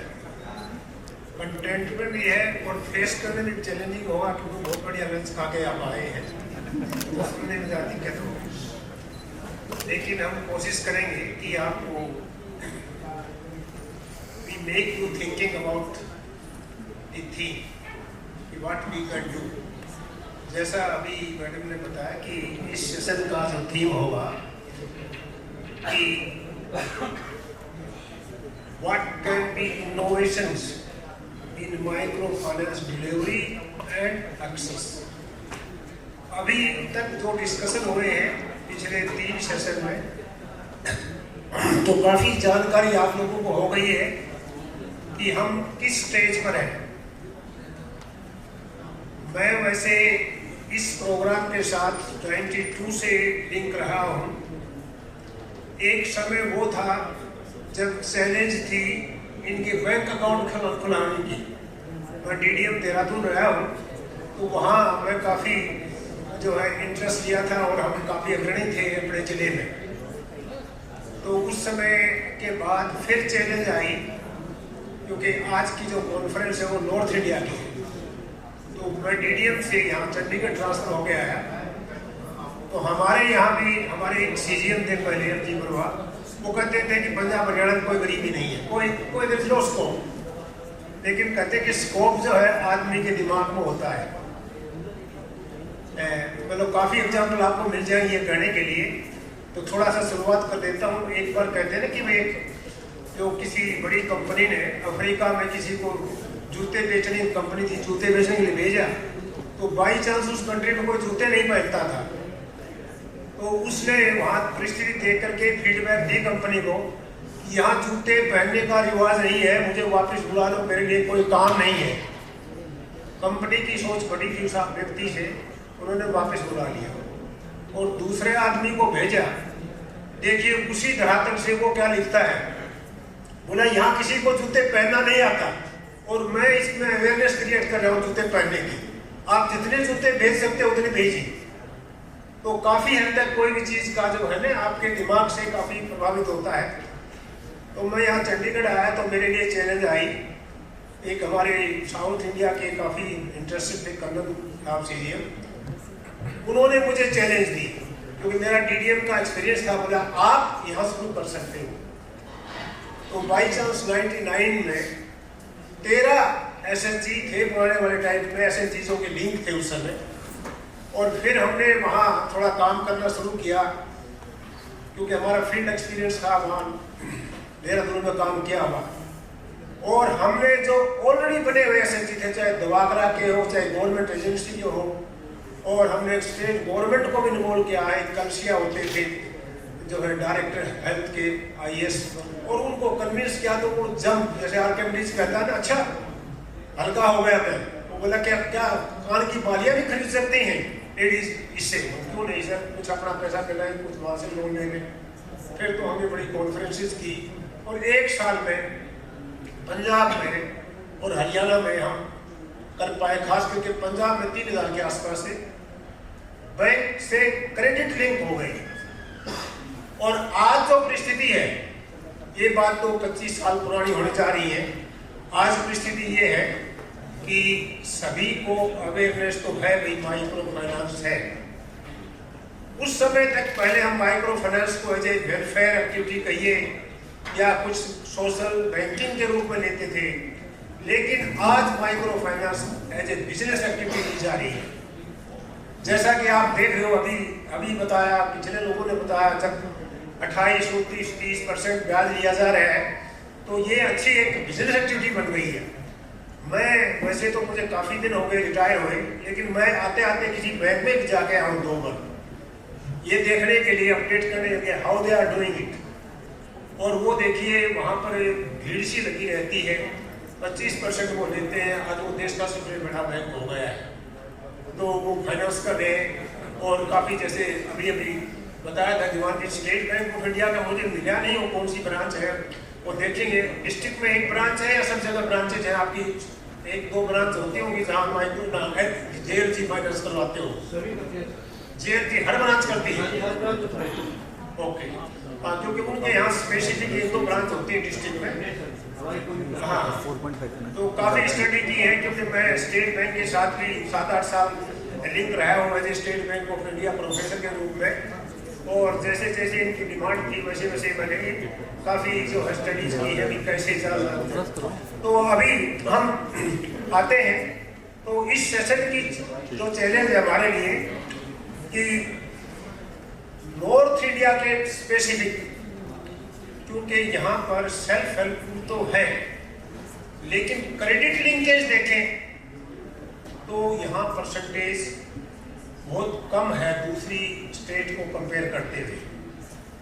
जैसे एक दोनों तीनों स्टेट में तो मुझे काम करने का मौका मिला है, चंडीगढ़ में रहते हुए पंजाब, हरियाणा, डीडीएम उत्तराखंड का रहा तो वहाँ का भी मुझे एक्सपीरियंस, काफ़ी प्रैक्टिकल एक्सपीरियंस है। तो ये क्या कारण है, क्रेडिट लिंकेज क्यों नहीं हो पा रहा है? अब कई बार कई लोगों से क्वेश्चन पूछे गए पीछे, थोड़ा टाइम ले रहा हूँ। एक तो कारण क्या है कि आपके पास अल्टरनेट क्या है। कुछ लोग तो ये कहते थे पहले भाई क्या लेंगे हम, 5-10 हज़ार 20 हज़ार रुपये से हमारा कोई काम नहीं चलता, लेकिन ये बात पूरी सच नहीं है। उसका कारण एक ये मैं जैसे मैं समझ पाया हूँ, एक तो पंजाब में खास करके आड़तिया सिस्टम काफ़ी वाइड स्प्रेड था, और जैसे हम कहते हैं कि भाई माइक्रो फाइनेंस की एक एडवांटेज ये है कि आपकी इमरजेंट नीड को मीट करता है, रात को ले लो, दिन में ले लो, आपस में ले लो, तो वही काम आड़तिया भी करता है। तो अल्टरनेट फाइनेंस की चैनल है उनके पास। लेकिन अब हमारे जो केसीसी वाला प्रोडक्ट है, ये बात नहीं है कि हम आड़तिया पर डिपेंडेंट किसान है, अभी नंबर उतने होंगे लेने वालों के, लेकिन फाइनेंस बहुत कम हो गया आड़तिया का। ये मुझे अपनी फीडबैक है कि फाइनेंस कम हो गया है, चाहे नंबर उतने रहे हो। क्योंकि किसान से मैं पूछा है, वो कहते हैं जी थोड़ा सा उस चैनल को भी हम अलाइव रखते हैं, कभी जरूरत पड़ जाए तो वहाँ से उठा लिया, नहीं तो ज़्यादातर तो हम अपने केसीसी से काम चला लेते हैं। बल्कि सुबह आप ठीक कह रहे थे कि यहाँ तो मल्टी जो है केसीसी लिमिट्स की समस्या है, कभी तो है ही नहीं। 4 साल पहले बाजवा एग्रीकल्चर मिनिस्टर पूछा, वो खुद करे थे बैंक बड़े लोन थोड़ा कम दिया करो, हमारे किसानों का लोन बहुत ज़्यादा हो गया है। तो अभी एक बात है कि एक तो ये है कि हम थोड़ा सा पहले आप सब लोगों से पूछेंगे कि कैसे ज़्यादा से ज़्यादा ऐसे ग्रुप है जिनको बैंकेबल बनाया जाए। देखो, एक तो ग्रुप आप बनाते हो, एक सेल्फ हेल्प ग्रुप जो नाबार्ड की स्कीम के अंतर्गत भी बने काफ़ी, क्या कोई आपके ध्यान में आता है कि आप बताना चाहें तो एक एक करके आप अपना, क्योंकि वो सुबह का ट्रेंड चला हुआ है, जिस तरह से वो इंटरव्यू लेते हैं ना चैनल पर, वही हिसाब चल रहा है। तो आप पहले इस बात पर दें कि जैसे क्या अप्रोच, जैसे आप बनाते हो ग्रुप बनाते हो, तो ग्रुप को कैसे ज़्यादा से ज़्यादा बढ़ाया जाए इस एरिया में, ग्रुप बनाने के लिए क्या स्ट्रेटेजी बनाई जाए, तो हम इसी तरह से शुरू कर सकते हैं। Good afternoon to everybody. So myself Mohit Rana, I am CEO of Informatic Analytics and Research. Rightly said by Sangwan Sahab, since morning we have been discussing a lot, but actually what is there on the ground that we need to specify. To answer sir's question, sir, Informatics एक credit rating agency है जो कि RBI approved और SEBI registered है। तो हम लोगों ने sir different product line develop किया है सही सेल्फ हेल्प ग्रुप को इकट्ठा करने के लिए। जैसे कि एक सर माध्यम है इसमें क्रेडिट सोसाइटीज़ का, सो हमने इफ़को, क्रिप्को, इनके साथ हम we are doing the tie up with them, और इनके अंडर सर जो FPOs हैं उनका पहले हम ग्रेडिंग करते हैं, बिकॉज इनका जो टर्नओवर है, इनका जो स्केल है वो बहुत छोटे स्केल पे काम कर रहे हैं। So that's how we are doing the proper due diligence for all those FPOs, and then we are taking it to the next level for giving them a grading. Based upon the assessment and grading factor, then we propose to the certain lender. जो being a agency, we have been empaneled with almost all PSUs in private banks. So we give a proper determination to all those people of self-help groups so that they get a proper arrangement of their funding channel. So इसमें इन्फोमेरिक sir एक catalyst की तरह काम कर रहा है एक lender और एक बोरोवर के बीच में. बोरोवर का सबसे बड़ा प्रॉब्लम है कि उसको चेकलिस्ट जो लेंडर ने जो दिया है वो उसको कैसे अरेंज करना है. That is a biggest problem for a lender because of the scarcity of staff. They cannot go to each and every part of the country. So since we have a pan-India presence with almost lot of professionals working in all domains, so हम हर एक group के पास जाके उनको समझा के कि how the credit flow is being done on the ground. So that's how Infomerics playing a role for grading the various societies and self-help groups. Okay. तो अभी चलो एक ये अप्रोच हो सकती है. मैं तिवारी जी से पूछूंगा कुछ एक्सपीरियंस हो कि कैसे हम ज़्यादा से ज़्यादा ग्रुप बना सकें या बने हुए ग्रुप कहीं हैं तो उनको हम बैंकेबल बना सकें. जो माइक्रो फाइनेंस प्रोग्राम है ऑल ओवर इंडिया जो है वो ग्रास रूट तक 3 तरीके से जा रहा है. 92-93 में नाबार्ड प्रमोटेड SHGs रही.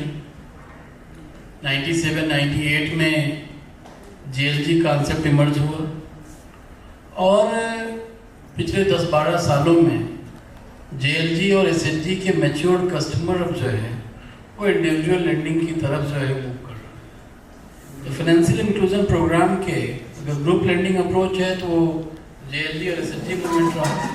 SHGs के साथ अपना चैलेंज रहा है जो है वो कोई रेगुलेटेड एंटिटी उनको फार्म नहीं करती है. उनका जो SHG मूवमेंट के बड़ी वीकनेस ये रही कि SHG में जो लोग हैं उनका मेंबर सिलेक्शन जो है किसी क्राइटेरिया पर नहीं है. कोई एक SHPI जो है वो इनकरेज करता है ग्रुप फॉर्मेशन और उसका होता है 10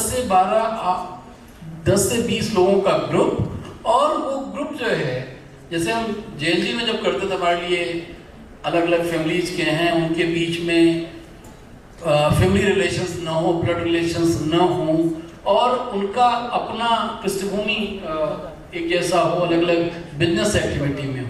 तो दोनों मॉडल का अपना अपना स्ट्रेंथ वीकनेस है. 6 महीना 9 महीना 1 साल के सेविंग के बाद जो है वो SHG जाते हैं CCL लिमिट के लिए और कई बार अर्ली डेज में क्योंकि मेरा अनुभव SHG और JLG दोनों का रहा है जो है और मैंने SHG JLG के दोनों की स्ट्रेंथ का हाइब्रिड मॉडल भी कंट्री के किसी पूरा डिस्ट्रिक्ट में कभी लॉन्च किया. रीवा डिस्ट्रिक्ट मध्य प्रदेश में तो वो एक तरह से टच बेस में SHGs की अपनी स्ट्रेंथ है लेकिन एक क्रेडिट देने में आप 1.5 साल 2 साल 2.5 साल की सेविंग के बाद जब किसी पोटेंशियल एंटरप्रेन्योर को आप असेस कर रहे होते हो तो उसकी रिक्वायरमेंट्स कई बार वो पूरी नहीं होती जो है. अर्ली डेज में आपने इंटरनल लेंडिंग या बाकी तो इसलिए माइक्रो फाइनेंस का जो JLG मॉडल है वो ज़्यादा एक्सेलरेट किया. आज की तारीख में पूरे कंट्री में करीब 7 करोड़ फैमिलीज हैं जो माइक्रो फाइनेंस JLG ग्रुप के अंदर जो है जो बारो कर रहे हैं और इसमें नाबार्ड जो है एक सिग्निफिकेंट लेंडर है. नाबार्ड अपने SHG और JLG दोनों प्रोग्राम्स को प्रमोट कर रहा है. दूसरा एक बड़ा चैलेंज जो मुझे दिखाई देता है SHGs की इंडिविजुअल क्लाइंट की क्रेडिट रिपोर्टिंग नहीं है. उनका SHG के नाम से बारोइंग है लेकिन अगर इंडेप्टनेस इंडिविजुअली हम उसको आइडेंटिफाई करने की कोशिश करें कि किस फैमिली में या किस इंडिविजुअल मेंबर के पास SHG का कितना बारोइंग है ये ट्रैक करना मुश्किल हो जाता है. इसकी वजह से ओवर इंडेप्टनेस के चांसेस कई बार बढ़ जाते हैं. कई बार सेम मेंबर SHG में भी होगा लेकिन वो किसी दूसरी कंपनी या कुछ दूसरे बैंक के JLG में भी होगा. और आपने एक सवाल उठाया था 25% या 24% की लेंडिंग रेट जो है तो एक्चुअली सर चैलेंज आता है हमारी अपनी बारोइंग कास्ट जो है वो 12-13% की होती है. 8 to 6% के 6 to 8% के बीच का ये लोन छोटे टिकट साइज का है तो उसका अपना ऑपरेटिंग कास्ट है. 2 से 2.5% जो है इस बिजनेस का लेंडिंग रिस्क है. और Indian micro finance world wide cheapest है जो है पूरे दुनिया के किसी भी कंट्री के कंपैरिजन में इंडियन माइक्रो फाइनेंस का ग्रुप लेंडिंग मॉडल चीपेस्ट है। तिवारी जी ऐसा था कि जैसे मैंने वो रेट बताया वो आपको रिपोर्ट किया है, मैंने कमेंट नहीं की कि क्या है क्या नहीं है, मैंने रिपोर्ट किया कि ये अब बिजनेस हो गया है, ये नहीं है कि बिल्कुल कोई सोशल लेंडिंग है, वेलफेयर लेंडिंग है।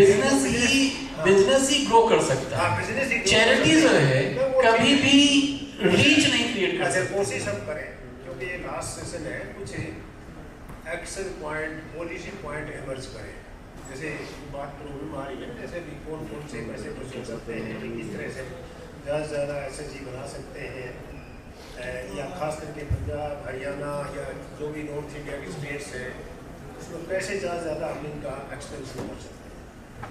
हाँ जी राजेश जी।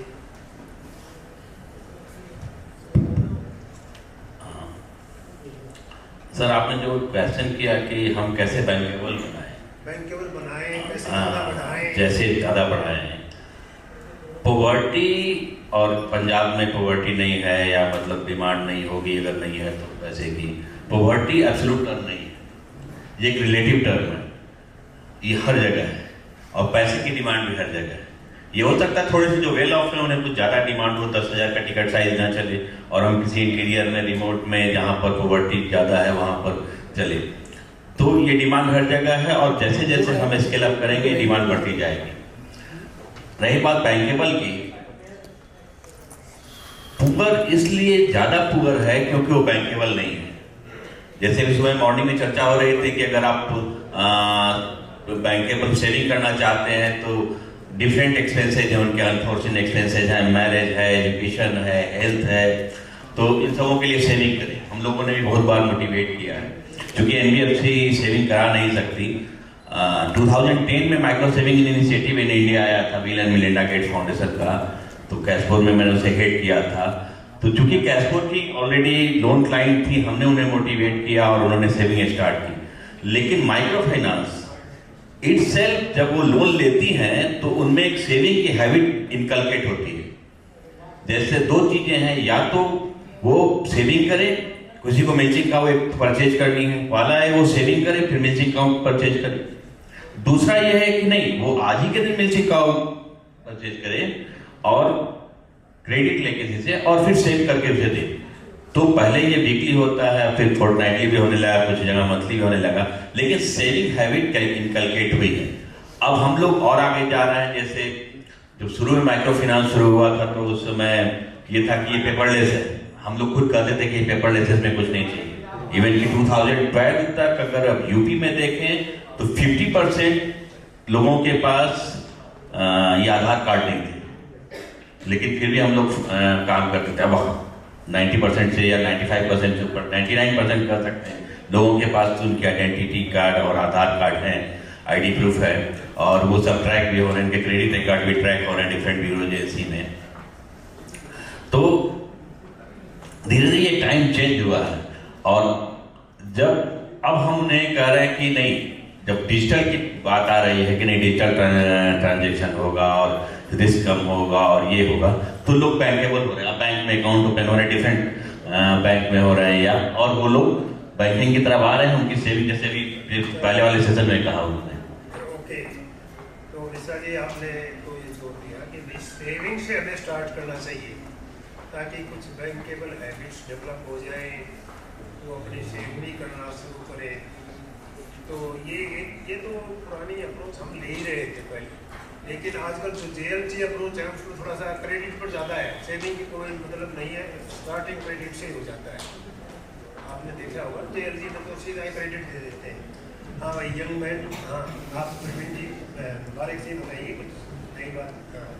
जी तो आई थिंक एज आपने कहा यंग मैन, तो मैं ज़्यादा एक्सपीरियंस लेके नहीं आऊँगा, हम इसलिए तो हाँ मैं सोल्यूशन नहीं दे सकता, मैं पर्सपेक्टिव दे दूंगा। तो हम अराउंड 30 MFIs के टेक्नोलॉजी प्रोवाइडर्स हैं on the customer onboarding piece. तो जो आज हमने सुबह सुना भी अमितेश मिडलैंड माइक्रो फाइनेंस से, ही वाज सेइंग कि डिजिटाइजेशन के कारण जो पहले उनकी पेरिफेरी होती थी 25 किलोमीटर की, अब वो 50 किलोमीटर है। राइट। तो वो काफी अच्छा पर्सपेक्टिव है कि कई बार हम देखते हैं स्मॉल एमएफआईज या इवन लार्ज एमएफआईज ये सोचते हैं कि डिजिटाइजेशन या टेक्नोलॉजी बहुत डिस्ट्रप्टिव है, लोगों को समझ में नहीं आएगा, यूज नहीं कर पाएंगे, मोबाइल फोन्स ज़्यादा प्रेवलेंट नहीं है मार्केट में, तो इसलिए डिजिटाइजेशन अडॉप्ट नहीं होता है। बट प्रैक्टिकली देखा जाए आज तो डिजिटाइजेशन के कारण कॉस्ट भी कम हो रहा है, रीच भी बढ़ रही है। सो एक पर्सपेक्टिव ये है कि टेक्नोलॉजी का जितना यूज होगा उतना ज़्यादा आप स्प्रेड कर सकते हो, उतना ज़्यादा आपकी कॉस्ट कम होगी और उतना ज़्यादा, जैसे विवेक सर कह रहे हैं, बिजनेस भी बढ़ सकता है। हाँ, तो मेरा थोड़ा सा ये कहने का था, मैंने आपको शुरू में बताया कि पंजाब कुछ पार्ट्स हरियाणा के भी जो संपन्न पार्ट्स हैं, जैसे आपके करनाल हुआ, सिरसा हुआ, फतेहाबाद हुआ, और पंजाब तो सारा ही लगभग होशियारपुर वाला को छोड़ करके, एक तो ये कारण था कि इनके पास alternate system of emergent need के लिए हट दिया सिस्टम है, और दूसरा अभी थोड़ा सा कम हुआ है क्योंकि जैसे काफ़ी साथियों ने बताया कि कुछ लोग पंजाब में भी माइक्रो फाइनेंस कर रहे हैं, लेकिन आपने सुना होगा कमेटी डालने का सिस्टम बहुत है इधर, सुना है आपने? जो कमेटी डालते हैं लोग 100 रुपये, 1000 रुपये इकट्ठे करके कमेटी डालते हैं, वो भी एक किस्म से उनका एक ग्रुप तो बनाते हैं, लेकिन उस कमेटी सिस्टम के कुछ वीकनेसेस हैं, हम उनको स्ट्रेंथ में कैसे बदलें? देखो कमेटी सिस्टम आप कभी बैंकर के रूप में या NBFC वाले आप कभी गांव में जाके पूछोगे भी तुम्हारे गांव में कौन कौन कमेटी डालते हैं, तो 2-4 कमेटी आपको मिल जाएगी, पता करेंगे भी एक ग्रुप तो वो है, एक ग्रुप वो है, कहीं लेडीज़ का होगा, कहीं आदमी का होगा, तो इसका मतलब वो पूलिंग ऑफ रिसोर्सेज तो कर रहे हैं, लेकिन वो बैंकेबल नहीं है, क्योंकि नेट उनका कोई अकाउंट होता है, इकट्ठा किया पैसा, एक आदमी ने बाई सेट उठा लिया या बाई ऑप्शन से उठा लिया, सुना होगा ना कमेटी। और ये कमेटी सिस्टम हमारे नॉर्थ इंडिया में बहुत ज़्यादा था, पहले तो खास करके भाई कोई 1000 कर रहा है, कोई 2-2 हज़ार भी कर रहा है, कोई 100 भी कर रहा है, तो इसको बैंकेबल बनाने के लिए अगर कोशिश की जाए तो आपको थोड़ी सी मेहनत कम करनी पड़ेगी, हालांकि जो ग्रुप अपने बनाए जाते हैं खुद, उनकी बराबरी कोई नहीं होती। अगर क्रेडिट देने वाले अपना ग्रुप बनाते हैं वो सबसे स्ट्रॉन्ग पॉइंट होता है, अगर ग्रुप कोई बनाए क्रेडिट आप दो तो गड़बड़ होती थोड़ी सी, लेकिन इन कमेटीज को आप अपने ग्रुप में बना सकते हो। ये मैंने कई जगह सुना है कि कई लोग ऐसे करते हैं कि भाई उनको कहते हैं कमेटी वालों को कि तुम सारा पैसा मत मानो, 1000 रुपये मान लो, 10 आदमियों ने किया, 10,000 किया एक बार में, तो आप 10,000 में से 50%, 60% तो आप उठा लो ऑप्शन से आपसे, लेकिन 30% है बैंक में अकाउंट खोलो। बैंक में अकाउंट जैसे पहले भी बता रहे थे, आपने रिप्रेजेंटेशन किया था, तो उनको a part of that saving bank account में डालने की अगर प्रक्रिया डाली जाए साथ में, चाहे वो परसेंटेज शुरू में 20-25 से शुरू कर सकते हैं, तब वो कमेटी में, एक कमेटी में 2-3 ग्रुप भी बन सकते हैं, हमारे 2-3 GLG भी बन सकते हैं। और जैसा आपने कहा था ना सेविंग का हमारा जो लक्ष्य है कि सेविंग के साथ ग्रुप किए जाए, वो ज़्यादा स्ट्रॉन्ग होंगे, वो ज़्यादा सस्टेनेबल होंगे। तो ये एक कमेटी जो है ना, ये भी एक अल्टरनेट है। यहाँ खास करके पंजाब में तो पहले लोग बहुत कमेटी डालते थे, हर गांव में, हर शहर में कमेटी चल रही थी। तो इन कमेटीज को अगर आप कुछ हद तक उनकी पूरी सेविंग को एकदम लोन में उठाने की बजाय अगर उनको कुछ पार्ट सेविंग में डाल दिया जाए, तब हम उनको लोन दे सकते हैं, बैंक में बना सकते हैं। एक चीज बताओ।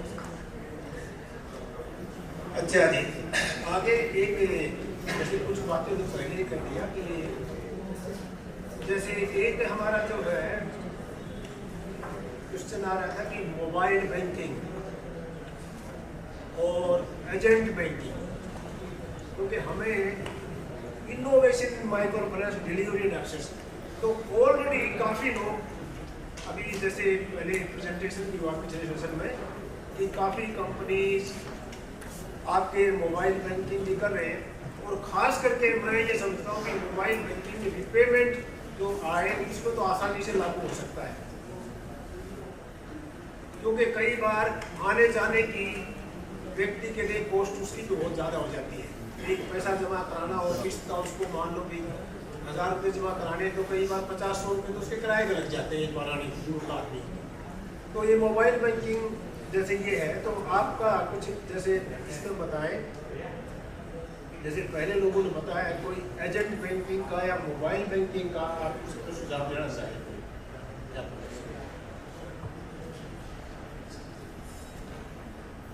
मोबाइल बैंकिंग या फिर एजेंट बैंकिंग सर, ये स्टार्ट होगा अवेयरनेस से। मोबाइल बैंकिंग में भी मोबाइल यूज का ये मोबाइल यूज, ये एमएफआई के जो बॉरोवर हैं ये सब बहुत रूरल एरियाज में प्रेजेंट हैं। हालांकि आजकल 4G 5G कनेक्टिविटी वहाँ पर है, बट इंटरनेट की कनेक्टिविटी का एक बहुत बड़ा इशू है रूरल एरियाज में स्पेसिफिकली। तो मोबाइल बैंकिंग एक फाइनेंशियल इंस्टीट्यूशन से उस लेंडिंग उस रूरल एरिया में पेनिट्रेट करना सर, इसके लिए बहुत बड़ा इंफ्रास्ट्रक्चर गवर्नमेंट की तरफ से चाहिए पहली चीज़। तो गवर्नमेंट को अवेयरनेस बहुत डीप लेवल पे बहुत डीप डाइव करके इंफ्रास्ट्रक्चर बनाना पड़ेगा, अवेयरनेस करनी पड़ेगी बहुत। इसमें triple P project, triple P partnership चाहिए एक फाइनेंशियल इंस्टीट्यूशन का उस पर्टिकुलर रूरल एरिया में, सो दैट मैक्सिमम लोगों को सिखा के और उसको एंड यूज कराना। बिकॉज ये जो रूरल पॉपुलेशन है सर, इसमें सबसे बड़ा प्रॉब्लम ही उनकी अंडरस्टैंडिंग और अवेयरनेस का है। हमारी पिछली प्रेजेंटेशन में विकास जी ने एक बहुत अच्छा पॉइंट रेज किया। पहले लोगों को उन्होंने सिखाया कि कैशलेस होना कैसे है। बिकॉज अगर आप डे 1 से उसको बताओगे नहीं मैं आपको लोन ही नहीं दूंगा, तो आपके पास कोई आएगा ही नहीं। लेकिन इनकी कंपनी ने इनिशिएटिव लिया, तो सिमिलर टास्क में सभी एक ऐसा इंफ्रास्ट्रक्चर हम लोग डेवलप करें कि अवेयरनेस उस डीप लेवल पे हमें पेनिट्रेट करना पड़े, सो दैट एक वो मतलब एक लाइबिलिटी बन जाए कि नहीं मेरे को करना ही करना है। और जब हमारे यहाँ कल्चर क्या है कि एक बार कोई चीज अगर हमें बोल दिया कि हमें करना ही करना है, तो उसके बाद तो फिर वन हैज टू डू। चलिए, आपका मतलब पहले का कि एग्जाम्पल तो आपको अभी भी देके गया ही था, कैशलेस आपका एक तो है सिद्धांत रूप से डिसीजन लेना कि कैशलेस करना है, ये नहीं बात थोड़ी बहुत तो कहीं कहीं डाइवर्जन वो भी कर लेते होंगे, लेकिन एक सिद्धांत बन जाए तो फिर ये जो ऑपरेशनल डिफिकल्टी है भाई, जैसे कनेक्टिविटी का न होना कम होना, चलो ये तो होती रहती है। तो इसमें ये नहीं कि आप 100% उसको करें, मिक्स तो दोनों करते ही करते हैं, लेकिन हमें ये कोशिश करनी चाहिए जिससे न केवल हमारी ट्रांजैक्शन कॉस्ट बल्कि हमारे बोरोर की ट्रांजैक्शन कॉस्ट भी कम हो जाए, क्योंकि बोरोर की भी ट्रांजैक्शन कॉस्ट को हमें ध्यान में रखना है ताकि वो ज़्यादा ज़्यादा हमारे पास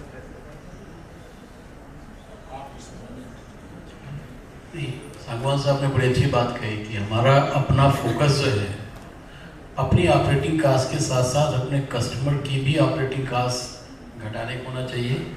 डिजिटाइजेशन बड़ा इम्पॉर्टेंट है, लेकिन डिजिटाइजेशन जो है वो एक बर्डन नहीं बन जाना चाहिए। जो है डिजिटाइजेशन जो है फाइनेंशियल इंक्लूजन का एक बॉटलनेक नहीं क्रिएट होना चाहिए।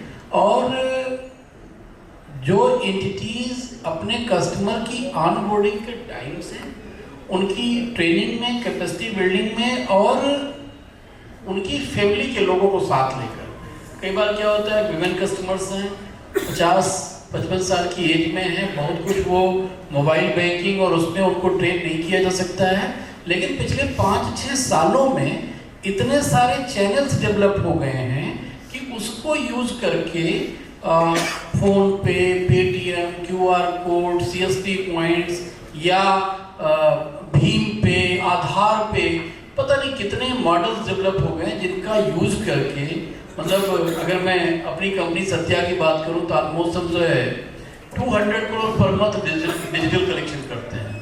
मतलब जहां पर कस्टमर अपने अकाउंट से कंपनी अकाउंट में डायरेक्टली पे कर रहा है डिफरेंट चैनल्स में यूज करके। जो है इसका मतलब रूरल जो है वो काफ़ी कुछ प्रिपेयर है एडाप्टेशंस के लिए, काफ़ी कुछ प्रिपेयर्ड है चेंजेस के लिए, बस उसको एक हैंड होल्डिंग सपोर्ट चाहिए।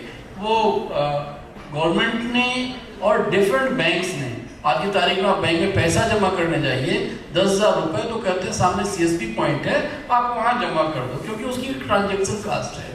लेकिन साथ में जो है सर्विसेज जो है बैंकिंग आवर के बियॉन्ड अवेलेबल है। आज की तारीख में किसी को रात के 8 बजे विड्रा करना है और CSP पॉइंट ओपन है, उसका लिमिट खुला हुआ है, तो उससे पैसा 10,000 रुपये विड्रा करना उसको टाइम नहीं लगता। तो फैसिलिटीज भी हैं और उन फैसिलिटीज के डिफरेंटली चार्जेस भी हैं, एक्सपेंसेस भी हैं। अल्टीमेटली ये सारा बर्डन घूम फिर के जो है लास्ट माइल कस्टमर पर ही जाता है, चाहे वो बैंक का हो या NBFC का हो या किसी और नेटवर्क का हो। लेकिन सर्विसेज ईज आउट हो रही हैं, जो फैसिलिटीज हैं वो लास्ट माइल तक पहुंच रही हैं। और इंडिया शायद इकलौती कंट्री है जो इतने एम्बिशियस प्रोग्राम्स के साथ काम कर रही है, जहां पे हम सब लोग जो है पेपरलेस, कैशलेस, डिजिटल, इन चीज़ों पे इतना फोकस्ड हैं जो है। और हमें से बहुत सारे लोग यहाँ बैठे हैं जो आज की तारीख में पेपरलेस, कैशलेस ऑपरेशंस की तरफ मूव कर रहे हैं जो है, जहाँ पर जो है जनधन, आधार, मोबाइल की ट्रिनिटी जो है वो काफ़ी बड़ा रोल प्ले कर रही है। आधार इस कंट्री के लिए जो है एक बहुत बड़ा वरदान साबित हुआ, स्पेशली फाइनेंशियल इंक्लूजन प्रोग्राम, जहाँ से हम फ्रॉड आइडेंटिफाई करते हैं, जहाँ से हम इफिशियंसी बिल्ड करते हैं, जहाँ से हम फंड्स का एक जगह से दूसरी जगह ट्रांसफर करना, रेमिटेंस मनी को जो है मुंबई में बैठा हुआ कस्टमर या कहीं और बैठा हुआ उसका फैमिली का मेंबर अपने घर में पैसा ट्रांसफर करना 10 साल पहले इतना आसान नहीं था। तो ये कहीं न कहीं रूरल काफ़ी अवेयर है, काफ़ी तैयार है और एक इंस्टीट्यूशनल विल पावर और उसके सपोर्ट सिस्टम की ज़रूरत है, जहाँ पे ट्रेनिंग और कैपेसिटी बिल्डिंग में थोड़ा इन्वेस्टमेंट करके शायद गवर्नमेंट और प्राइवेट, जैसा मोहित ने कहा कि प्राइवेट और पब्लिक पार्टनरशिप के साथ जो है इस प्रोग्राम को ज़्यादा एक्सेलरेट किया जा सकता है। मतलब कहने का ये है कि जैसे एफिशिएंसी इन डिलीवरी, और डिलीवरी में चाहे आप ट्रांजेक्शन आप अपनी तरफ से लेंडर की तरफ से जाएंगे, चाहे बोरोवर का रिपेमेंट भी हो एक ट्रांजेक्शन है उसकी अपनी, तो एफिशिएंसी भी अपने आप में एक इनोवेशन होता है। अगर हम उसमें एफिशिएंसी लाते हैं, that is also innovation, it will help in spreading और माइक्रो फाइनेंस। इसी संबंध में अभी फिर आगे चलिए मिश्रा जी, राजेश मिश्रा जी, कि एक पहले काफ़ी आता था, अभी आ रहा है इनोवेशन में, ये भी देखें आप, और काफ़ी हद तक तो RBI अभी कुछ पॉलिसीज बना भी रहा है कि कॉस्ट ऑफ फंड्स पर भी, जैसे रेट ऑफ इंटरेस्ट की बात चली थी, कि क्या तरीके हो सकते हैं कि NBFC में तो कहीं से रिसोर्स तो लेते हुए बताते हैं अपने, तो how to reduce the cost of funds for the lenders, NBFC हो चाहे इनके लिए, खास करके NBFC, बैंकिंग का तो फिर भी सिस्टम है कि how to reduce the cost of funds for that.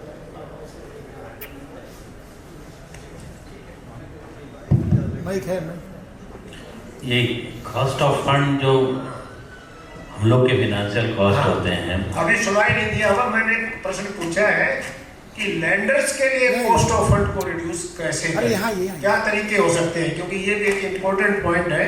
अभी हालांकि RBI ने काफी कुछ रिलैक्सेशन दिए हैं, फिर भी आप अपने जो एपेक्स इंस्टीट्यूशन है खास करके प्राइवेट फंडिंग के, उनके जो कॉस्ट ऑफ फंड है, क्योंकि ये नॉन कोलेटरल लोन होता है, उनके अगर कॉस्ट ऑफ फंड हल्के होंगे, कम चार्जेज के होंगे, तो फर्दर डाउन द लाइन नीचे जाएंगे। कॉस्ट ऑफ फंड का सबसे ज़्यादा प्रॉब्लम, ज़्यादा कॉस्ट ऑफ फंड जो छोटी ऑर्गेनाइजेशन को करना पड़ता है, जिनकी क्रेडिट रेटिंग AAA या BBB नहीं है, AUM साइज छोटा है, विंटेज नहीं है ज़्यादा, तो उन पे कॉस्ट ऑफ फंड उन्हें ज़्यादा पे करने पड़ते हैं, क्योंकि वो डिपेंडेंट होते हैं प्राइवेट इक्विटी एपेक्स इंस्टीट्यूशन पे, जो NBFC है बड़े साइज के होलसेल में, और वो कॉस्ट ऑफ फंड ज़्यादा उनके होते हैं। जो जिन्हें पब्लिक सेक्टर बैंक से और दूसरी जगहों से फंडिंग हो रही है, या दोनों जगह से फंडिंग हो रही है, तो एवरेज कॉस्ट ऑफ फंड नीचे जाता है। तो हर ऑर्गेनाइजेशन को ये कोशिश करनी चाहिए कि पब्लिक सेक्टर बैंक को ज़्यादा अप्रोच करें, अपने रेटिंग को सुधारें, अपनी ग्रेडिंग को आगे बढ़ाएं, ताकि कॉस्ट ऑफ फंड को नीचे ला सकें। आप कुछ अपनी टेक्नोलॉजी के तरफ बताइए, आपका टेक्नोलॉजी उससे एफिशिएंसी कैसे रहेगा? So Sa-Dhan sir, I will just आपका जो पॉइंट है ना एफिशिएंसी एज इनोवेशन, मैं उस पर एक और चीज़ इलैबोरेट करना चाहूँगा। आपने एक बहुत इंपॉर्टेंट चीज़ कही कि बोरोवर का कॉस्ट कैसे कम किया जाए। सो एटलीस्ट मुझे पता है कि 2 बड़े MFIs पायलट्स रन कर रहे हैं जहाँ पे फुल्ली एजेंटलेस लेंडिंग हो सके, जहाँ पे borrower with some vintage mobile पे लॉगिन कर सके, आफ्टर सम अवेयरनेस ट्रेनिंग के बाद ऑलरेडी उन्हें आइडेंटिफाई किया जाए और वो लोग डिजिटली लोन ले सके फ्रॉम द MFI, राइट। उससे क्या होगा कि आपका जो डेली 50 रुपीज़ अगर आपको चाहिए to go to a branch, और घर पे अगर आपको रुकना है स्पेसिफिक टाइम के लिए कि एजेंट आएगा, वो सारी डिपेंडेंसीज जा सकती है। सो बोरोवर्स के लिए कॉस्ट कम हो जाएगी, MFIs के लिए कॉस्ट कम हो जाएगी, एंड ऑफ कोर्स ये इसके पायलट स्टार्ट हुए, टाइम विल टेल कि वेदर ये इंडस्ट्री फुल्ली अडॉप्ट करती है नहीं करती है, what percentage of total loan size is fully digital, ये time will tell. But efficiency as innovation, ये इस तरीके से कुछ ट्राई किया जा रहा है।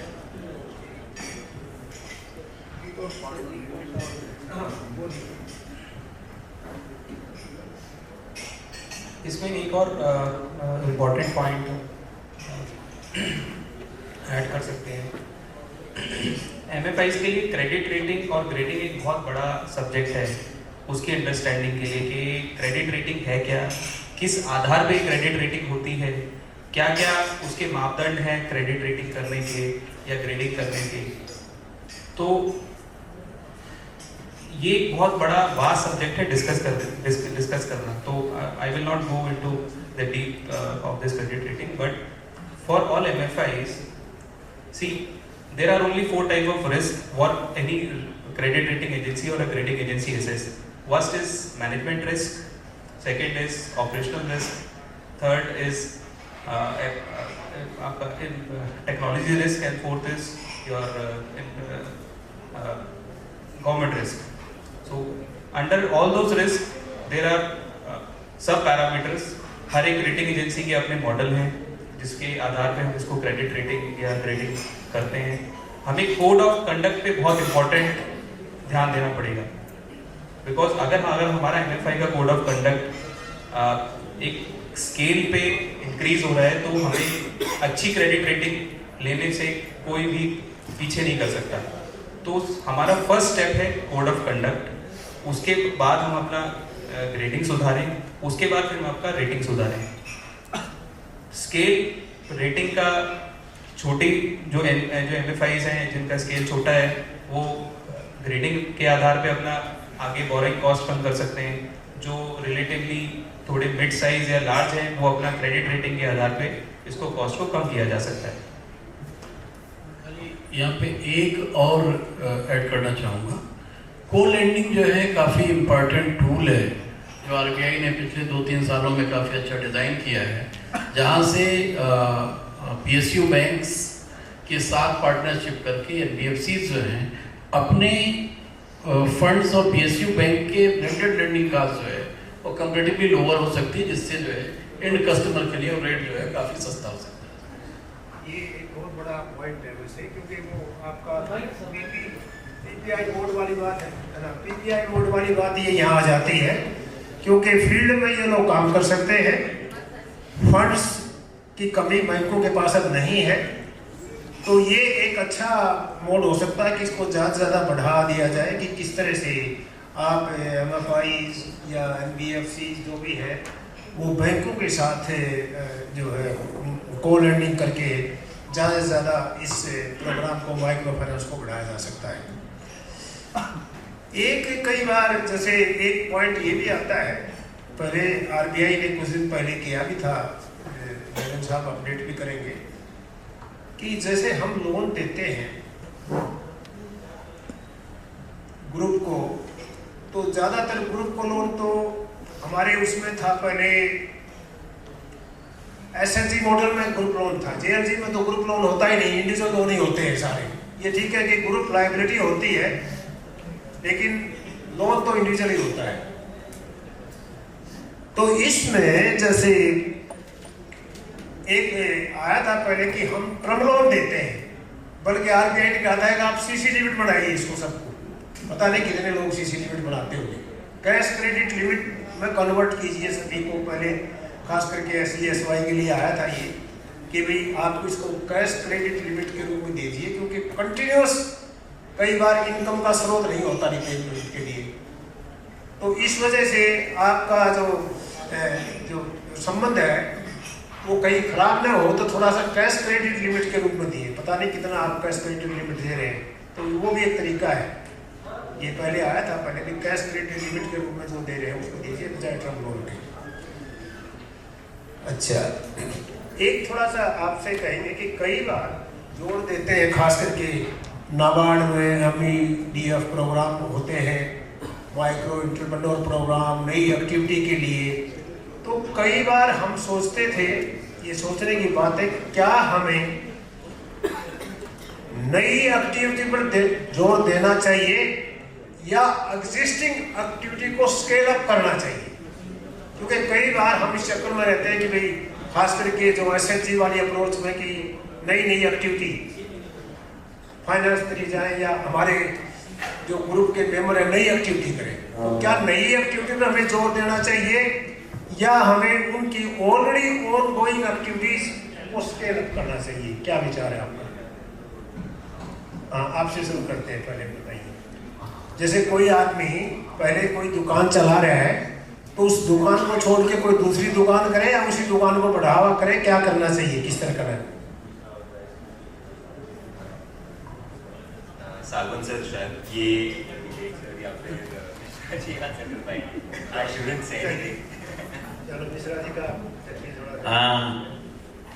ये माइक्रो फाइनेंस में ऑलरेडी हो रहा है। एक्चुअली जब कोई मेंबर हमारी काऊ के लिए या फर्निचिंग एनिमल तो फसलों के लिए लोन लेती है, तो 1-2 लोन लेने के बाद 2-3-4 काऊ इनके पास हो जाती हैं, उनका जगह नहीं होता, तो कहती है साहब हम पैसे तो ज़्यादा ले सकते हैं, हम क्वालिफाई भी कर रहे हैं बड़े लोन के लिए, लेकिन मेरे पास जगह नहीं है, तो मुझसे कैसे करें? तो वो क्या करती है, अपने लड़के या उनके हस्बैंड उस बिजनेस को डाइवर्सिफाई करती है, वो दूसरे बिजनेस में जाते हैं। जैसे उन्होंने कहा कि नहीं ठीक हम एग्रीकल्चर लीज पे ले लेंगे 2 बीघे और उसमें हम अपनी गाय भैंस को बांध लेंगे और इसे भी बढ़ाएंगे उसे भी बढ़ाएंगे। उसी तरह से जैसे कोई साइकिल के पंचर बनाने वाला है, उसका लड़का बड़ा हुआ और वो बड़ी ग्रेजुएट क्लाइंट हो गई है, सब्सिक्वेंट लोग 8-10 ले चुकी है, तो वो चाहती है कि नहीं अब हम साइकिल की दुकान मेरा लड़का करे। तो ये माइक्रो फाइनेंस बहुत तेजी से हो रहा है। और डाइवर्सिफिकेशन के लिए तो हम लोग मोटिवेट करते हैं कि ये नहीं ठीक है आपका बिजनेस डाइवर्सिफाई होना चाहिए, क्योंकि उनके बिजनेस की ज़्यादातर उनके बिजनेस की एक लिमिटेशन होती है, उससे ज़्यादा स्प्रेड नहीं कर सकते उस बिजनेस को। और हम भी ये चाहते हैं कि उनके वहाँ 2 या 3 या 4 रिसोर्स हो इनकम के, ताकि कभी कोई बिजनेस अगर उनका धीमा पड़े, प्रोजेक्ट कोलैप्स हो या कुछ अल्टू बार्ट्स हो, तो वो दूसरे रिसोर्स से पे कर सके। तो ये हमारी भी गर्ज होती है कि हम उनसे रिक्वेस्ट करें कि नहीं आप अपने बिजनेस को डाइवर्सिफाई कीजिए rather than continuing one business. आपका क्या ख्याल है इस बात? आपका क्या ख्याल है इस बारे में? Sir I agree with Mishra ji कि सर सबसे पहले बिजनेस को डाइवर्सिफिकेशन में लाना बहुत ज़रूरी है, बिकॉज डाइवर्सिफिकेशन से हमारा जो रिस्क है वो मिटिगेट हो जाता है कम्प्लीटली। अगर हम नया बिजनेस करेंगे तो वो हमें फिर से स्क्रैप से शुरू करना पड़ेगा और फिर उसमें रिस्क जो है रिस्क परसेंटेज विल बी 100%। लेकिन डाइवर्सिफिकेशन में क्योंकि हमारा existing business already running position पे है, it is generating a certain amount of revenue to us, so उसको डाइवर्सिफिकेशन ही करना चाहिए। That is my personal suggestion. हमारा बिजनेस का मतलब हम कह रहे थे क्लाइंट का बिजनेस करें या हम अपने ऑर्गेनाइजेशन का बिजनेस करें, ये भी क्लियर कर दो। नहीं सर, दोनों का सर, दोनों मैं दोनों का सर, मैं तो MFI के लिए भी यही बात करूंगा। मतलब कहने का ठीक है, दोनों का क्योंकि सर MFI तो जो हमारा माइक्रो फाइनेंस इंस्टीट्यूशन है वो तो सस्टेन सर वो बोरोवर छोटे छोटे जो ग्रुप्स हैं या छोटे छोटे जो बोरोवर्स हैं उन्हीं के ऊपर सस्टेन कर रहे हैं। जब उनका बिजनेस अच्छा चलेगा तो ऑटोमेटिक हमारा MFI का बिजनेस अच्छा चलेगा। तिवारी जी आप कुछ कहना चाहेंगे? फाइनेंशियल इंक्लूजन प्रोग्राम जो है जितने ज़्यादा से ज़्यादा लोगों तक पहुंचाया जाता है, जितने से ज़्यादा एलिजिबल पोटेंशियल एंटरप्रेन्योर्स को जो सिस्टम में लाया जा पाए, तो इसके लिए पहली रिक्वायरमेंट है लोगों को ऑनबोर्ड करना और उनकी इनहेंस रिक्वायरमेंट को फुलफिल करने के लिए आपका सिस्टम कैपेबल हो और वो आपके सिस्टम में रिटेन करें, और जब उनकी कैपेसिटीज बिल्डअप हो जाए वो फैमिली और बैंक के कस्टमर कैसे बन जाए और धीरे धीरे जो NBFC और बैंक से अपग्रेड होके इस लेडर में अपग्रेड हो, उसके लिए हमें काम करना।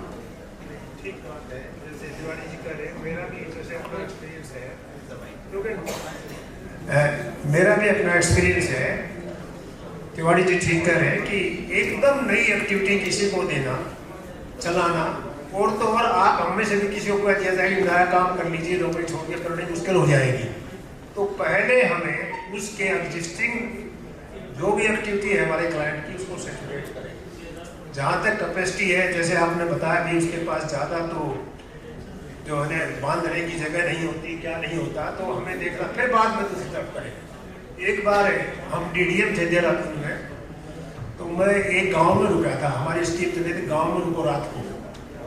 तो मैं पूछने लगा पहाड़ी लोगों से, एक वहाँ पर कालसी जगह है चक्रोता के पास, मैंने कहा भाई हम आपको 1 भैंस का लोन देते हैं, 2 का भी देने की कोशिश करते हैं, बाद में 3 भी कर दी थी। तो रात को बैठ के हम बैठे हुए थे वहाँ, तो वो बोला कि आप चाहे 2 का दे लो, 3 का दे लो, हमारे पास कैपेसिटी 1 ही भैंस रखने की है, क्योंकि बाकी चलाने के लिए चारा ही नहीं होता हमारे पास। तो मैंने पूछा कि बताओ फिर किस चीज़ में लोन दिया जाए आपको, तो वहाँ पर जिंजर ज़्यादा पैदा होता था। तो कहने लगे जी हमें बीज महंगा मिलता है, अदरक का बीज बहुत महंगा मिलता है, और हमें अदरक के लिए लोन मिल जाए तो हमें बड़ा फायदा होगा। वो पहले वहाँ 2-2, 3-3 लाख की लिमिट बढ़ाते थे RRP वगैरह, और मैंने उसको पहले ही जाकर के मैंने कहा कि तू इस बार 6-7 लाख की बना, और उसकी देखिए PNB की ब्रांच भी थी, उन्होंने भी 15-20 लाख बना दिए, और वो बहुत बड़ा फायदा हुआ। बल्कि यहाँ तक कि वहाँ कुछ आड़े दिए बैठते थे, वो तो हमारे जैसे नाराज हो गए, बोले उन्होंने पता नहीं क्या करा दिया। तो हमें ये सही मतलब ये टारगेट बनाना कि किस चीज़ के लिए ज़्यादातर लोगों को लोन दिया जाए, किस चीज़ को बढ़ा दिया जाए, ये भी अपने आप में इनोवेशन हो सकता है, और हमारे इस माइक्रो फाइनेंस को स्केल अप भी कर सकता है। तो अभी टाइम लाइन से होने वाला है, तो अभी समाप्त करते, कोई बात विशेष कहना चाहो तो देखिए अभी इनोवेशन में जैसे हम कह रहे थे कि भाई एक दो चीज़ एक और है, एक प्रोडक्ट की बात नहीं हो पाई, नई प्रोडक्ट को भी हमें देखते रहना चाहिए। जैसे हमारे एग्रीकल्चर फाइनेंस में एक किसान क्रेडिट कार्ड नाम की प्रोडक्ट आई थी 98-99, और वो मैं समझता हूँ अपने लेवल से कि वंडरफुल प्रोजेक्ट थी। हालांकि वो बाद में खराब थोड़ी सी कर दी, ये सबवेंशन करके, वरना इतनी बढ़िया प्रोडक्ट थी कि वो एकदम इतनी तेजी से फैली किसान क्रेडिट कार्ड। तो सुबह जैसे चल रहा था ना, कोई कह रहा था भी एग्रीकल्चर में लोन और दे bank,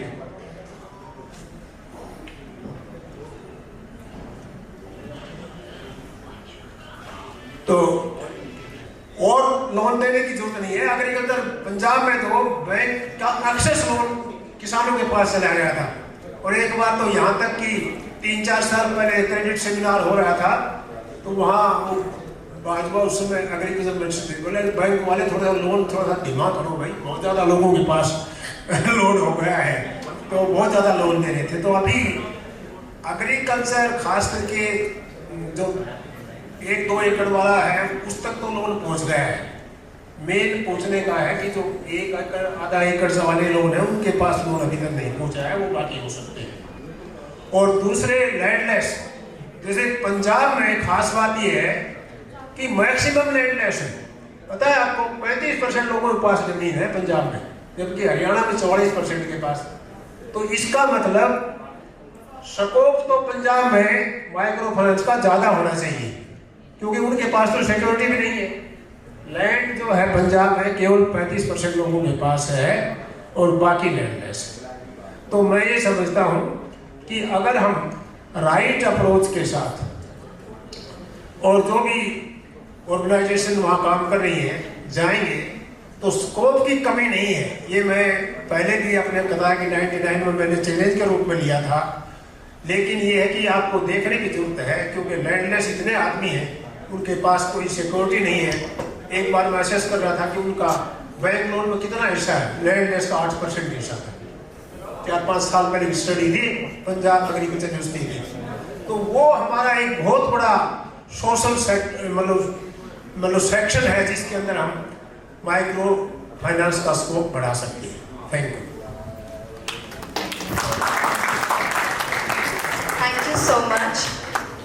I would like to invite Mr. Gigi Sir to felicitate all of these. Mr. Gigi. Mr. Pushkar.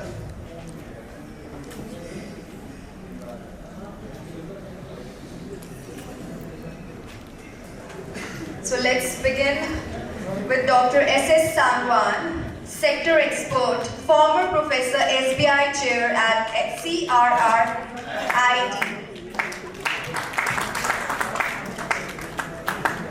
Please cheer up, everyone.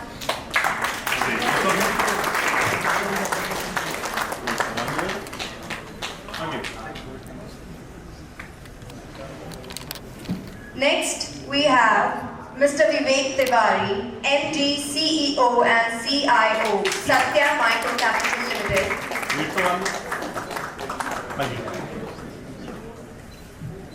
Next, we have Mr. Rajesh Mishra, CEO and Director of Samavesh.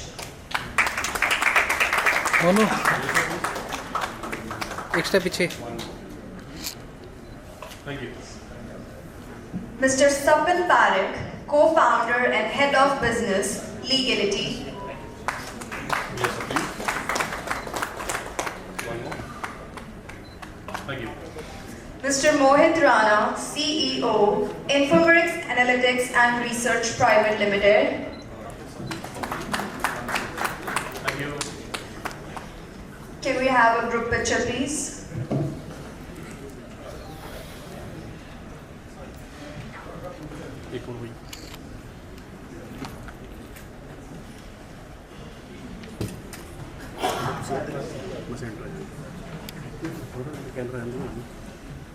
Okay.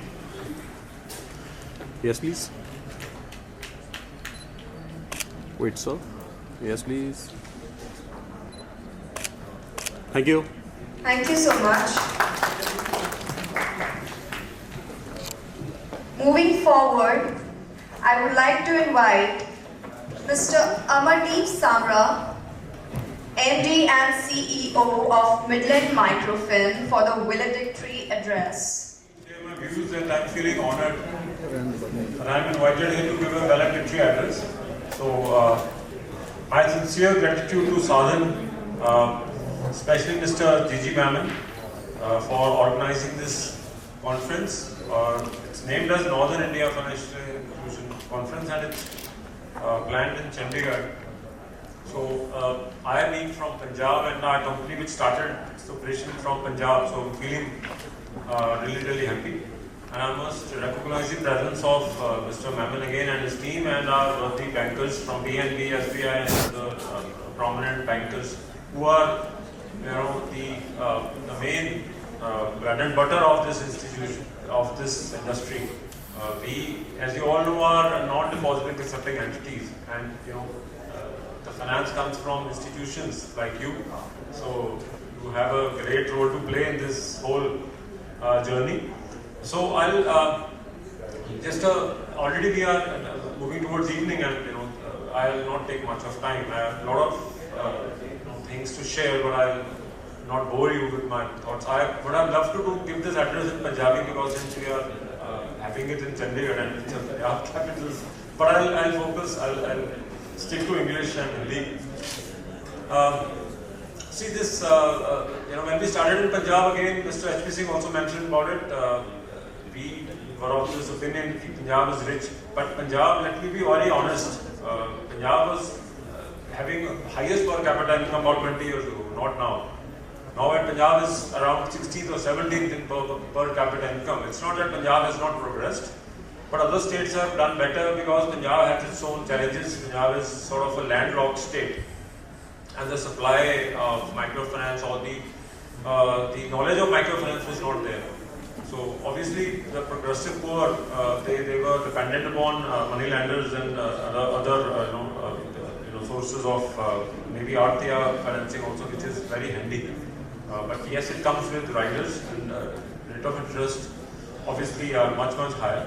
But the way this industry has evolved, it's immense. It's not just the loans. It's so much digitization, so much financial inclusion happening through this industry, it's now being recognized by the central government as well. Because the objective of our governments, that digitization is the answer. As Mr. Tiwari also just mentioned, I agree with his views. Digitization should be broadened more and more, and the financial inclusion which is happening at the grassroots levels, even the accounts which are opening in banks, in the grassroots level, in the deep rural pockets, are being motivated by players like us and much bigger players and all companies, big or small, because we are motivating our customers to open bank accounts, only then we will give you loans. So this is how microfinance industry is playing a better role for financial inclusion. With due respect to the bankers, sir, we are motivating our customers to open bank accounts with you. So that might be helping you to have a bigger footprint through us. So ये self praise नहीं है, तो एक reality में बताने की कोशिश कर रहा हूँ. तो एक और चीज़ जो अभी जैसे स्टार्टअप्स के बारे में बात हो रही थी, जैसे सर पूछ रहे थे, जो मॉडरेटर सर थे, कि नया अकाउंट खोलना चाहिए, नया लोन बिजनेस शुरू करना चाहिए या एग्जिस्टिंग को एनहांस करना चाहिए. तो दोनों तिवारी जी ने इसका भी आंसर बड़ा अच्छा दिया था कि जो एग्जिस्टिंग बिजनेस है वो तो सही है, चल रहा है, बहुत बढ़िया चल रहा है, बट जितना अगर आप एंटरप्रेन्योरशिप को प्रमोट करना चाहते हैं तो माइक्रो फाइनेंस एक प्लेटफॉर्म है जिसके जरिए ये हो सकता है. तो प्रेस वाले भी ये क्वेश्चन पूछ रहे थे, क्या आप जो यंग टैलेंट है गांव में उसको आप प्रमोट करोगे? क्यों नहीं, हम ऑलरेडी कर रहे हैं. अगर किसी बच्ची ने she is undergone a training for purpose boutique और टेलरिंग और any other purpose, we are ready to give a small ticket size loan to start with. So this is how this industry makes a lot of sense, and to join the journey which is seen to be a very, very fruitful going forward, because still we see there's a lot of credit gap with regard to the formal finance in this country.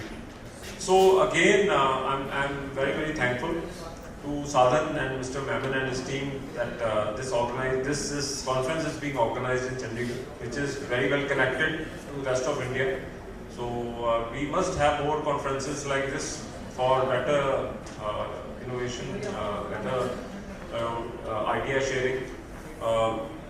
Just a small word of caution that Punjab has a lot of potential. Mr. HP Singh is another prominent player in Punjab, much bigger portfolio than us. But a word of caution about Punjab, because let's grow, but let's grow very, very responsibly. So, and one more little note of request for this industry, that try to bring in more and more ESG, and as my friend Royston Regensa mentioned about the Sustainable Development Goal. So let us together focus on that, focus a little more. We as a newer, smaller entity have started bringing in ESG, sustainable development. So please do focus on that. These are my words which I want to conclude now, and because since we are running a little late, so we might have another 5-10 minutes of facilitation, which is part of the game. But thank you very much for listening. It was a wonderful conference.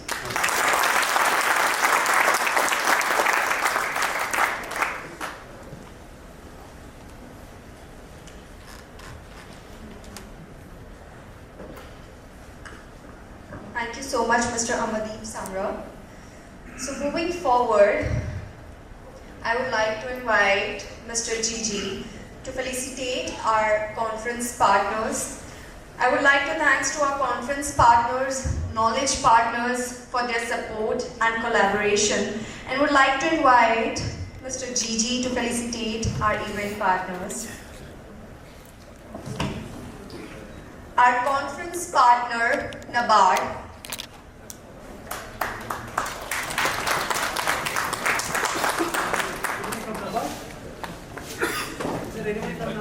Is there anyone from NABARD here? Okay, so our next partner is Midland Microfinance.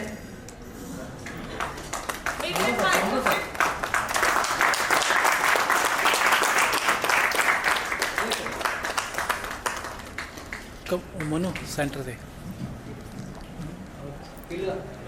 Thank you. Yes, sir, please. Wait, one more. Thank you. Our next partner, Sa-Dhan.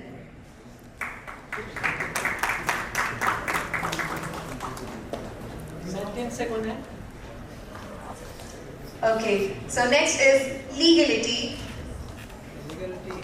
Do we have someone from legality? Please cheer him up. Yes, sir. Next we have Satya Micro Capital Limited.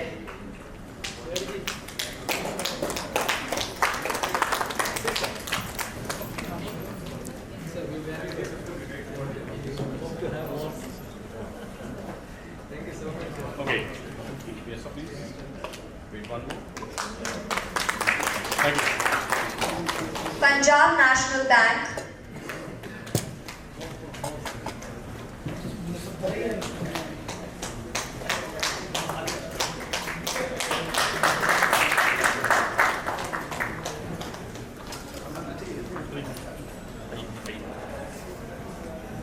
Yes, sir, please. Wait one more. Yes, please. Thank you. Bank of India.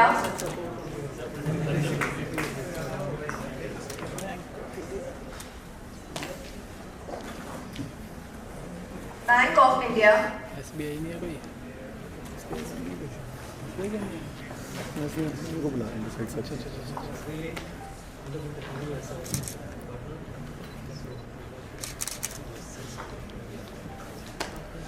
Lights बढ़ा Okay. Yes, sir, please. One more. Yes, please. Thank you. Utkarsh Small Finance Bank. Utkarsh Small Finance Bank. No. Narrowing Gap. Samavesh Finsel.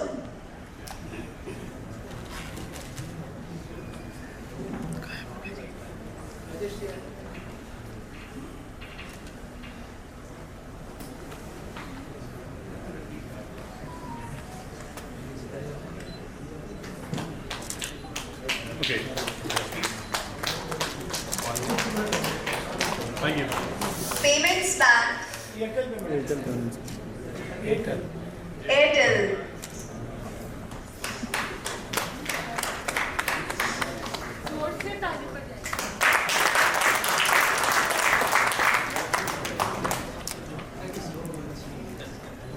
Okay. Yes, sir, please.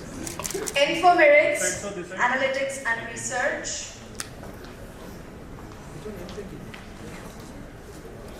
Infomerics.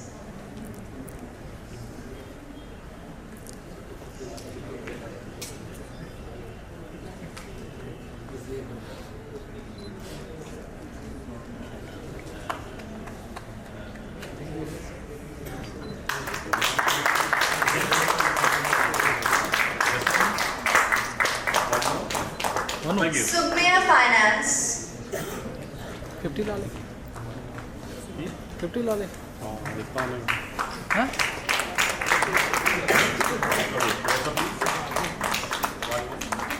Thank you. M2I.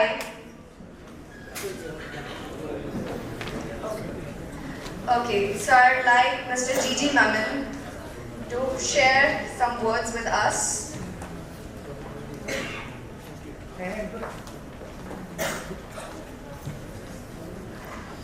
मनो light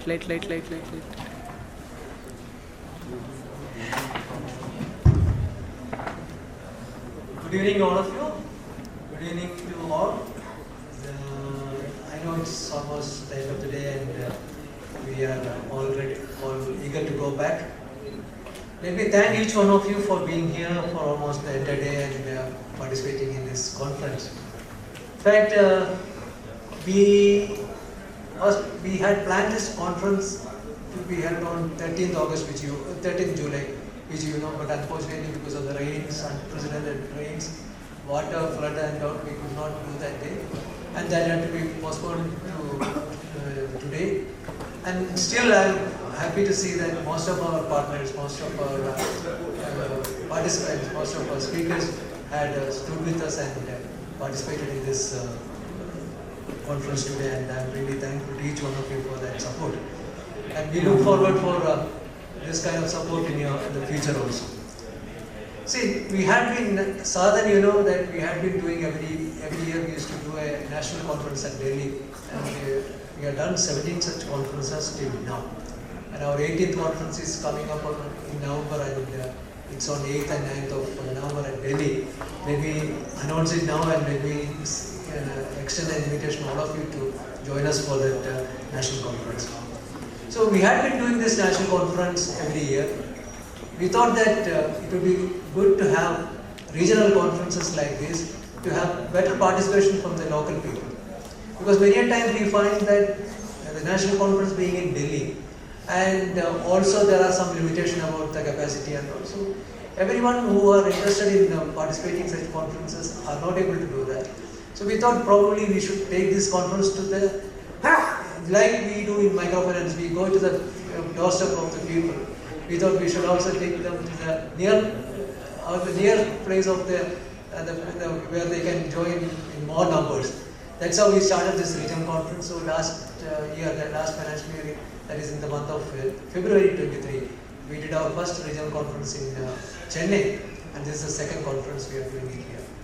And choosing Chandigarh was basically because of 2-3 reasons. One is that, see, we know that Northwest, I'm not taking UP for the time being as part of this group, because UP had a different, altogether a different culture and different, I would say, type of terrain and different type of geography. So this is something different.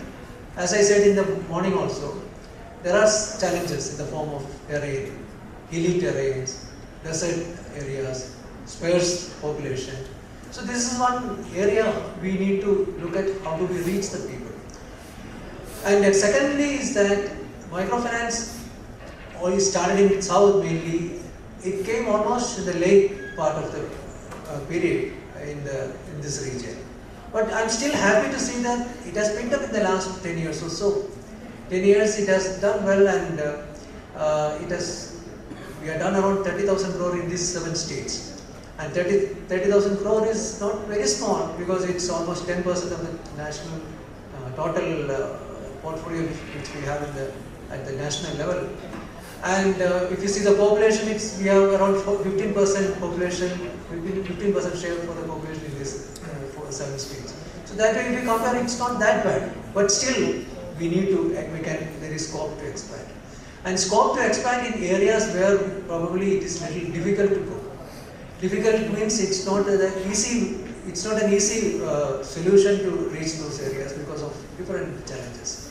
So we thought that we should be discussing about what should be our approach, what should be our way to reach these places, and ensure that microfinance is extended to the entire part of this region and to the entire country.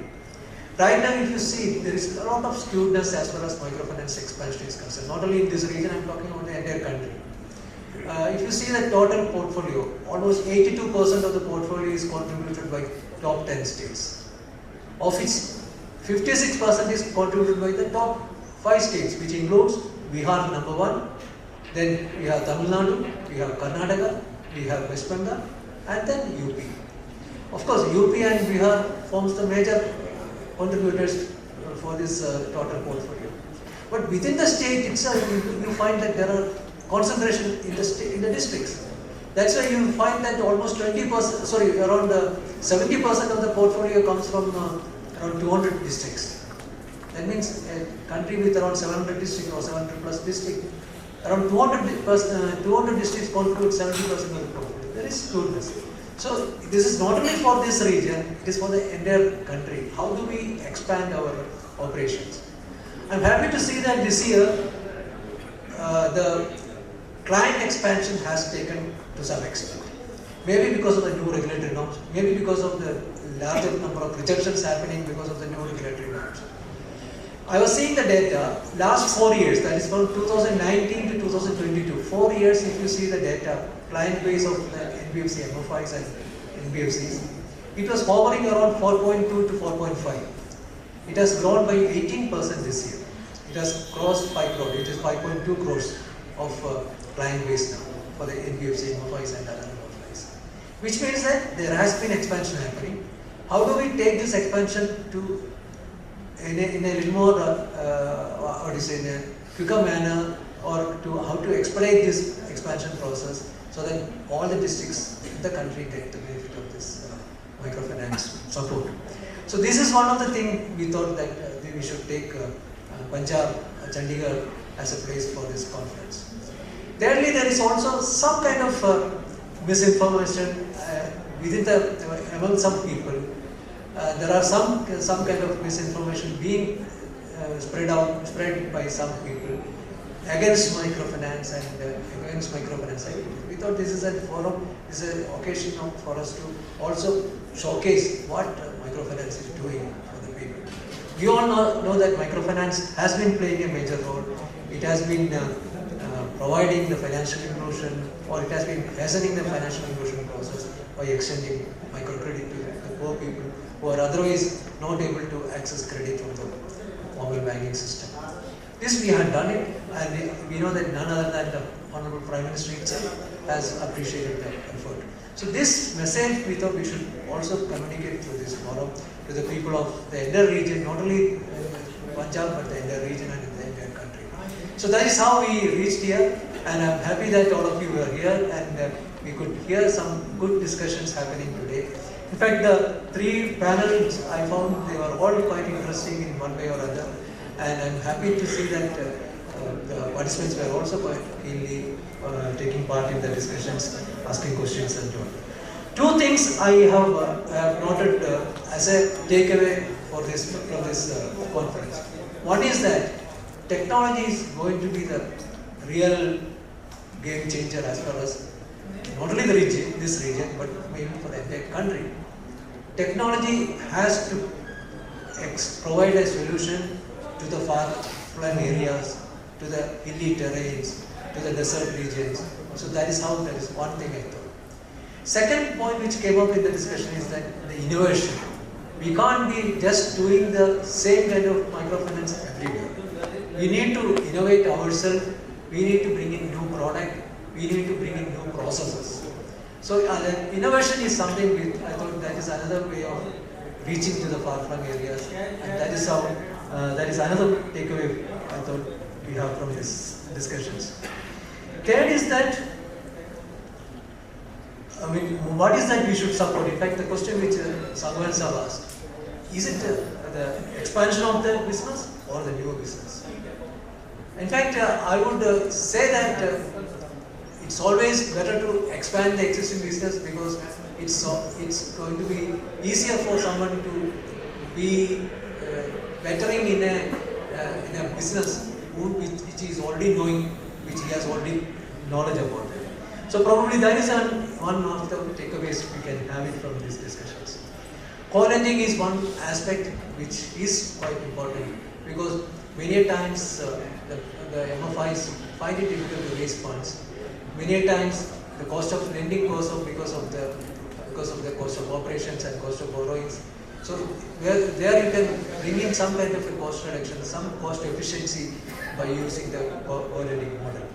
So some of these points I thought I just noted down these points as some of the takeaways from these discussions.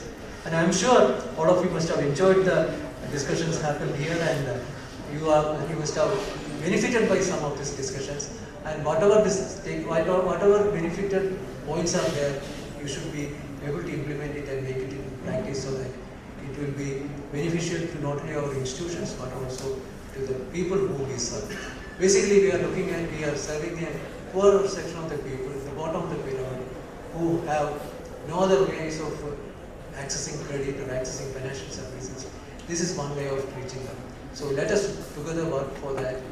We can innovate ourselves, we can innovate the products, we can have better processes, new processes, and use the technology so that we will be able to provide better and efficient service to the poor people. With this, I conclude here and thank each one of you for being with us, especially the partners who are supported in the form of sponsorship, all the partners who have been listed here. I thank each one of them for that. And also, as I said, our national conference is coming up on 8th and 9th of November, which we would like to make it a big event because this is the 25th year of Sa-Dhan. We have commenced our 25th year. We are already into the silver jubilee year. So we would like to make it a memorable one. We request all our partners to be part of our journey in the national conference also and support us and make the event a memorable one. Thank you so much, and I wish everyone to have a happy return back to your places. Thank you.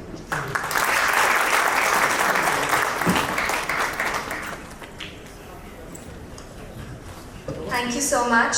And that concludes our event for today. I hope you found this experience as informative and engaging as we did. A big thank you to our distinguished guests and speakers for sharing their knowledge and expertise with us today. Additionally, I would like to thank the event organizers and support staff for their hard work and dedication making this event a success. Finally, thank you attendees for taking the time to be here today. We hope to see you again, and the tea is waiting for you. Thank you. Good evening.